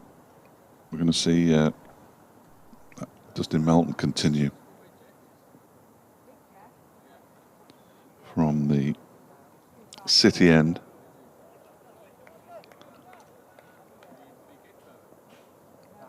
Ten overs until tea.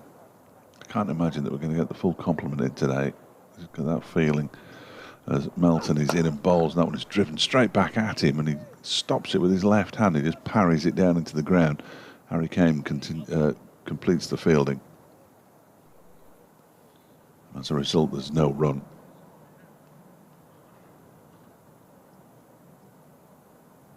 Sprinkling of spectators in, but unlike yesterday when the majority of them were in shirt sleeves, there's an awful lot of those darker colours of coats being worn around the ground, which is a real shame. As Melton is in and bowls, that's defended by Crawley. Again, Harry Kane is given ball polishing duties. The one thing that we haven't seen today is ground staff near the tractor that pulls the covers on.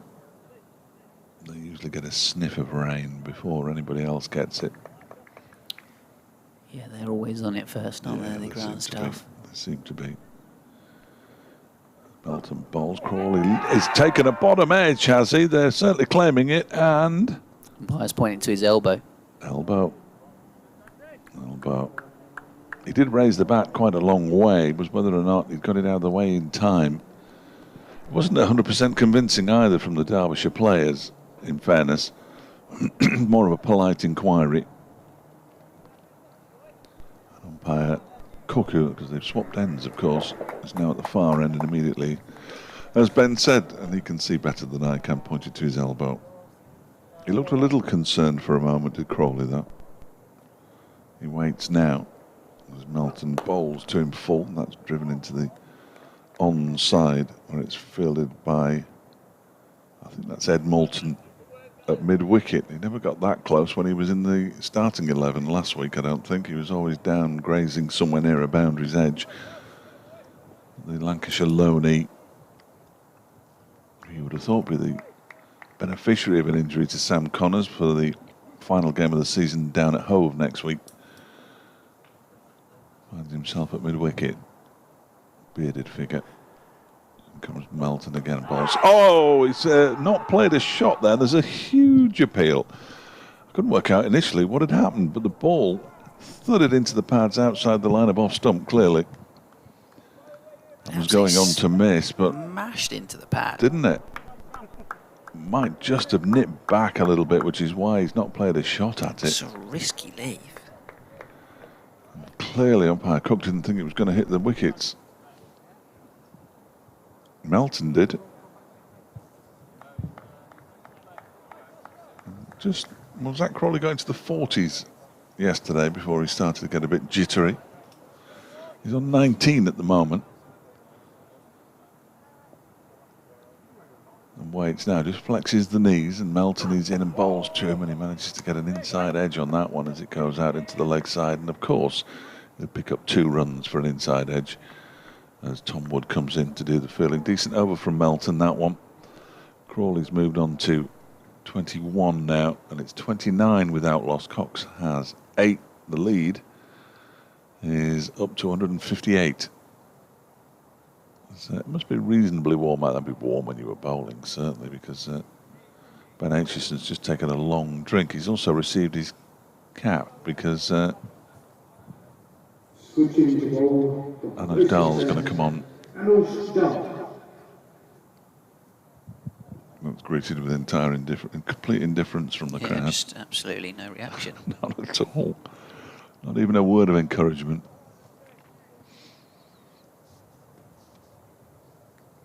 Sorted his contact lens issue out. Does that weird thing when he's practicing his bowling action where the ball comes out the back of his hand and goes straight up in the air. I do like that. But he still manages to get it straight to the man he's bowling towards. Dahl in and bowling a full delivery then on the leg stump, which has been whipped away by Jordan Cox out towards long leg. 4-1 actually. Good fielding down there in the deep. 12th man Moulton. Ed Moulton. He did well there. Got his body behind it, didn't he? Made sure it wasn't going to pass him. Little surprised to see Moulton out there because he is only on loan. Perhaps he's put his hand up and said, look, let me get out there. I suppose it's probably better than running drinks and towels and collecting caps.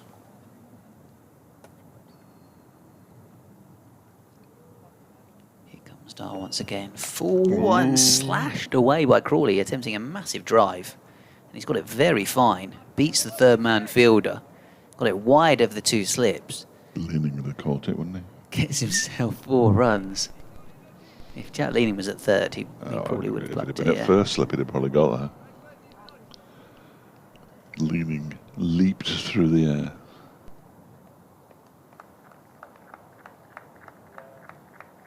If you're wondering what I'm talking about, he took one world-class catch and then betted it after that. Dahl balls and left alone outside the off stump. Was the world-class one to get rid of Dahl? No, that was... Was that straightforward? So it was the one to get rid of Madsen? Yeah. Yeah. It was Madsen and it was Godalming. Godalming. No, the Godalming one was just stunning. But he needs to be told, shirt off, round your head. Give it the full football celebration. He's in and bowling. Dahl to Crawley, which is just gently dabbed into the offside. I did mention to Sally Pepper is doing our afternoon/evening show about the celebration that Jack Leaning did, and the only thing that was missing was him removing his top. Yeah, yeah. And she actually said, and it's a legitimate question, is there any form of punishment? I don't think there is. Just not like football. It's just not done on a cricket field. I was going to say, I said to her, one of the umpires had probably walked across to him and quietly told him it was unbecoming of a professional cricketer in a first-class match. This one played away by Crawley. Yeah, do get in touch with us. FletchCricket@gmail.com, KentCricket@gmail.com, Fletch Sport, Ben Watt Sport, BBC Kent Sport on Twitter. If you've ever seen someone take off their top in a game of cricket, I feel like the closest you get is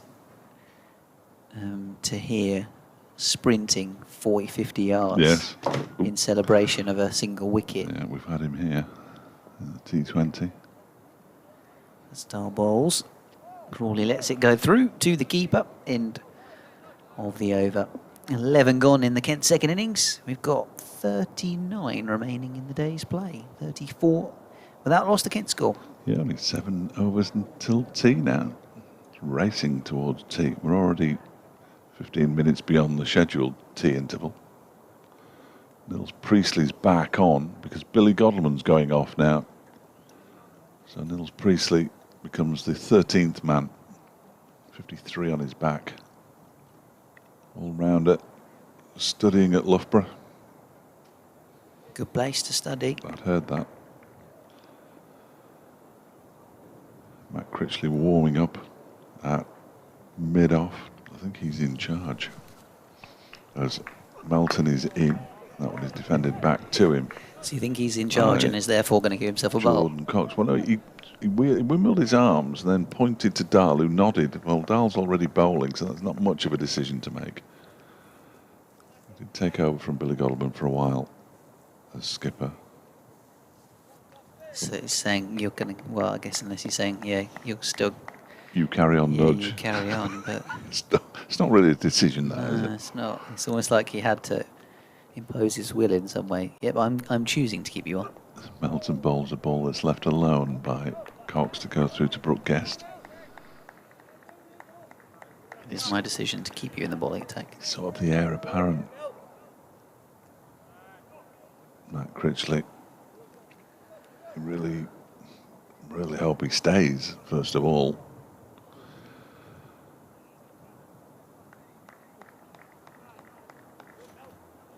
Derbyshire leading run scorer this season, up amongst the leading wicket takers as well.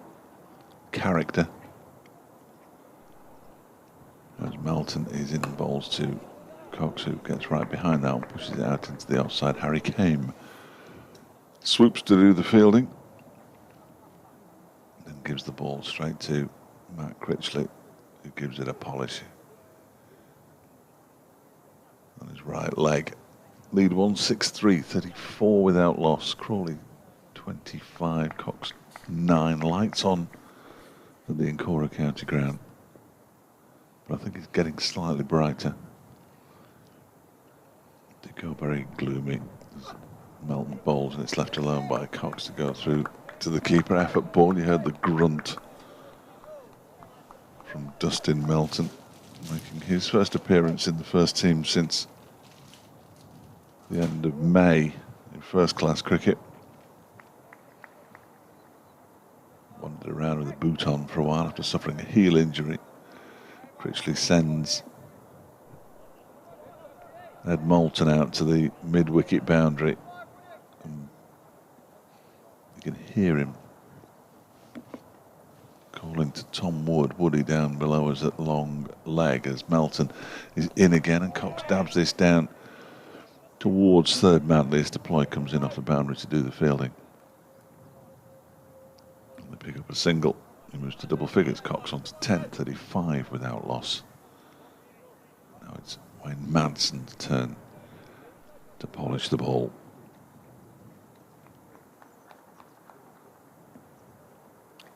I'm getting through my snacks too quickly this afternoon. You nearly finished them? Yeah, I feel like I might need to take a trip to the little kiosk again, but I might need to rob a bank to afford my lemonade and a chocolate bar today. What's your credit status like? Yeah.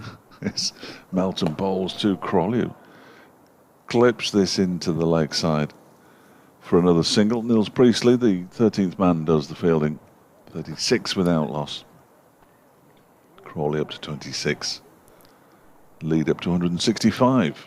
Well, quite frankly, this is not as much fun as watching Sam Connors bat and Jack Leading catch. No, it's not. You're right. It's just a very quiet period of the game, this.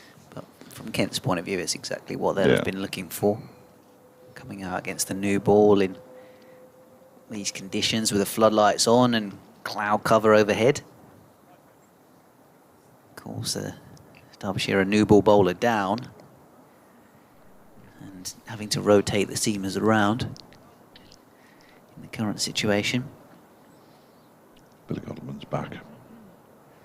Bear in mind, it should only get better really for the Kent batsmen. The longer you're in the crease, the more tired the seamers are going to get with Connors not being out there on the field. Style bowls. Crawley defending into the onside. Wood enthusiastically running in to do the fielding. Certainly not batting with tomorrow's weather in mind, are they? No. You should think if we're going to lose a whole day tomorrow and they just need, or they need a whole day to bowl Derbyshire out, then I mean, they've got plenty of overs left today, still 39 overs left today, but the lead's only, I say only, 165, which wouldn't be enough. And of course, if they went on to bat on day 4, it would take overs away from their bowlers. I think I can see James Logan walking with Mum and Dog now over on the far side of the ground. In his Kent tracksuit, he's down at number 10. He's feeling pretty casual at the moment. Not going to need to put his pads on anytime soon. No, just underneath the chairman's box. No danger of being waved over after a quick flurry of wickets. Needed to put your whites on, as is usual in our cricket team on a Saturday. Somebody's normally doing some boundary bowls and then 2 wickets falls. Halfway over the other side of the ground as Crawley defends into the offside. In your shorts. Classic. Yes, it does happen. It does happen. Ben will be back shortly after updating listeners to BBC Radio and Kent. We'll have an update for BBC Radio Derby some point in the next few minutes, as in goes Anuj Dal once again bowling to Zach Crawley, who defends. It's a real period of calm. It's just 3 and over. In fact, just slightly less than 3 and over they're going at the moment.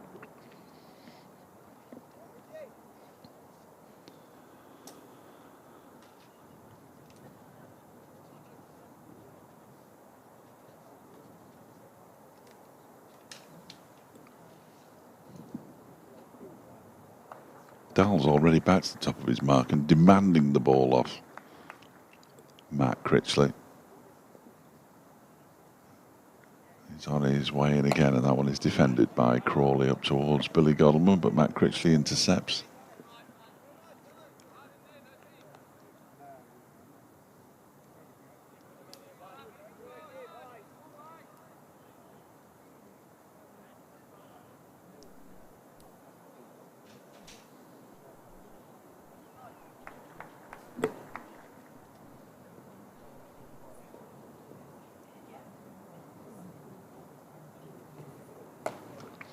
Next delivery is pushed out into the offside by Zach Crawley. End of the over. Just hearing that Emma Raducanu had a note from the Queen after winning the US Open, and the suggestion is that she might frame it. I think I'd stick it on eBay. That might be the way forward for a note from the Queen. So if I do say that at the start of the next update, you'll know what I'm talking about. 36 without loss.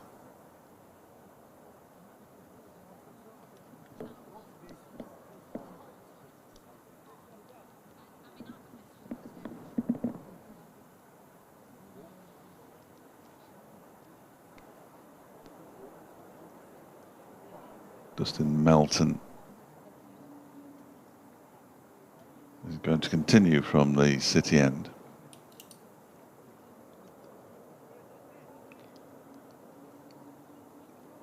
Having a conversation with Billy Godleman. It's going to be Jordan Cox, who's on his first innings score of 10 at the moment. In comes Melton, bowls outside the off stump, left alone by Jordan Cox to go through to Brooke Guest.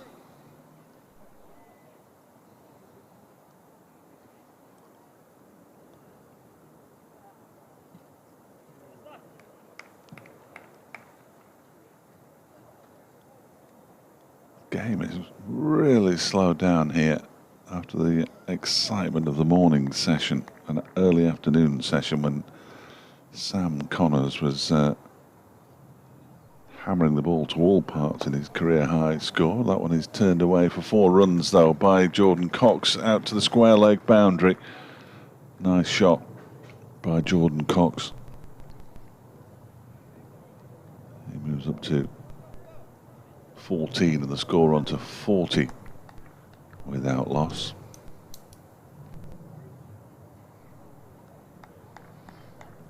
Oh no.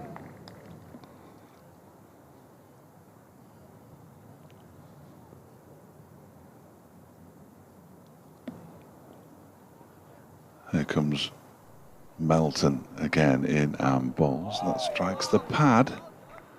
Or slightly higher, possibly, of Jordan Cox.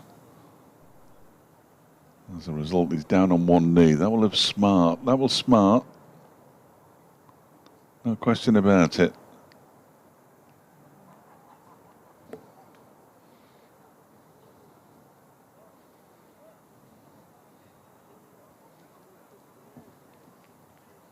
still down on one knee, and Zach Crawley's come along to just inquire as to his well-being. He won't be offering him any sympathy. Sportsmen seldom do, but he's still down on one knee, is Jordan Cox, and that's a bit of a concern. Perhaps it hit him on the hip.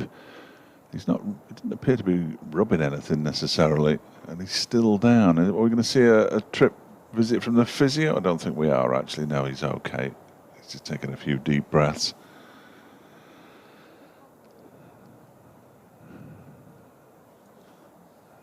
Perhaps just counting to 2. 40 without loss. He's down again on his haunches and struggling to get back to his feet, in all honesty. And now he's ready as Dustin Melton comes in. Can he hit him again? Can he beat the back? Can he take the edge? Well, he can't. Is it strangled down the leg side? They're claiming it. Umpire Cook is entirely unmoved.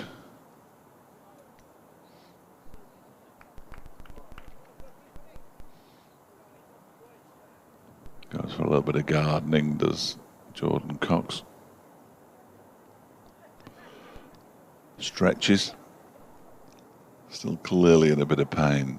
Lead 169.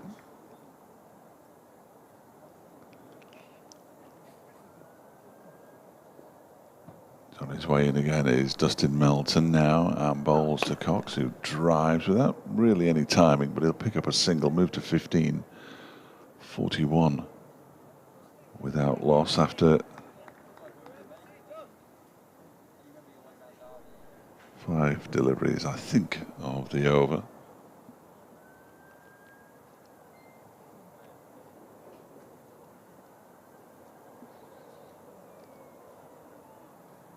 Melton just mops his brow with his left sleeve, and he's on his way in. From the city end, bowls to Zach Crawley, who leaves alone. That's the end of the over. 41 without loss. I'm going to do my update now, so I'll see you in a minute. A lot brighter now at the County Ground in Derby. Even though we have got the floodlights on, probably at a stage where we don't actually need them now.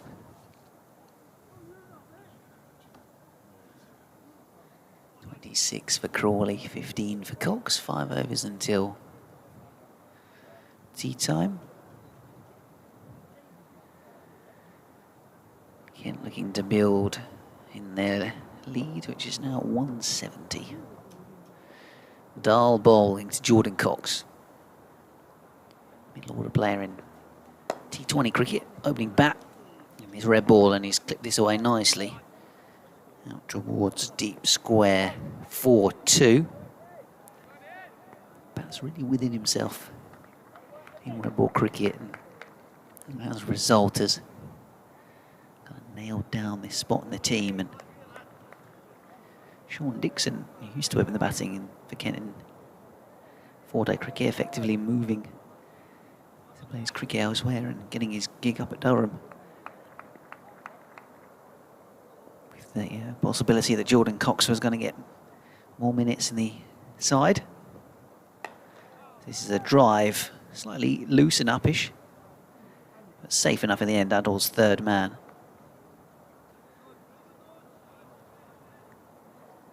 That more minutes phrase was horribly football.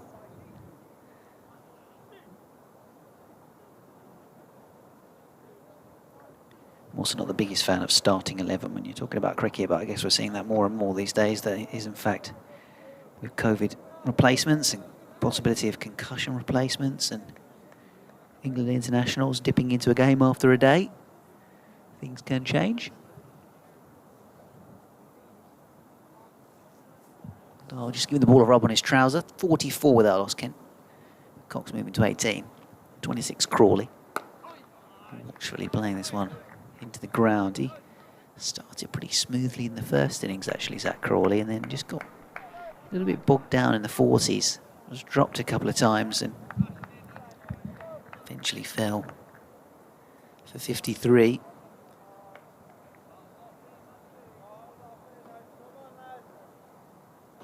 Yet to score 100 in the county championship this season, Zach Crawley. Best efforts of 90, 85, 60, 53 and 50.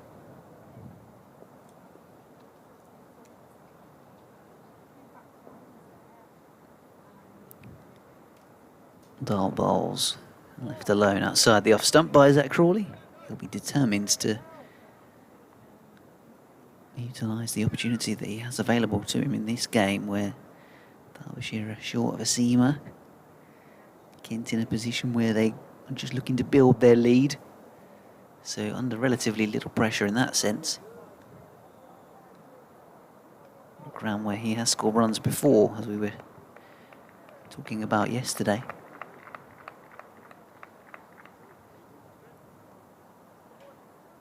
When Crawley was first moved up to the top of the order, having been started out in his career in the middle order, and more natural position for him up the top. This one just running it down into the second slip area. Good stop by Madsen on the bounce, moving away to his right. Yeah, came up here in a second division game against the likes of Lockie Ferguson and Hardisfield Hearn and Palladino, and a very swift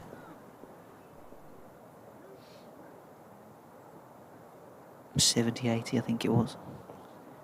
Dave Fletcher had the scoreboard up yesterday. This one's creamed away through the covers for 4 by Crawley to move to 30. The Kent score on to 48 without loss. Just a fraction too full when Zach Crawley just have to bring your length back a touch, owing to the fact that he is such a tall man and can really just stretch out those long limbs and hit drives on the up. Doesn't need to be particularly a half volley for him to be able to unfurl that stroke. As it was, that one was definitely overpitched and a bit of width on offer, so easy enough for Crawley to stroke it away to the boundary. No cricket update. What happened there? No idea. No idea. Staff have been moved around all over the place at the moment, so it's a bit tricky, and producers not necessarily used to the programme are. I'm good with it. It's a shame because I had a couple of cracking lines. See, I like to passively aggressively call the studio. No, when they don't come to me. I never do that. They were talking. It was a sort of TV review section. Apparently, Emma Raducanu got a note from the Queen. She was very pleased with it. The Queen's a role model and said all the right things and said she'd probably frame it. I think I'd have it on eBay by now. If I was the other one was one of our. I mean, it would sell for more if you framed it. In fairness, it would look very nice. Frame it and put it on eBay. Yeah.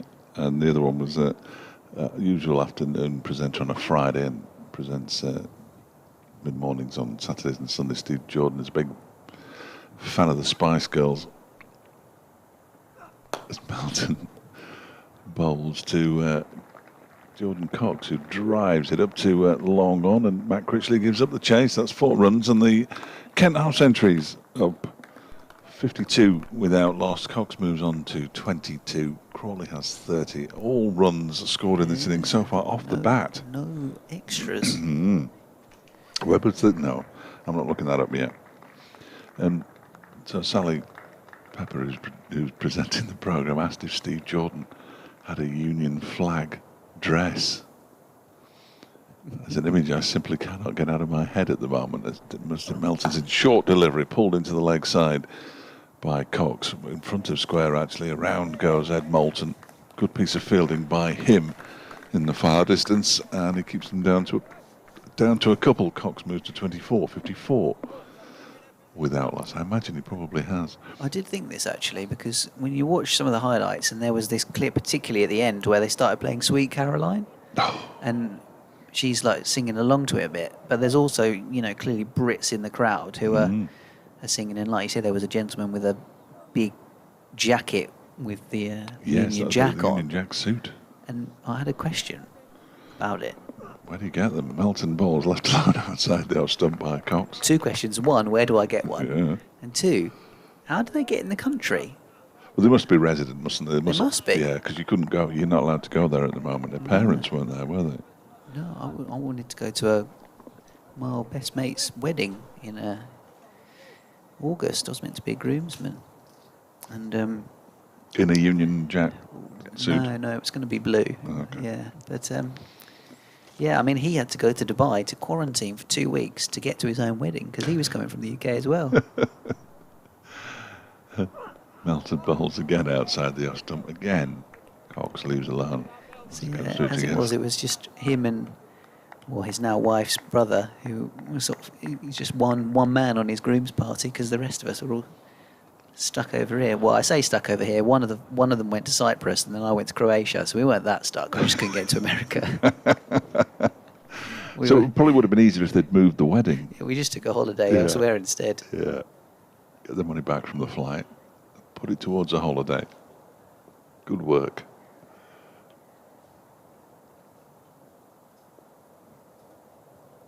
Never had a note from the Queen, surprisingly. No. Here is Dustin Melton bowls to Jordan Cox, who dabs that one down into the ground, and he's slightly concerned momentarily, kicks it away as the ball threatened to roll towards his stumps.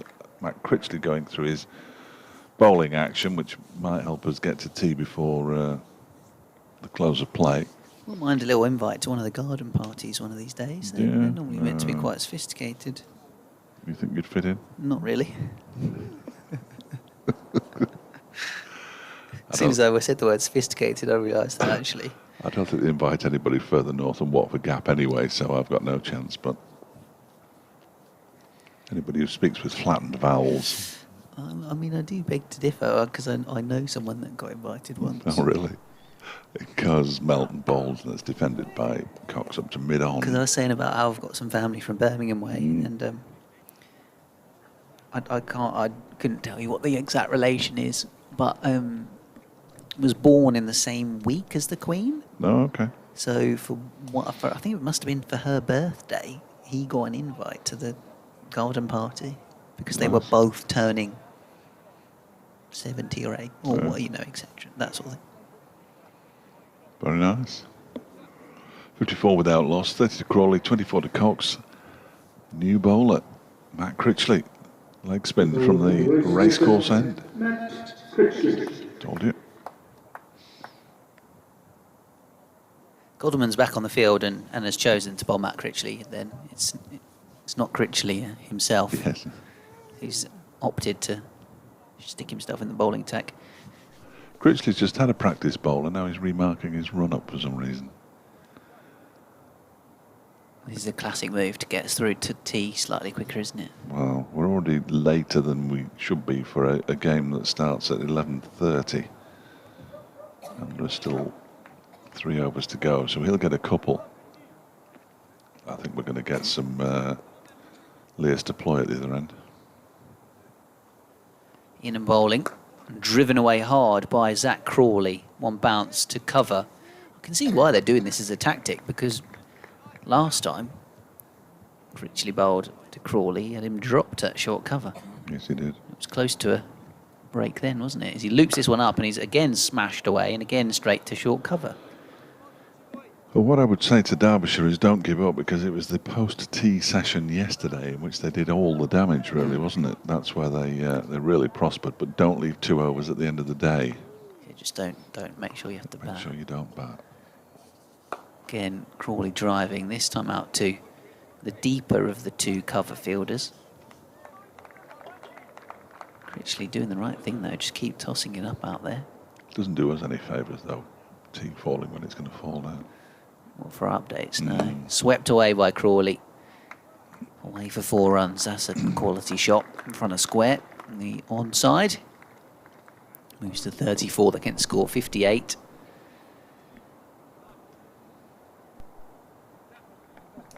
Sweeping against the spin, but feeling confident enough to do so. In that situation, Kent's lead up to 187 runs. Like you say, Deploy is certainly warming up at short cover. He's already been peppered twice in the over by Crawley drives. His hands up. Goes for a little dab sweep this time, Zach Crawley. Down towards fine leg for 2.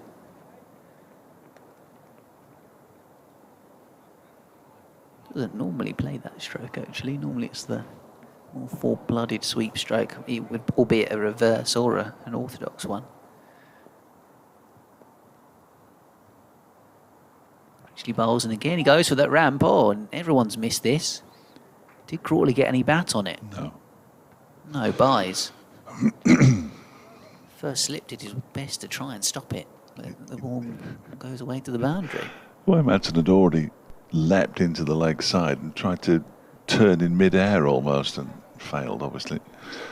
We are going to see Leas deploy because he's already removed his sweater, sleeveless sweater and his cap. So a bit of left arm spin from the City end, and then the update will come bang in the middle of the only other break in the day that we get. We'll have time to go to the kiosk. Oh, that's a problem, isn't it? And the chocolate biscuits have gone. Somebody left one in the packet. I really hate that. Yeah, I'd have just finished it off. Yes, well, I would have. I'm not just saying that. I mean, I brought them yesterday. We didn't open them till today. But to leave one biscuit at the bottom of a packet is unforgivable. I still don't know quite what I did when I picked up some choc chip ones earlier on, and I thought they were in my back pocket, and then when I sat down in here, they weren't. That's good. And so either somebody's seen them, has swiped them out of my back pocket and thought I'll have those, or I've put them down somewhere and somebody swiped them. Deploy begins and over by bowling a full toss. It's well fielded though by Anuj Dal as it's hit out into the covers. But into the certainly ground. another member of the media has had them. Oof, well, I think we should launch an investigation. As Deploy is in again, this one does pitch and turns away. So there's some turn out there. 64 without loss. Lead 193. Deploy around the wicket, bowls to Cox, who gets very watchfully forward.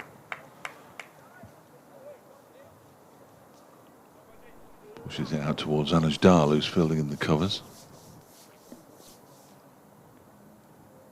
Gets through his overs nice and quickly, at least, as that one is cut away out to Harry Kame on the cover boundary by Cox. He moves to 25. 65 without loss. Still every run off the bat. No, there was the 4 byes, wasn't there? Forget that. Opened my mouth, said something, realised it was rubbish. Well, you realised it straight away, in fairness. Well, that makes it worse, really, doesn't it? This one is swept by Zach Crawley out towards Tom Wood in the far distance. Another single taken. Crawley to 37, 66 without loss. Good design in this media centre, in the fact that we have like these little windows. The extra glass, you like that? The extra glass in the walls, which meant I could see that as it went out towards deep square leg. David Griffin to thank for that leading edge from Jordan Cox as the ball goes back towards Leas Deploy as he completes the over. 2 from it. His first of the second innings, 66 without loss. See, at Canterbury, there's no hole in the corner of the Frank Willie stand. You just have to guess whether or not there's a fielder underneath it. So, Final one more. one. Yeah, last over before tea. This. Until tea. It's bad timing. Might only have to wait a few minutes, in fairness. Do your update, then go. Yeah. Yeah, I'll cover. Don't worry. Critchley bowls. Crawley off the back foot this time. Out towards the sweeper on the cover rope. For 1. 38 for him, 67 for none. Kent, second innings. Derbyshire won 5-6 in their first. 5 points to 3 at the moment, bonus-wise. As this one's cut away by Cox, but straight to the point fielder. So Critchley just dragging his length back a touch, having been bowling quite loopy stuff in the first over of his. That's a better loop to it, and driven by Cox and stopped by Deploy, or half stopped. It was all along the ground to extra cover. In again. Lovely high elbow from Jordan Cox as he defends that back down the pitch.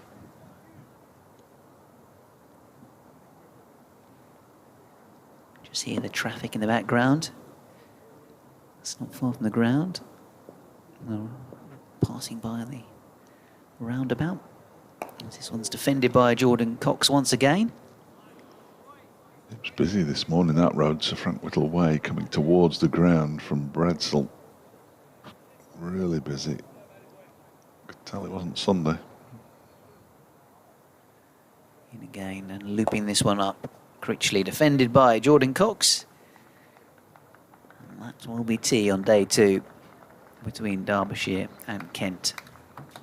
With the visiting side leading by 196 runs. Crawley and Cox both unbeaten. Crawley 38, Cox 25.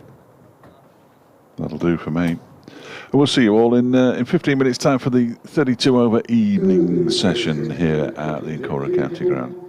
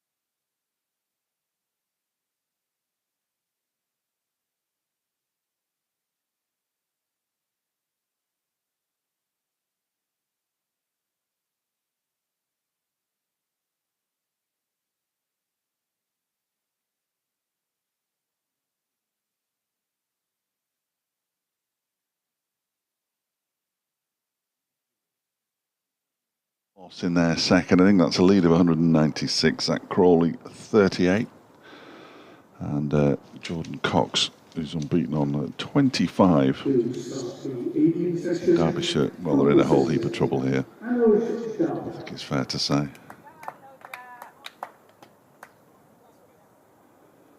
Ed Dawes asking why tea is so late. Because it comes, Ed, with 32 overs of the day left to play, if you're listening. Good to have you aboard. And Derbyshire have bowled their overs relatively slowly. Anuj Dal is going to open from the city end and bowls to Zach Crawley, who defends it back to him. Last night, 7 wickets fell for 61 in the final 32 overs. Well, in fact, 8 wickets fell for 62, but one of them was a Derbyshire wicket. So if Derbyshire can replicate that, they've already slowed down to such a degree that the over rate's gone from +4 to +2.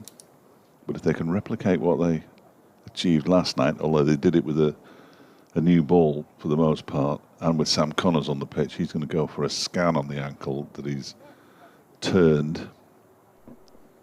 Dahl bowls a full delivery that's clipped away by Zach Crawley for a single out to Tom Wood in the far distance. If they could replicate something like that, then they might just about keep themselves in the game. Kent, of course, can't rely on the weather being bad tomorrow, so they won't want to throw their wickets away just in case they fall in a heap, and give Derbyshire 2 days in which to score the runs, although at 197 the lead's probably already enough. Dahl is on his way in again, bowling to Cox, who defends it back to him. He tosses it to Matt Critchley, who inspects it, polishes it, walks to Billy Godleman, hands it to his club skipper. He hasn't handed it to him yet. He's still polishing it. Harry Kame is the designated clapper this evening. In his oversized Derbyshire sweater. I'm surprised he can clap, because the sweater's sleeves come so far over his wrists that they're almost down by his ankles. Here's Dahl again, bowled, defended by Cox out to the offside. Straight to Critchley this time to prevent Dahl from having to throw it to him.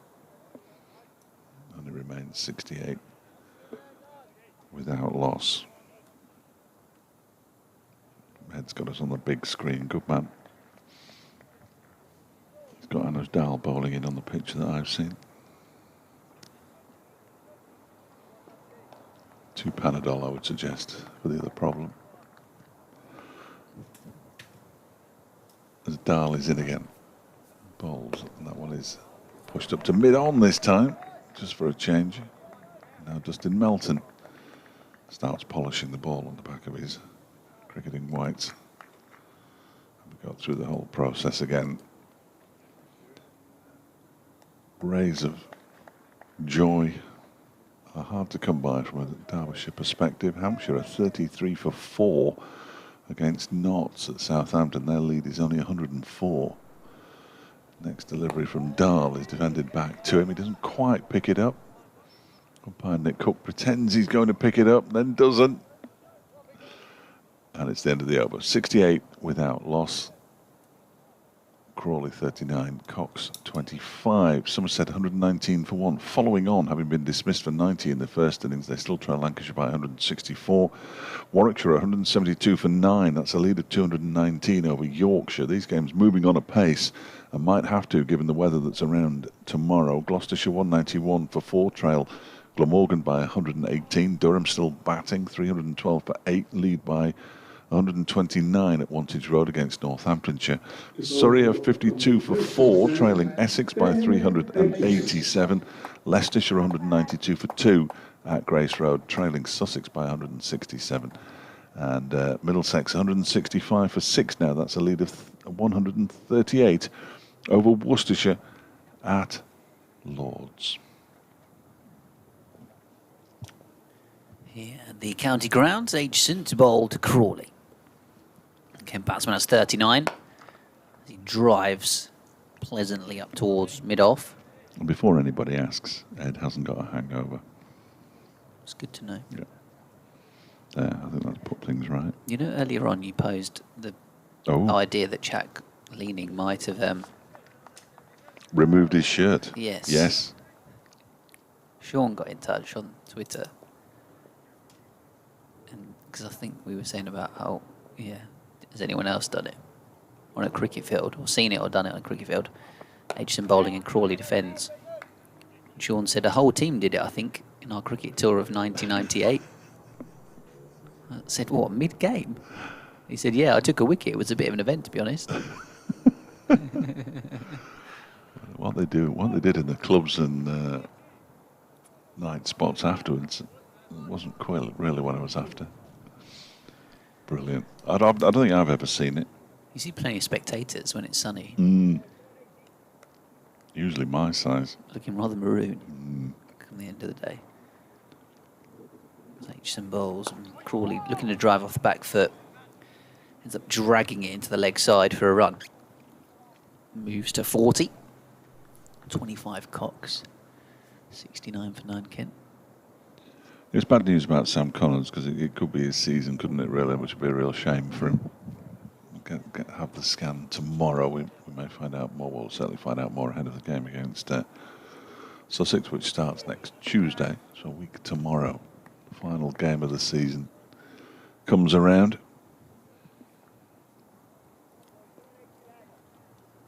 Certainly won't be on today, though. Aitchison in off his long run up. Bowling to Jordan Cox, who just offers the bat at the ball and deflects it down towards third man for a run. It's a little bit old school, Jordan Cox, the way he plays it. 4-day cricket. He just almost doesn't seem to ever try and hit the ball. He just offers the bat. Maybe a little check drive every now and then. Accumulates. It's good to have one batsman out there who does that. I mean, I'm not saying that Crawley doesn't do it, but if you've got more aggressive batsmen at the other end, it's quite good, isn't it? Absolutely, and it is a contrast to the way that Cox does play in white ball cricket, so it's clearly an active decision. As Crawley defends a quick single into the offside. Critchley doesn't pick it up cleanly anyway. Yeah, so it definitely seems to be a method of concentration and deliberate ploy to play that way. Lead up to 200.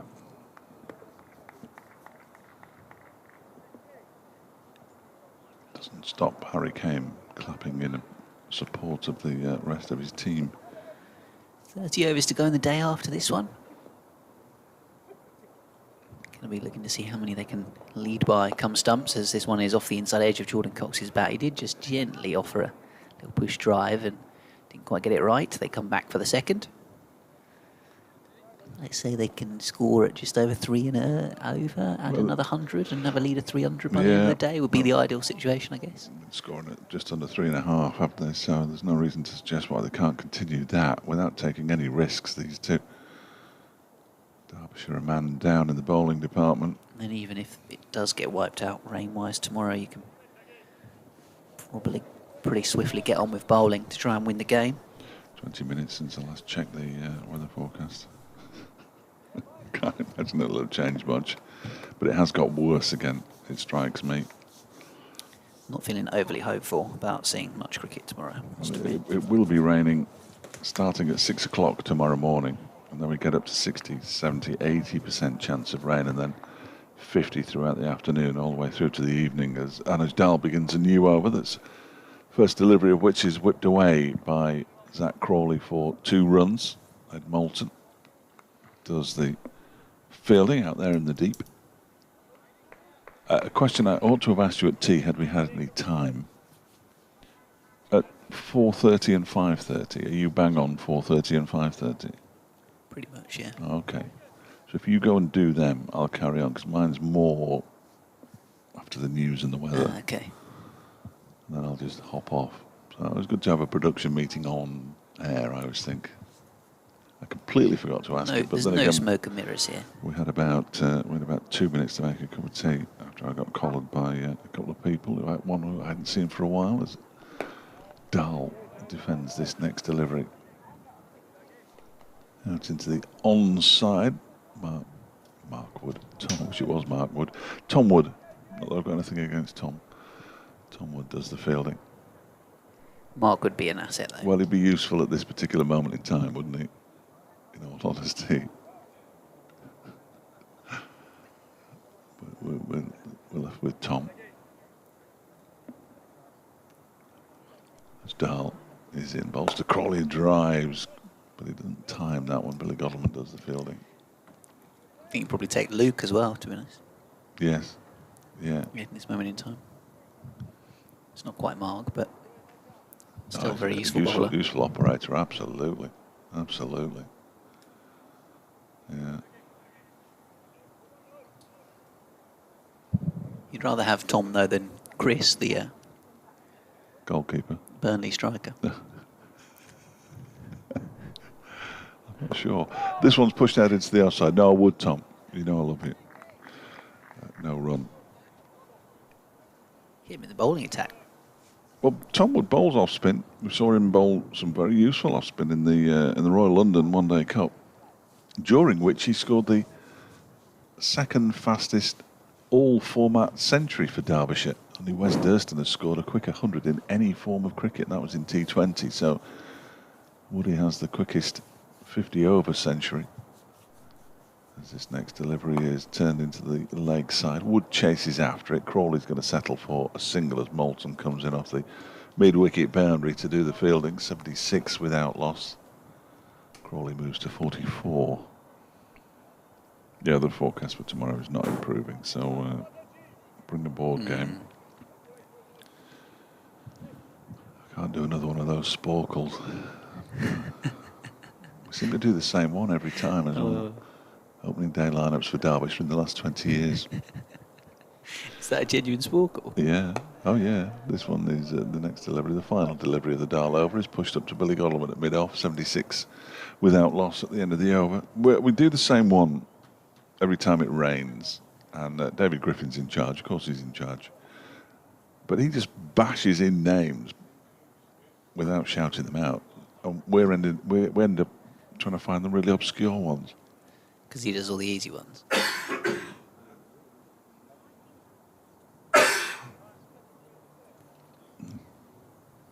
No, got a tickle. I'm glad it's not my over. It might be in a couple of minutes' time when I've got to go do my update.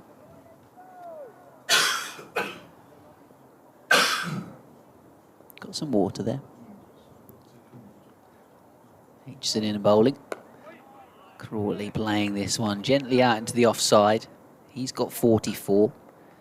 Jordan Cox 25. Crawley looking for what would be, well, certainly the first time he's got 2 half centuries in the same game this summer, but 1, 2, 3, 4, 5 so far. So aiming for a 6th half century of the season, like I mentioned earlier on, hasn't got a ton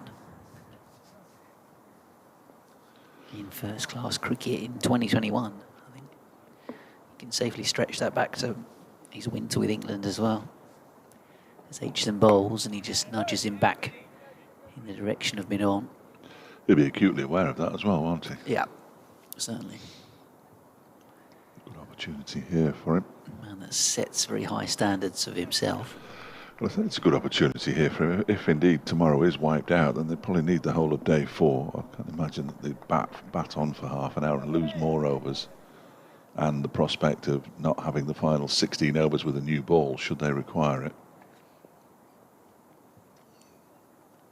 So the job needs to be done right now. As Crawley drives up towards mid-on, it's parried.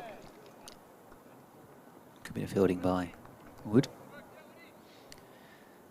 He gets 1. That's why I want Tom Wood in my side. That sort of commitment right there. Yeah. You can keep your Mark and your Luke. You, Chris. I wonder if he ever played any cricket growing up. There's half a chance. It's Kiwi, isn't he? So there's half a chance. Maybe at school. Yeah, I think they're all forced to play all sports. There are so few of them. But Aitchison in from the racecourse end, bowls to Cox, who leaves alone outside the off stump to go through to wicketkeeper Brooke Guest.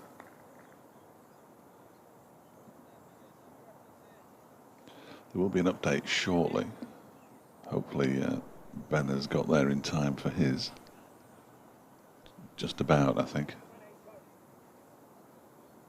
I've got Wesley Mallon in my ears at the moment doing his news headlines.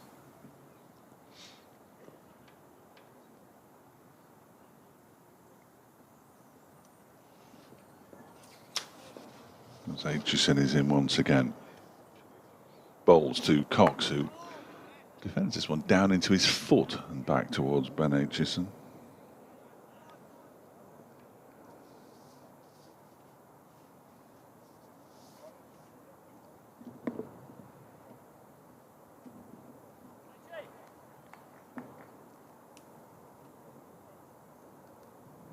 Large crow at the on the fine leg boundary, just to the right of. I think that's Dustin Melton down there in the far distance, and goes Aitchison again.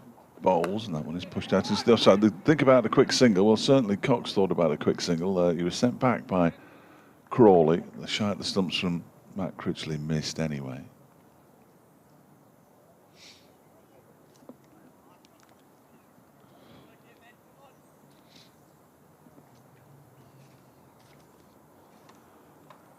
It's the end of the over. The lead is 206.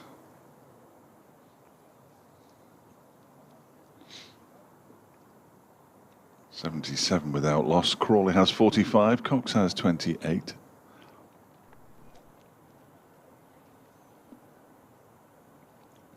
And Dahl to continue from the city end. Zach Crawley on strike, and he whips this first delivery out into the leg side.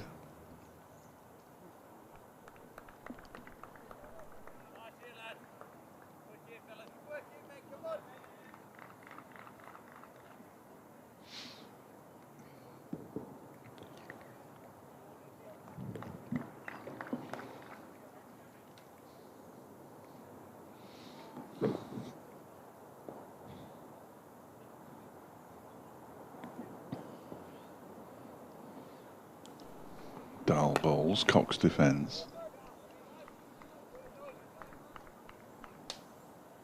There is no run. Just the one slip now. It's all about keeping Kent in check from a Derbyshire perspective. Crawley 46, Cox 28. Big opening stand. Not going as well as it might be for Derbyshire at the moment, but Kent in a very healthy position indeed with that 207 run lead. As in comes Dahl again and balls. Oh, and that's a false shot. We haven't seen too many of those from Jordan Cox. Ball goes off the outside edge down to Matt Critchley in the backward point area.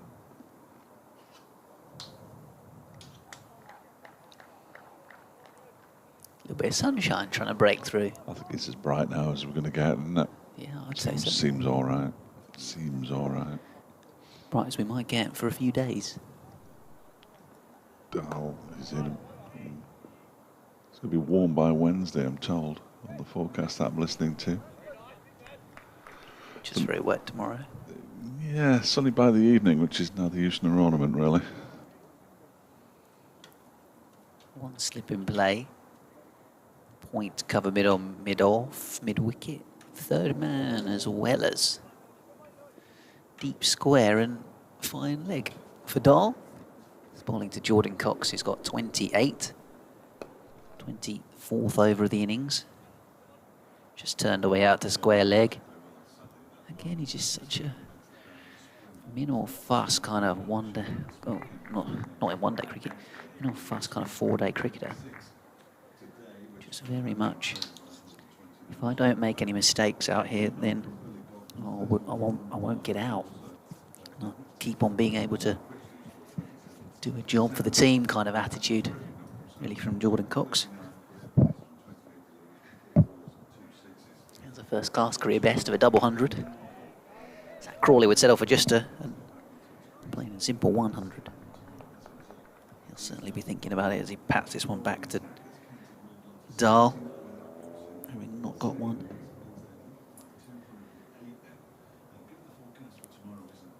this season. Was Wisden Cricketer of the Year because of the fact that he got the 267 and against Pakistan for England, and then a T20 100 against Hampshire at the Ageas Bowl, as well as one in the Bob Willis Trophy against the same opposition. He'll be desperate to not only get 4 more runs, but 54 more runs.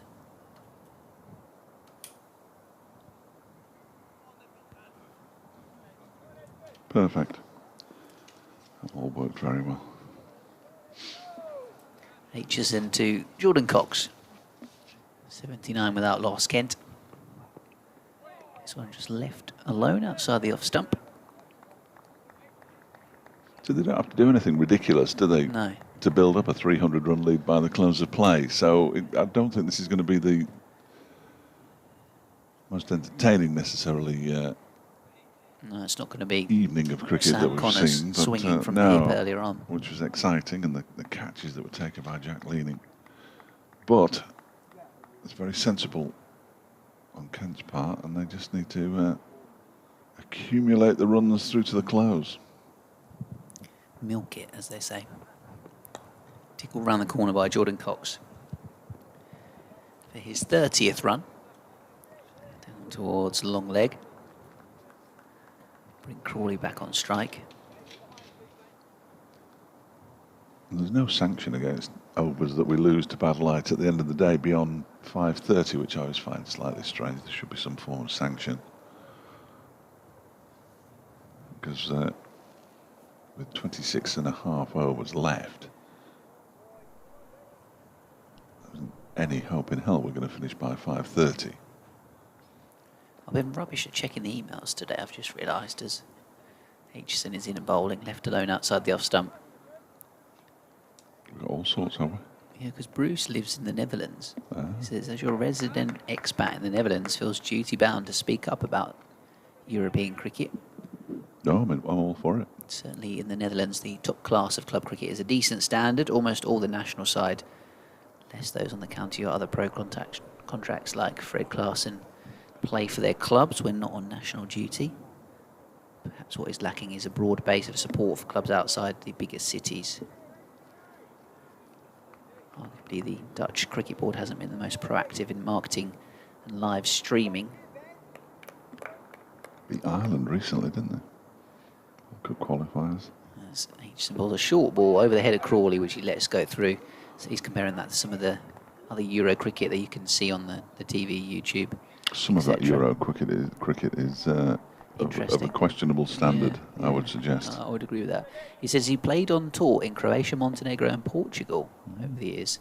What's definitely true is that cricket is on the up, perhaps in a similar way as it spread through the British Empire in the 19th and early 20th century. The time, of course, the evangelists are those expats from, say, South Asia. This one is defended by Crawley.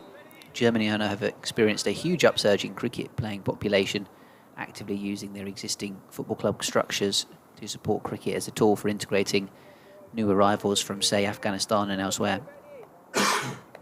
That's good.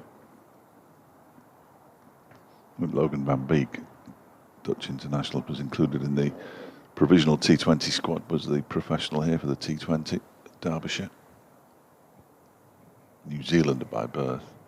His grandfather played for the West Indies and New Zealand. Aitchison bowling to Crawley, 80th on the Kent score. Pipped away by Crawley for a run down towards long leg. Bruce finishes by saying that he can recommend the Emerging Cricket website and podcast if you're interested. And he says, unlike many others, I don't see the USA ever becoming a force in world cricket, mainly due to constant infighting and power battles in US cricketing administration. Good job we don't have the same problems here. That's an interesting one about the United States. I think their cricket authorities were stripped of their power, weren't they, by the ICC, and it was handed over to somebody else, I think. Apologies if I'm wrong, but I'm fairly sure that's the case. Dustin Melton's going to come on to bowl now to replace Anuj Dhaliwal. 3 overs for 6 runs post tee from the City end. Yeah, I watched a little bit on Free Sports, showed quite a bit of the cricket from the continent earlier this summer. Interesting. Of course, there was the Canadian Premier League that existed for about one season, wasn't there, or one tournament before disappearing. I think it's disappeared. It may not have done. I apologise if it hasn't. It's gone underground. Under the radar. There is Dustin Melton then, in bowling to Zach Crawley, who leaves alone outside the off-stop. Ball goes through to Brooke Guest. Well, Daddy Longlegs got the wrong side of the glass. Yes, you don't want to do that, he's mate. in trouble now, isn't he? He's inside. I think he knows where the window is, but he can't quite manage to get over. Yeah. He's got to, there we go. Oh, good effort. Oh no, he's come back again. He's in an open window now. We'll leave him to it. Or her. He's just perched up the top, actually. That might be a good view from there. Won't be much good when they shut the window. No. This one is whipped away by Zach Crawley for a single out to Moulton on mid-wicket boundary. 82 without loss. Crawley inching towards a half-century. It would be a slightly restricted view if the window was closed. He might get a reduction in his entrance fee. We also had an email earlier on from Paul Harrison saying thanks for the commentary, helping him get through his work day. Says he's looking forward to celebrating his 50th birthday next week, watching Kent v Middlesex the third day at Canterbury. Excellent. Melton bowls, it's pushed up towards mid-off. Godleman fields and then throws the ball back to Brooke Guest, but the batsman went through comfortably for a single, and where he caught the ball was some considerable distance away from the stumps. 83 without loss. Yeah, congratulations for next week. And youngster. He's mentioned a few things. I'll pick and choose what I'm going to say. Okay. But Kent, he says, who is Kent's most underrated player? I would say either Leaning or Milnes, and I think definitely Jack Leaning. Well, Leaning's underrated. Blimey. Melton into Zach Crawley, who, well, he misses as he tries to pull the ball as an appeal. I think people like you and I know how good Jack Leaning is, but I wouldn't say universally. No, I suppose. He's quite got the plaudits for what he's capable of achieving. I think Matt Milnes is kind of on the way up. We'd seen him in the north anyway with Yorkshire leading, so we always knew about him. I didn't realise he was quite as good a catcher until today as he is. 4 catches I think he finished up with.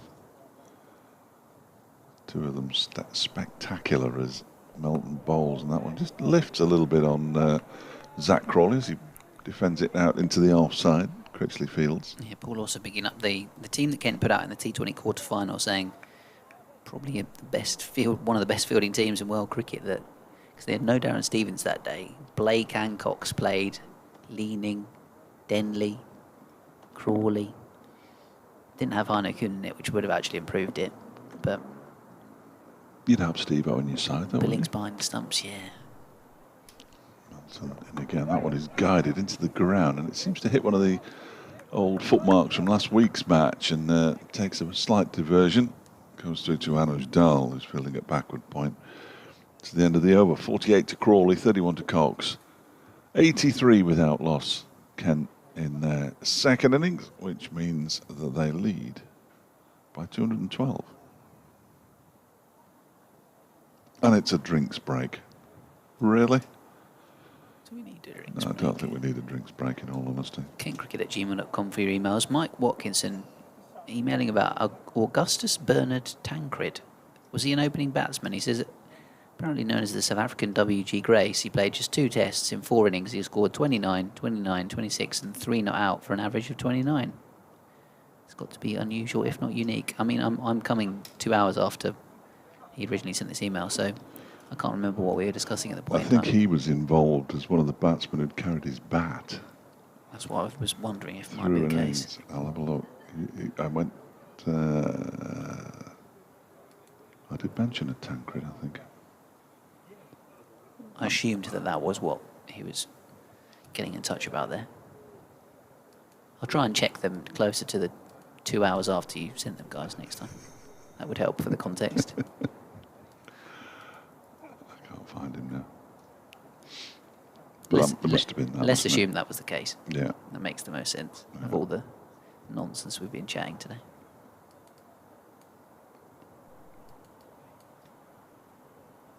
It's a very, very long list, and the number of people who scored less than 50 and carried their bat is absolutely remarkable. Remarkable. Cyril Washbrook did it for Lancashire against Worcestershire, an innings of 124. I won't read any more. I'm fascinated by it though. Ben Aitchison in and bowls too. Cox has a shot at the stumps from Matt Critchley. Where's that gone? Out to Ed Moulton. They get through comfortably for the single. It brings Zach Crawley back onto strike. He's on 48. He's faced 77 deliveries so far. He has hit 6 fours though. And they remove one of the slips.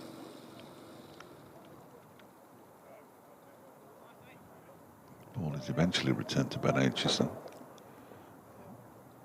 Despite the fact we're 45 minutes away from the scheduled close, still 25 overs to go as Aitchison is on his way in and bowls to Crawley, who drives but doesn't time this one. Goes straight to Billy Godleman, just to the right, in fact, of Billy Godleman. Not Fred Titmus says I'm being too kind to the European Cricket League. Yeah, standard wasn't great. Lead 213. 84. Without loss. In their second innings, Kent having bowled Derbyshire out for 156. In goes Aitchison again. That's pulled, and that might be the half century. It is the half century for Zach Crawley. It was a forceful shot. He just acknowledges the applause from the changing room by lifting his bat towards the players' pavilion away to our left-hand side. Good round of applause from the home supporters as well as Crawley moves to 52 from 79 balls with his 7th 4. Can't move up to 88 without loss. It's more like it. Yes, absolutely. That was a proper cricket shot, wasn't it? Might be 79 balls, in fact. I may have sold you a pop there. 79 balls. Yeah, that was his 7th 4. With Aitchison in again, bowls too many pulls again, but this time finer. He's going to go round to the man at long leg, who is Moulton, and pick up a single. Moves to 53. 89 without loss. Lead up to 218. Really nice knock by Zach Crawley, taking no chances. The first innings, he made 53. Just putting it out there. He's on 53 now, but he's at the non-striker's end.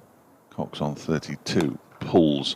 Very controlled pull, and that's going to be 4 runs as well in front of square, a long way in front of square in the end. He just sort of checked the pull, and not for the first time in this over. Poor old Harry Kame has to go scrambling amongst the covers to retrieve the ball. He moves to 36, Cox, 93 without loss now. Kent. Ben Aitchison looks hacked off out there. The lead is up to 2-2-2. No, bit of Richie Bennett. Indeed. 2 batsmen have faced almost an identical number of deliveries as Aitchison bowls. That's turned into the leg side. Tom Wood moves to his right to field. The batsman nipped through for another single. 11 runs off the Ben Aitchison over. Cox up to 37. It's 94 without loss. The lead is 223. There we go. Confirmation of what listeners and viewers already know. But an extra little ripple of applause for Zach Crawley. Now his key is to go on. 24 overs left in the day's play, so an hour and a half's cricket still to play, and that's an hour and a half if they actually bowl the number of balls that they're supposed to bowl in an hour and a half. Yeah, this could be a bit of a struggle for Derbyshire. It's Very much one-way traffic at the minute, isn't it? Yeah, we've been here before. That was a bit of an accidental, Benno, actually. I was, again, trying to do maths on air, which as I pointed out earlier on, is never the best, so hence the pause. Trying to add up.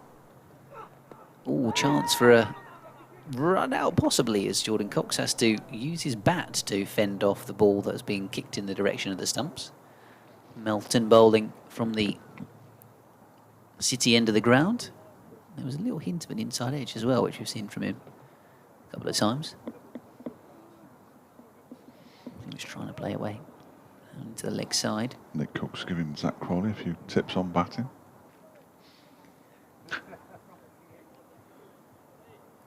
Legitimately so? What did Nick Cook do in his... he used to play a decent standard, did he? Yeah, well, obviously, yeah, played, yeah, I think so. I'd have to check his record, but yeah, Nick Cook was a county player, I'm sure. Play any international cricket? No. Back goes Cox and plays into the offside. In my head, I've got that he might have played a couple of test matches. He's a right to that one. That's no good. He's not the CEO of Defence Industry Consultant Dynamics either. No, he's not. Or a corporate storyteller. Whatever one of those is. Corporate storyteller? Yeah, I don't know what one of those is. What on earth does that involve? 15 tests. There you go. There's a man whose voice is never heard, and it was never heard on air once when he was here. Jordan Cox pushes out towards the point. Simon Story's just surveying what used to be his. But is no longer. He's here for the day. He's just marvelling at the big cracked glass that was amazing. One could put between us. COVID actually got into it and destroyed it. So very sad. Very sad. Simon says he listens all the time. Oh dear. Yeah, 15 tests, 3 one-day internationals. And Nick Cook. Melton bowls and Cox defends into the offside. Looking rather smart, I must say. Nice navy blue suit. I think he should be giving him bowling instructions rather than batting, though. 179 runs at 8 in test matches, 52 wickets at 32 with the ball. In his first-class career, his overall batting average was 11.6, but his bowling average, 879 wickets at 29. Well, that's not bad. Short ball pulled away by Cox, but he's picked out the fielder, and between the mid-on fielder and the deep square leg, there is a massive wide open space, and he looks to the sky as if to say, how have I managed not to hit the ball in said massive space? That would have got me some runs. This is his 165th first-class match, standing as an umpire. He's had 1 women's test, 4 women's one-day internationals and 7 women's T20s as well. Melton passes umpire Nick Cook. As Cox defends out towards mid-off. End of the over, 23 to go in the day. 53 Zach Crawley, 37 Jordan Cox. 94 for none, the score. He got his debut against New Zealand at Lord's in 1983 for England because Phil Edmonds ricked his back getting out of a car. He took 5 for 35 in his first innings and 4 fifers in his first 4 tests. John Embry only took 6 in his entire career. It's a decent little introduction. Yeah. His last 11 tests, he only picked up 20 wickets, an average of 57. He was also part of the squad that lost the Ashes in 1989. In fact, when David Boone swept him, Australia sealed victory. He's a good man, though. Lutterworth played for Leicestershire and Northamptonshire. I think it's the first time I've ever looked an umpire up. There you go. Doesn't happen very often, does it? It was quite interesting. I liked how it had individual stats. Crawley on strike, drives the first delivery from an Anoj Darlow, was straight back down the ground for 4. Terrific shot. Kent moved to 98 without loss. Crawley up to 57. Really satisfying there for Crawley that he drove it straight, took a couple of steps, realised that it was going for 4. A couple of little back steps, then go back to his crease. You don't need to run for those. But yeah, the fact that it has stats on what internationals and he's covered as well is interesting. It's good, isn't it? You can find anything out these days. This next one is driven. This time it's a wide one through the extra cover region, and it's gone for 4 more. Pitched up and driven, and the 100 is up for Kent. 102 without loss. They move on to the lead, 231 now. Crawley moves on to 61. It's all getting a bit...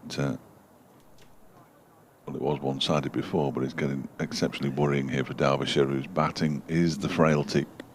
The bowling has been the strongest suit throughout the course of the season, but they're a man down in Sam Connors, and I don't know, they don't really look like getting a wicket, do they, at the moment? No, not really. And then Melton, I guess, has not played loads of cricket. No.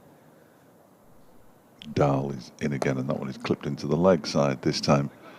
Around goes Harry Kane, picks up, batsman come back for a second. The throw's fairly decent, to be fair to Kane. He's a long way out there, but they get back for the second comfortably enough.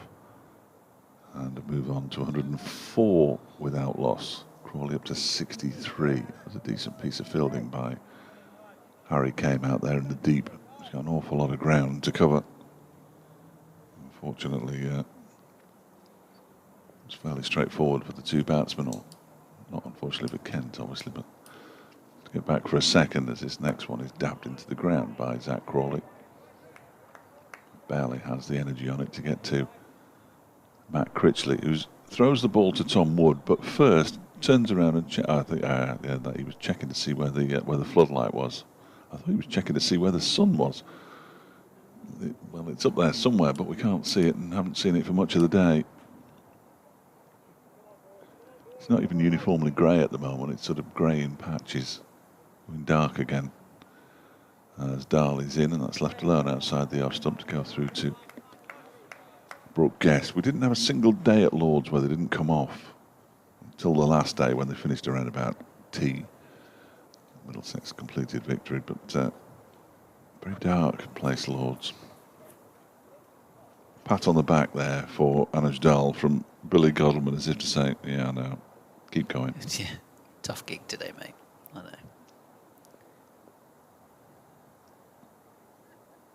It's on his way in again. Is Dahl, bowls to Crawley outside the off stump. Allowed to go through to the keeper. It's the end of the over. Kent 104 without loss after 29 overs of their innings. The run rate is nicely above 3.5. And there are still 22 overs to go today. So another 70 odd runs would take them up to 180-ish. And that would give them a lead of whatever 180 plus 129 is, 300. So that's what they'll be looking for, a lead of 300 with 2 days to go, and the prospect of losing the thick end of an entire day tomorrow. Car leaves the car park, can't say I blame them. Derbyshire fan, I assume. One of the 2 slips is being removed now as Derbyshire go not entirely defensive, because Ben Aitchison's gone from first slip to quite gully, possibly 4th slip. Short ball pulled away by Jordan Cox. He has managed to get it in that gap. This time between deep square and mid-on. The boundary rider does move around to do the fielding unit, gets 1. Again, a lot of space out there, isn't there? Umpire Tom Lungley has got nobody to talk to, and now Aitchison's moved again, this time into the sort of mid-wicket area. It was almost like they heard you there. Fletch, they said, let's stick a man in that gap. Full delivery from Melton, driven by Crawley up towards mid-off. Next door for a 5 o'clock update for BBC Radio Kent. So the news stab in my ears.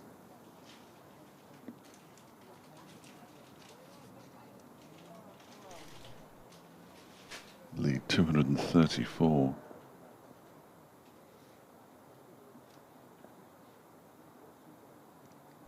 Dustin Melton from the City and bowls to Zach Crawley, who goes onto the back foot and forces it out to the offside. Good stop there by Harry Kame in the covers. Keeps them down to a single.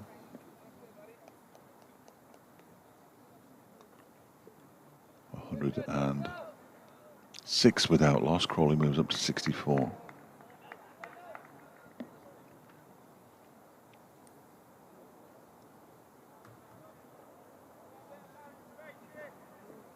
Harsh from Fred Titmus, not Fred Titmus, about Nick Cook. I'm not reading that out, not Fred. In comes Melton again and bowls. This one is defended by Jordan Cox into the ground.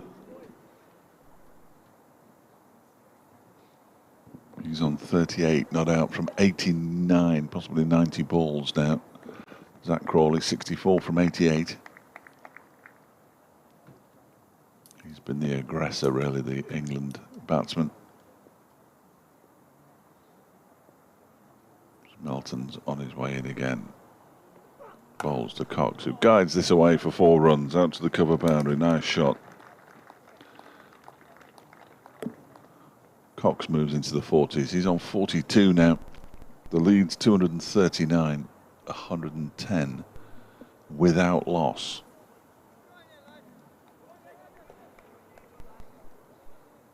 After having a first innings lead of 129, I would suggest that if you add the two numbers together, 239 is what you get, 110.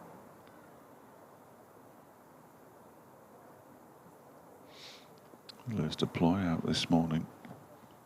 Second ball of the match. Of the day, not of the match.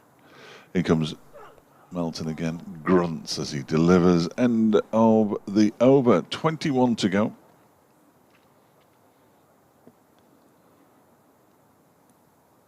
And Kent are 110 without loss.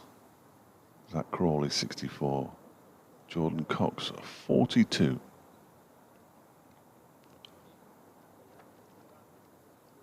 Batsmen have a little punch of gloves. Anuj Dal will bowl his second over of this spell, the first of which went for 10, which is again un-Anuj Dal-like.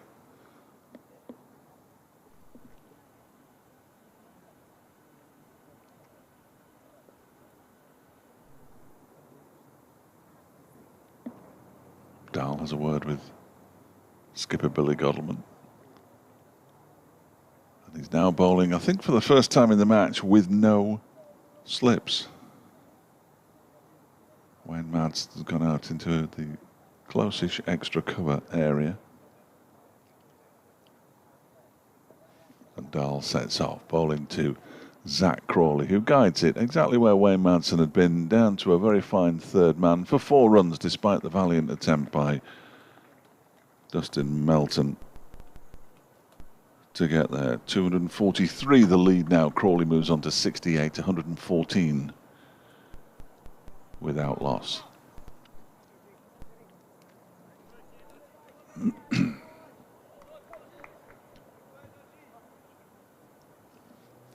Update.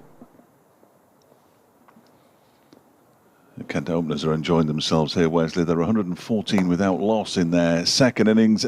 Make that 114 for 1. And Zach Crawley's just hit the ball straight to Billy Godleman and goes for 68. Jordan Cox is unbeaten on 42. They have a lead of 243. And given that tomorrow's forecast is poor, they need as many runs as they can before bowling Derbyshire, bowling at Derbyshire once again on day 4 on Wednesday. 114 for 1 now, Ken.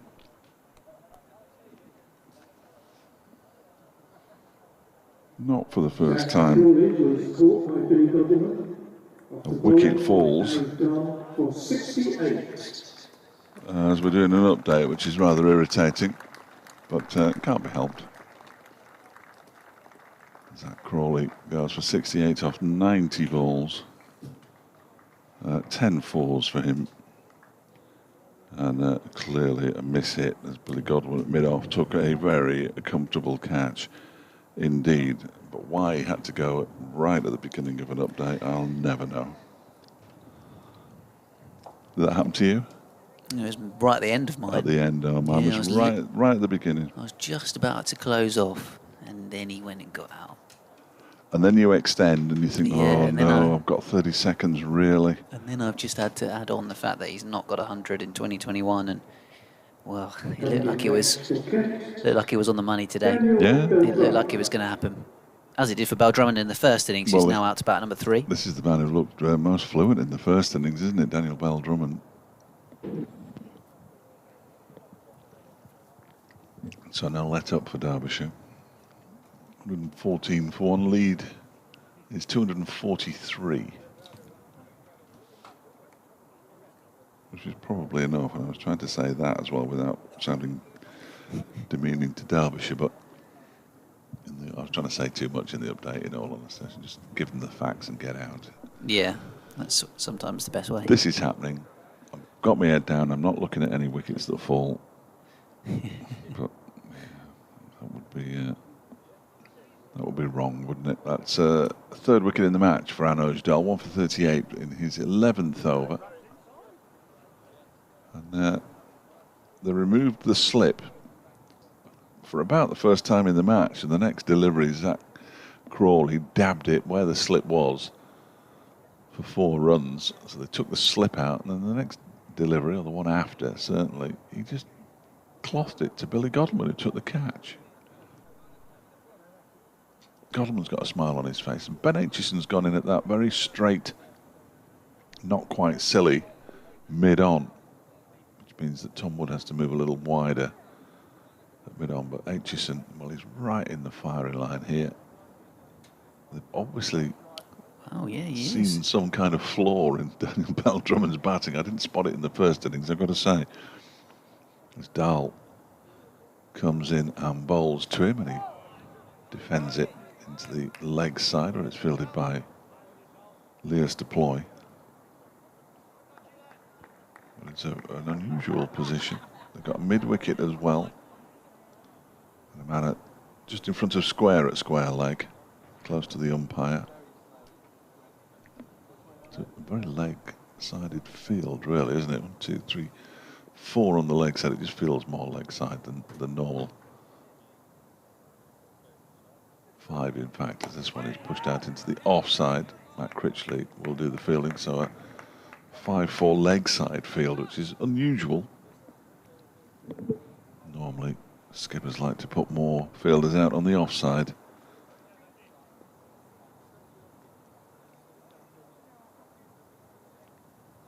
But a breakthrough at least for Derbyshire. Opening stand of 114. Lead 243. As in goes Anoj Dal again, and that one is pushed out into the offside. He probably, as much as anybody, deserves a wicket, Anoj Dal. Yeah, it's kind of a reward for their toils and hard work, rather than necessarily any kind of pressure that they've built up, because I don't really feel like there's kind of any opportunities or many times where you've seen a full stroke from the batsman or it's beaten the outside edge. There's not really been much of that. It's very much being Kent in control and batting, making batting looking fairly comfortable out there. Dal bowls and Bell Drummond pushes it out to Matt Critchley once again. It's the end of the over. 114 for 1, a successful over for Anoj Dal. Did concede 4 off the first delivery, but picked up a wicket off the second. And at 114 for 1, with Bell Drummond yet to get off the mark, and Cox on 42. The lead is 243. Probably enough, without saying it. Well, I just have. Yeah, 156 all out earlier on in the day, Derbyshire.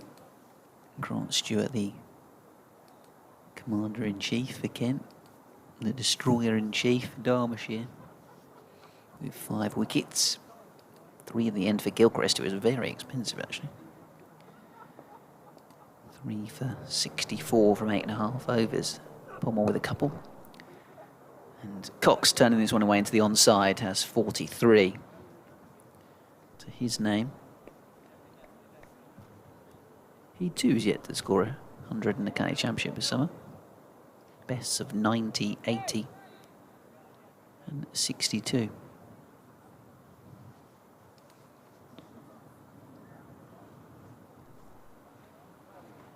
Oh God, I'm looking for the fourth innings. I can't remember where I found it last time. What highest chases? Yeah. Melton bowls. Driven away by Bell Drummond off the back foot. Straight to Critchley at extra cover. He's got a cloth or a beer towel or something sticking out the back of his trouser.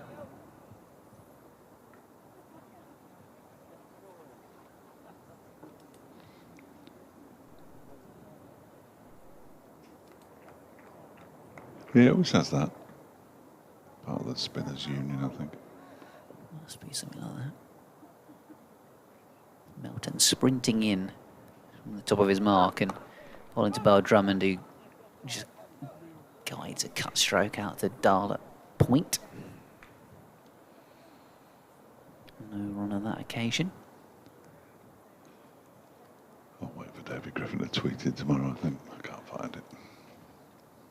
It's in there somewhere, because I found it at Lord's.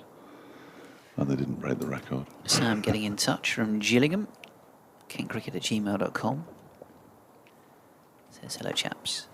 Well, actually he says, folks, it's been great listening in.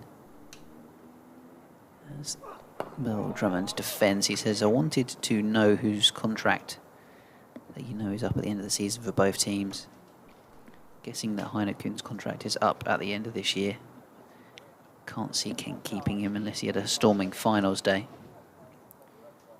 I was talking about Alex Blake. I'm not sure what his contract situation is, but obviously he's on a white ball only deal. I think I remember hearing Billy Godwin's contract. No, next season. Next season. Godalmon and Watson next season. Tom Wood and Anuj Dahl this season.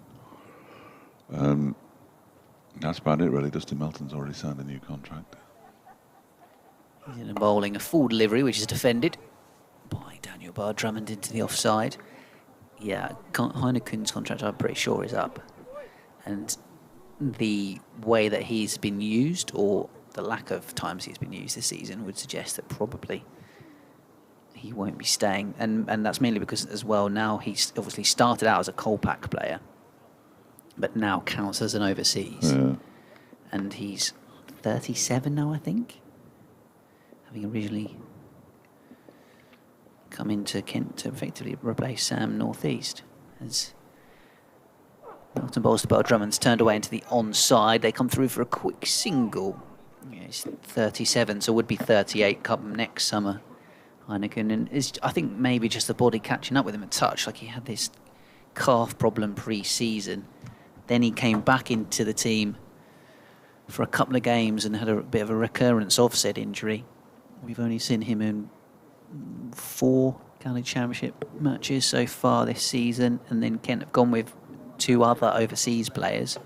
So he's only played 2 T20s at the back end, and that was because Milne and Case were in the first team squad that had to quarantine, and then we saw him play a couple of games in the one-day cup. So Be in contention for finals day, though? Seems unlikely. No. I think. I mean, he could play in theory because Adam Milne's not around, so he could be involved. But I just can't see it because of the fact that he's been fairly sparsely used by Kent and has had this kind of calf problem. And batting-wise, I think Kent have struggled to get, say, Ollie Robinson, Blake and Cox all in the team. And I think those guys will probably be ahead in the queue. Derbyshire's new coach, whoever he may be, has got perhaps some decisions next year, but not necessarily immediate decisions to make as Dahl begins a new over that's turned into the leg side. First delivery of by Bell Drummond. And I don't think there's any doubt that Anuj Dahl deserves a new contract. Alex Hughes is out of contract, I think. Matty McKiernan, 12th man today, but a lot of players were tied down on quite lengthy contracts. Harry Kame, for instance, Brooke Guest. Sam Connors has recently signed a new contract. And then next year, Billy Godalming and Wayne Madsen, the two big ones, really. Their contracts are up, but they are contracted for next season already.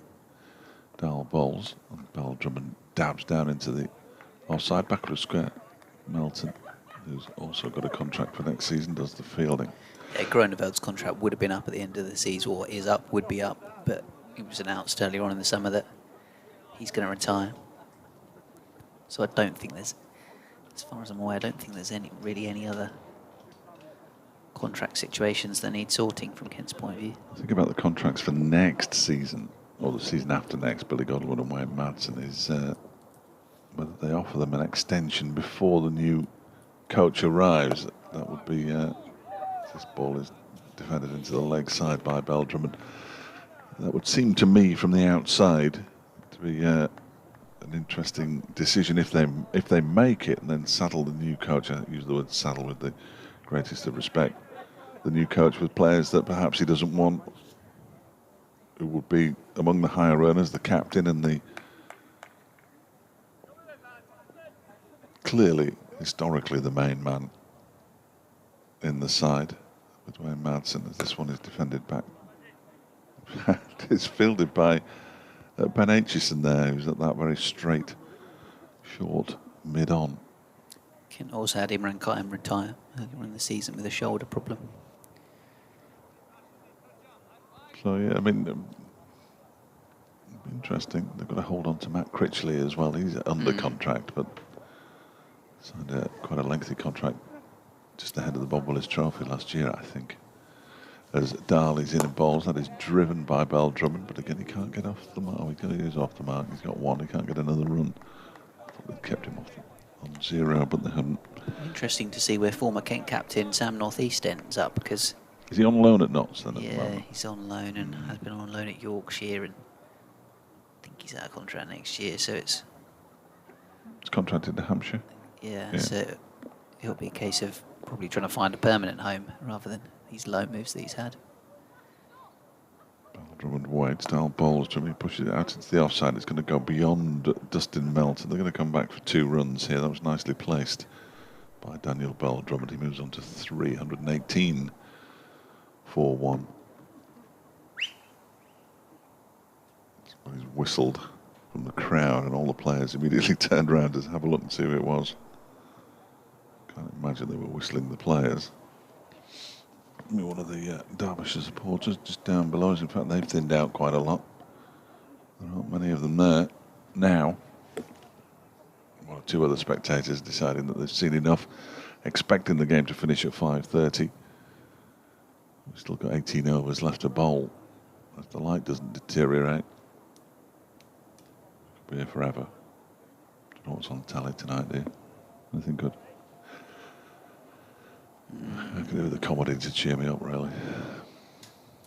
Then again, I could always do with the comedy to cheer me up. It's a perpetual state of needing cheering up. I won't be able to watch it anyway because Everton are playing Burnley, and my temporary landlord is an Everton fan.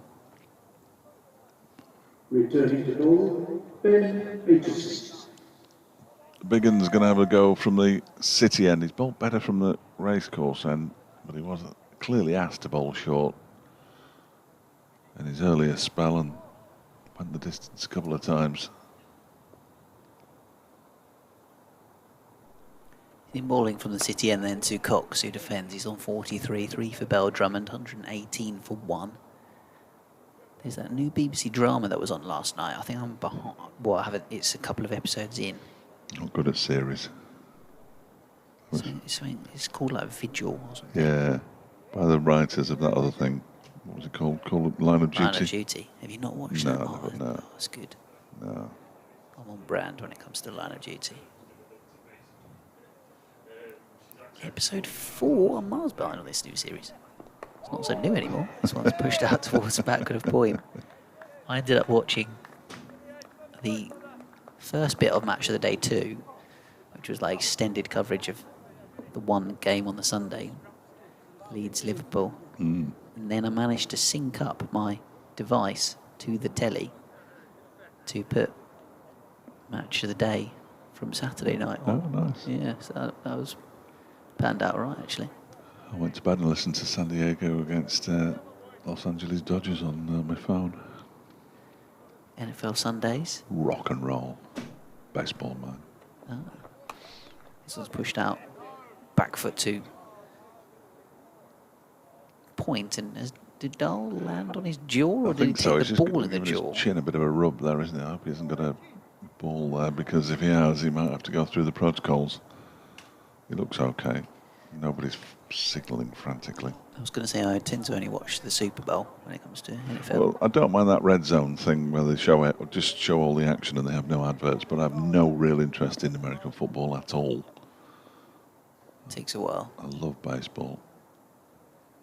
I can watch anything. Anybody who's on. The Red Sox and the White Sox won yesterday. Imagine if they got together. The Red and White Sox? Well, I was thinking pink. Oh. I was envisaging hoops. Like Christmas socks. This one's pushed out towards cover, by the way, from Cox. Chicago and Boston. Chicago known as the Black Sox as well in 19. It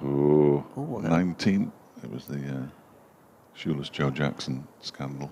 Okay. 9 Men Out. Remember that film, 9 Men Out? Yeah. Great film. Great film. Say It Ain't So, Joe, which apparently is apocryphal, but a little kid went up to him as he came out of court, having been found guilty of fixing the World Series. Say It Ain't So, Joe. Aitchison in and hit square at the wicket by Jordan Cox, who's just starting to show a bit of confidence, and now Crawley's gone, feels like he can expand out of his shell slightly. With a square drive, he brings his score to 47, 122 for 1. Email in from Steve, cakecricket@gmail.com. This is a good one. So we were talking about celebrations earlier on from cricketers, and he says Martin McCaig followed his hat-trick in the 90s with a Ravanelli-style celebration, shirt pulled over his head. Love that. Now we're talking. Yeah. That's about as close as you're going to get to a cricketer taking their shirt off, isn't it?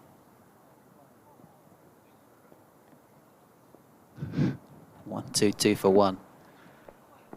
As it's down the leg side from Aitchison. Playing a miss from Cox as he was looking to tickle it away. End of the over, 1-2-2 for 1. And Kent. Bell Drummond on 3. Jordan Cox. 47 lead by 251 runs. Yes. BVB Bloemfontein, who is Renan Steenkamp, I think, out in South Africa, has just sent me a message saying, just wanted to say that you've been watching almost all of Derbyshire's games on YouTube from South Africa this season. Never knew these games were so readily available. Well, they have been the last couple of seasons, I think it is now. He says, anyway, count me back in for next season. So we've got one already hooked for next season. I'm a fan now and you guys better know it, he says. Well, can I just say in response, prepare for some disappointment if you're going to be a fan of Derbyshire from here on in. BVB Bloemfontein. It's all part of the fun.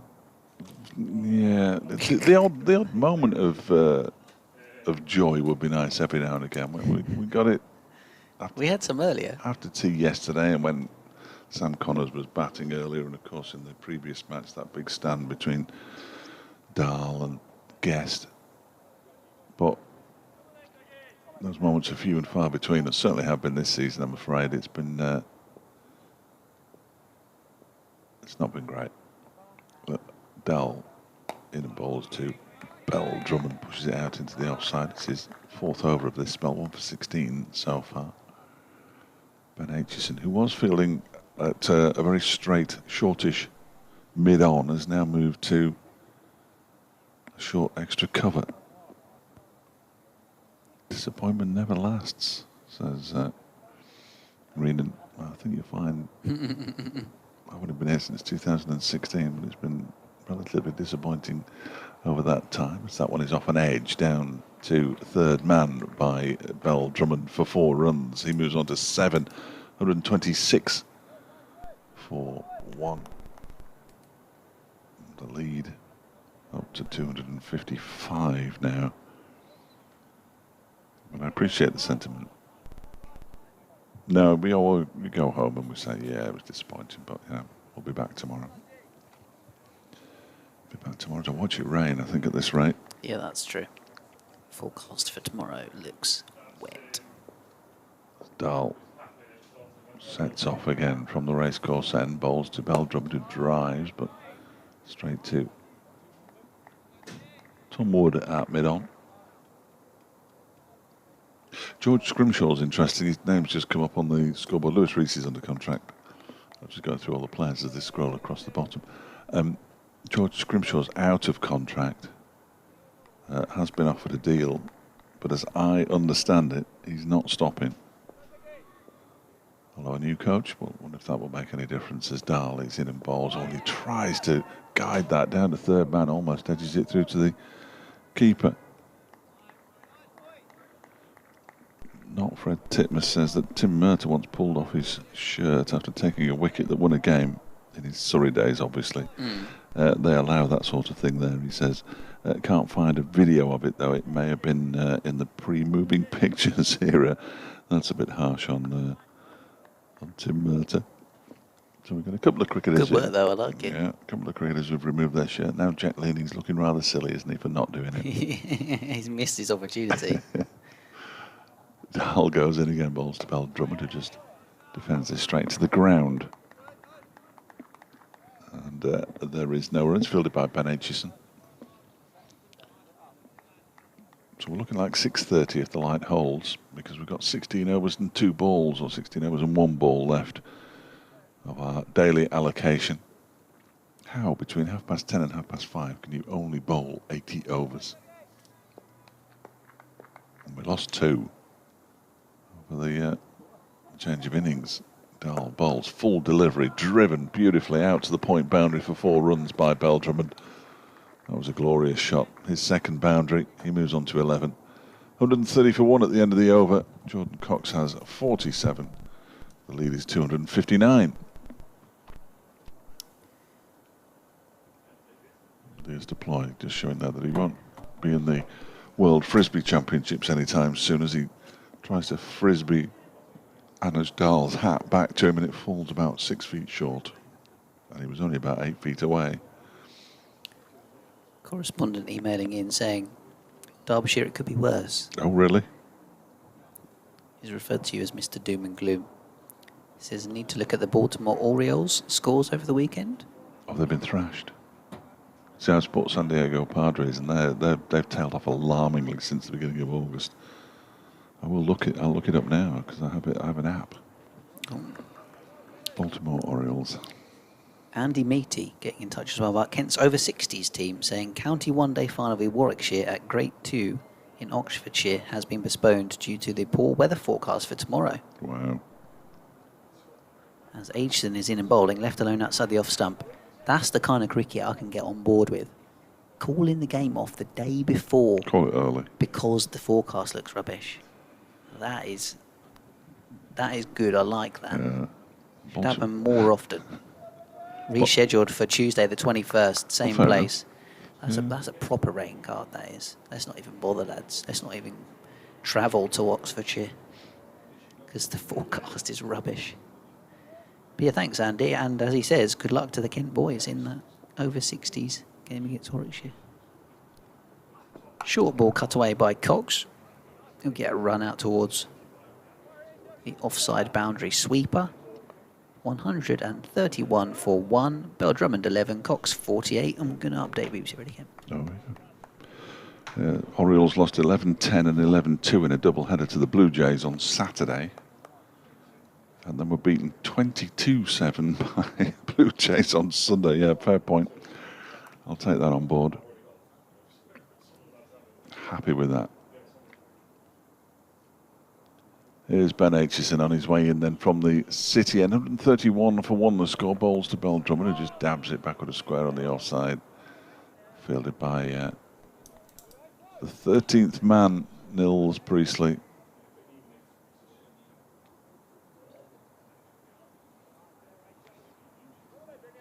And as Dahl has left the field again, has been bowling as well.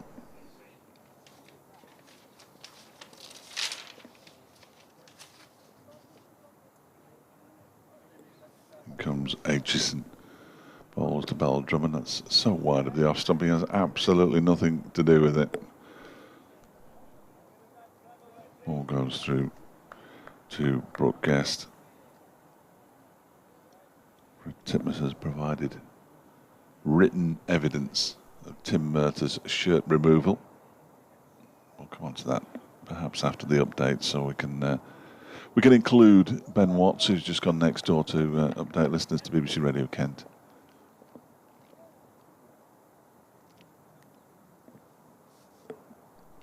Aitchison bowls to Bell Drummond, who just taps it into the leg side.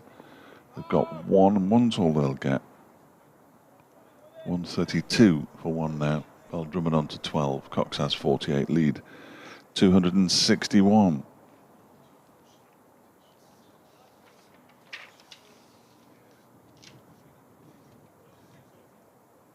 I think I can hear the dulcet tones of David Griffin somewhere behind me. I can certainly hear Dan Wheeldon. He's got a smile on his face despite the events of yesterday. Shrug of the shoulders. Aitchison in and bowls. That's outside the off stump, left alone by Jordan Cox to go through to Brooke Guest on that occasion. 132 for one at the end of the over. Bell Drummond 12, Cox 48. 12th man coming on with what looks like a fielding helmet, so we're going to get some spin when Madsen just goes through his bowling action, but it's going to be Matt Critchley.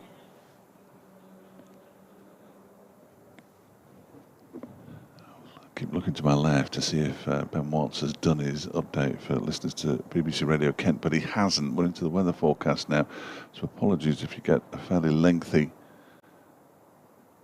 report online as we update listeners to BBC Radio Derby.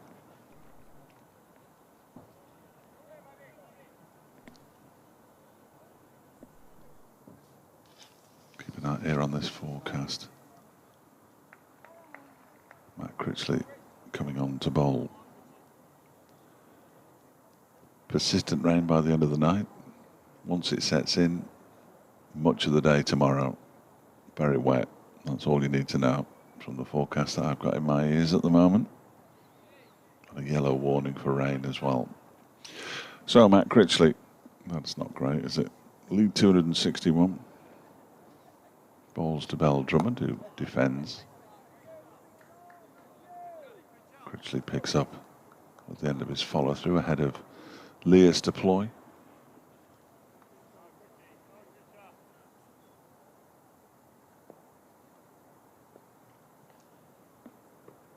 Next delivery is defended back towards Critchley by Bell Drummond. Big stride in.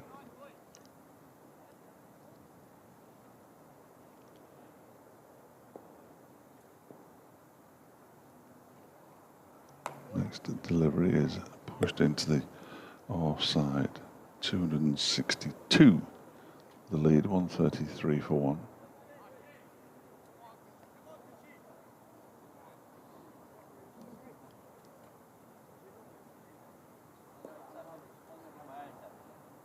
Critchley in again, bowls to Cox, who goes back into his crease. And they'll get just one good piece of fielding out there in the far distance by Ed Moulton. 134 for one.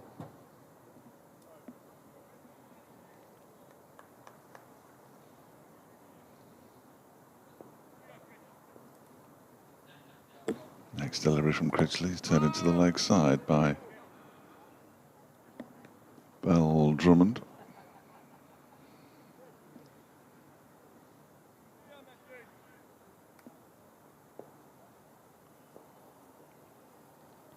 Critchley in again. That one is defended into the leg side. And there is no run.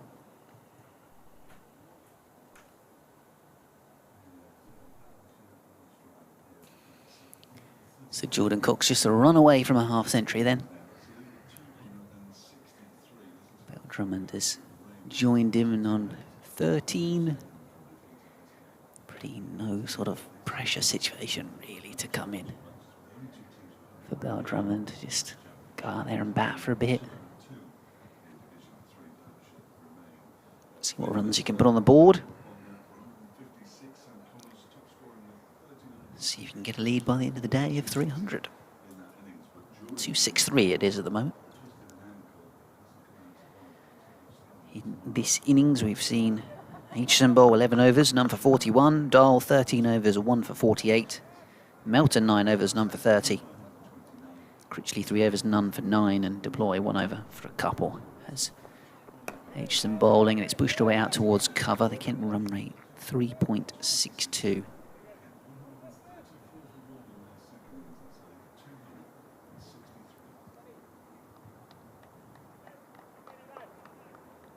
So 14 more overs remaining in the day. That will be another 50 runs to come on this current run rate that they're showing in the innings.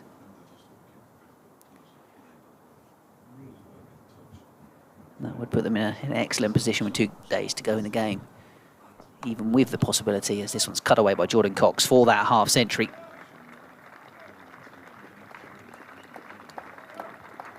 Five boundaries in this patient knock.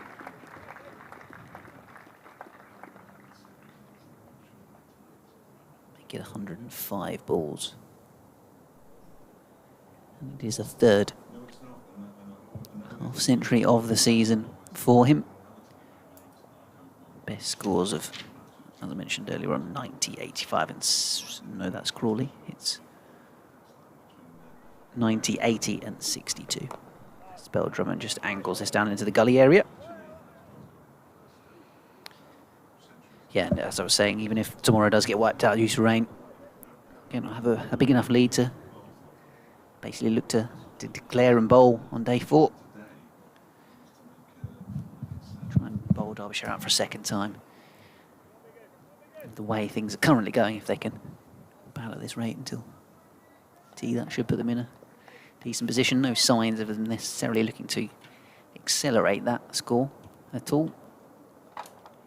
As Bell Drummond faces up to Aitchison, who just pushes it into the covers. Got a bit square, in fact, but for a run. Can I just apologise for doing all that pointing and telling you to get on there? Because it just saved all the listeners online from hearing that one-way conversation.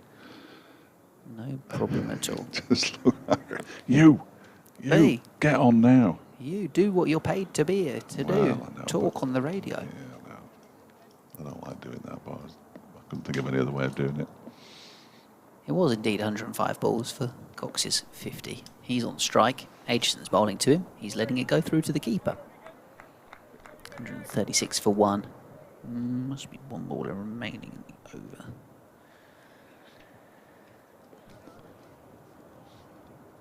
We've had quite a bit of correspondence on the shirt removal front. Oh, this is getting interesting. Well, it's more to do with Tim Merters, because 2 people are having a conversation and I've been tagged in, really. Oh, okay. Not Fred Titmus and Kevin Hand. Any further info? Kevin Hand suggested it was a bowl out. Fred Titmus says, or not Fred Titmus says, yes, that sounds familiar. Aitchison bowling and Cox letting this one go. End of the over, 136 for 1.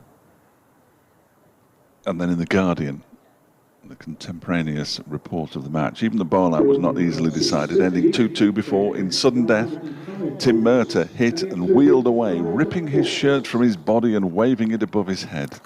It was 55 minutes after the match that had ended, and the venerable old oval had never seen anything like it. That was the report from The Guardian. Thank you, not Fred. Great stuff. Excellent stuff. So he really did miss a trick. He could have gone down in the annals of history, couldn't he, as the 3rd person that we know of to have ripped his shirt off, and he would have been fully deserving. The umpire could have gone across to him and said, look, that's slightly unbecoming of first-class cricket. I think pop it back on, old chap. Oh, a bit of an embarrassment of riches for end of the day. Possible interviewee. Yes, mine's slightly slimmer pickings. Yeah, I don't mean to be snooty about it, but got Grant Stewart's 5 wickets. Jack Leaning grabbing everything. Oh, I'd love to hear from him. I'm kind of thinking that he's the one I'm speaking to. How much of it is from his upbringing? That's the question we need to know, or the answer we need to know, isn't it? Really, with his dad being a professional goalkeeper, Matt Critchley in from the racecourse end. Bell Drummond defends it. He's been brought up in one interview already this season because he took a catch. Oh, okay. I think it was in a T20, and he was sort of slammed back to him, but quite low.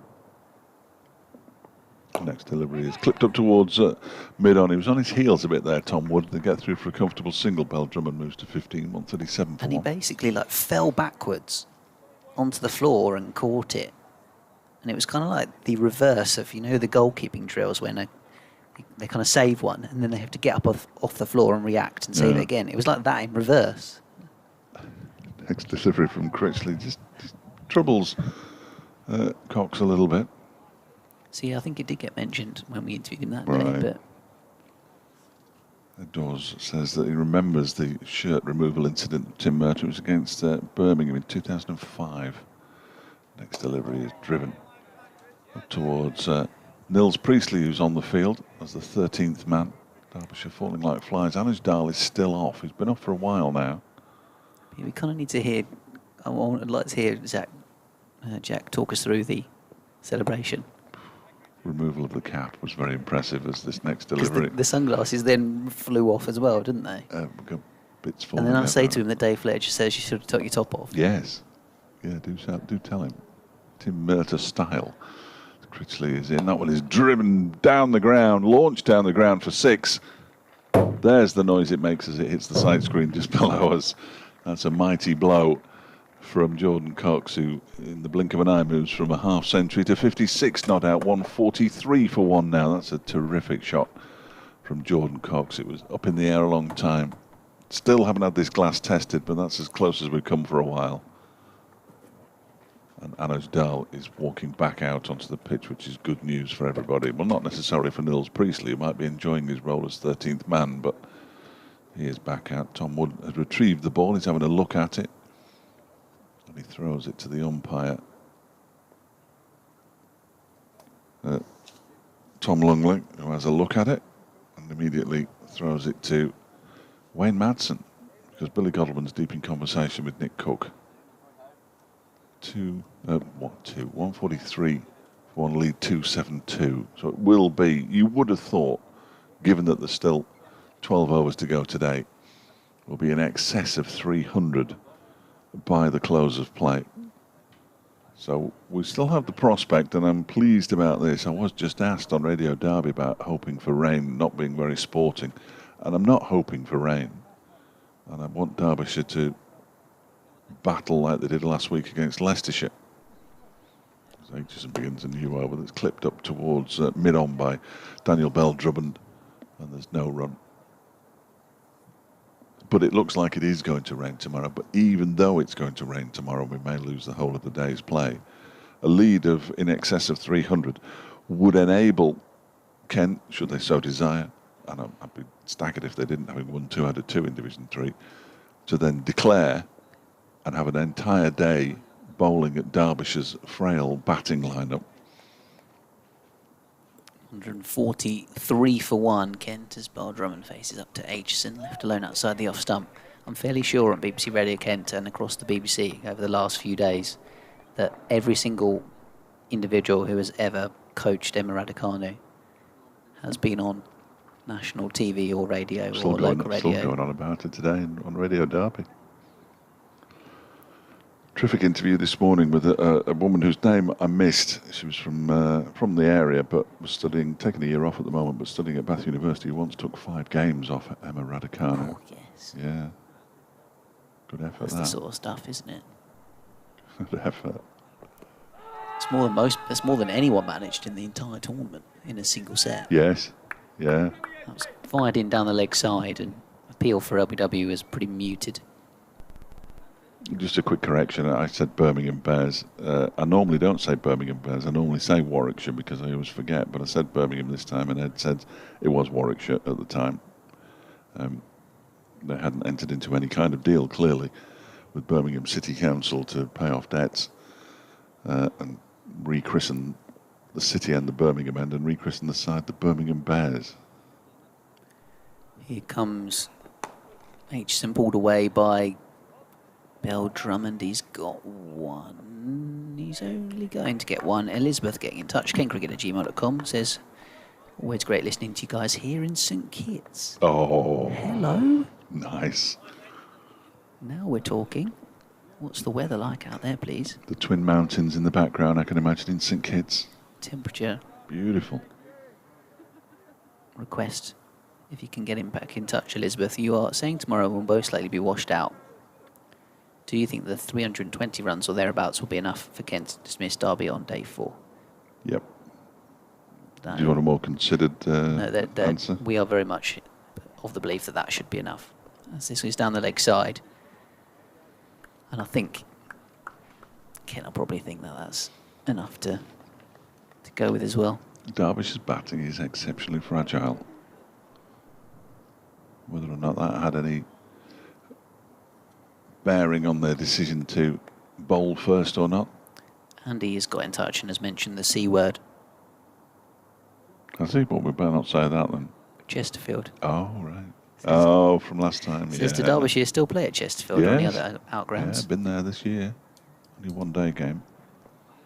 Clipped away by Jordan Cox for an easy single into the onside. He says, I recall the famous occasion in the 1970s when snow stopped play at Buxton in July. Yeah, absolutely. Derbyshire against Lancashire, David Lloyd, Clive Lloyd, they were all there.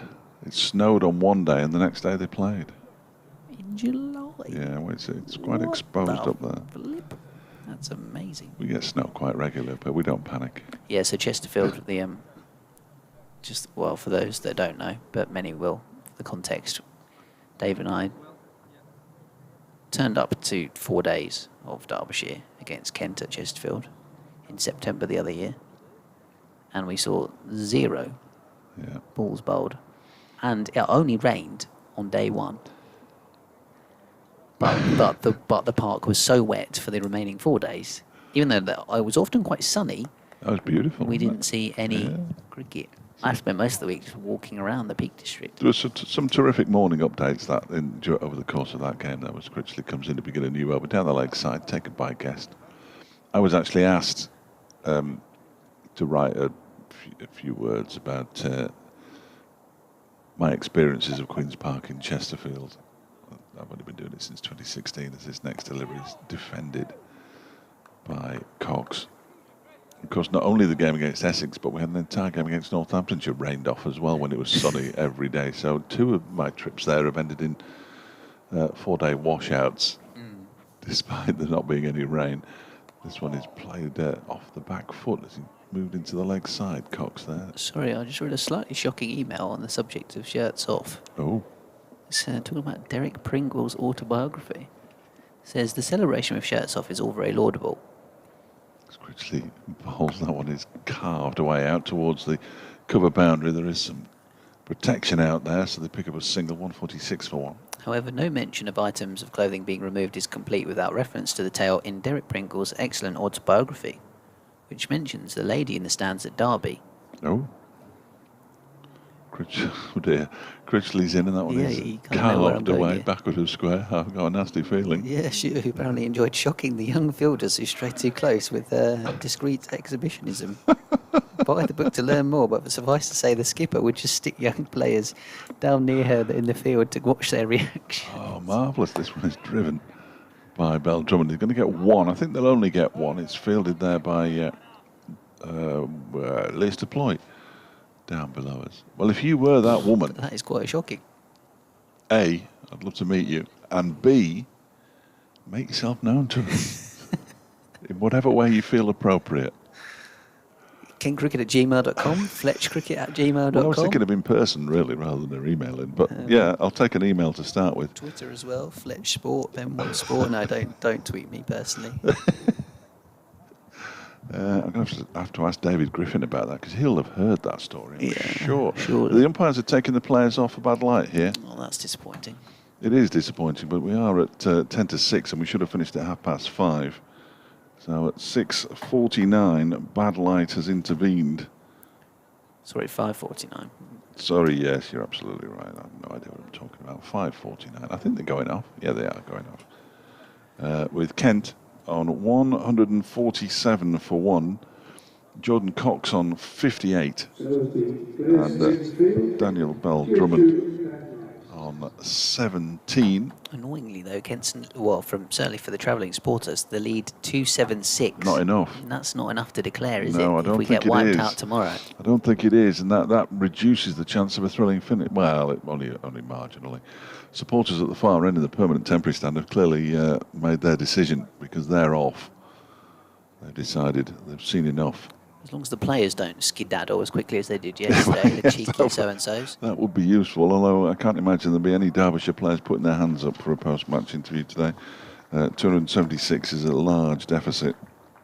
I'm going to write that on my hand because I don't think they're going to come back, you know. I don't think it's going to get any lighter at this time of night necessarily, and I think that could be it. The umpires won't call it off yet because we still have... How many overs have we got left?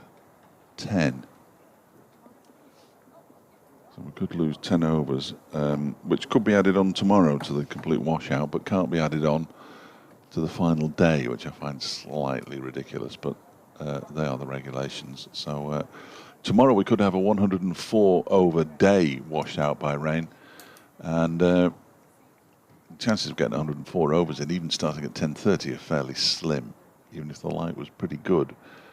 As out comes Neil Godrich, the Derbyshire head groundsman. He's not bringing the covers out, he's just walking out slowly to have a word with the two umpires. See, not necessarily the end of play. Thank you, John. But at 147 for one, the lead is 276, as we said. Cox 58, Daniel Bell Drummond at 17. And unless that lady who used to scare the youngsters has made herself known to us, I'm not interested in any more emails. No, I am. But, should we knock it on the head? I think we should for now. We'll knock it on the head for now, but if there is any play, rest assured, you won't miss a thing unless we miss it here on the BBC. We'll be back if there is any more play. Thanks for your company today if it is the close.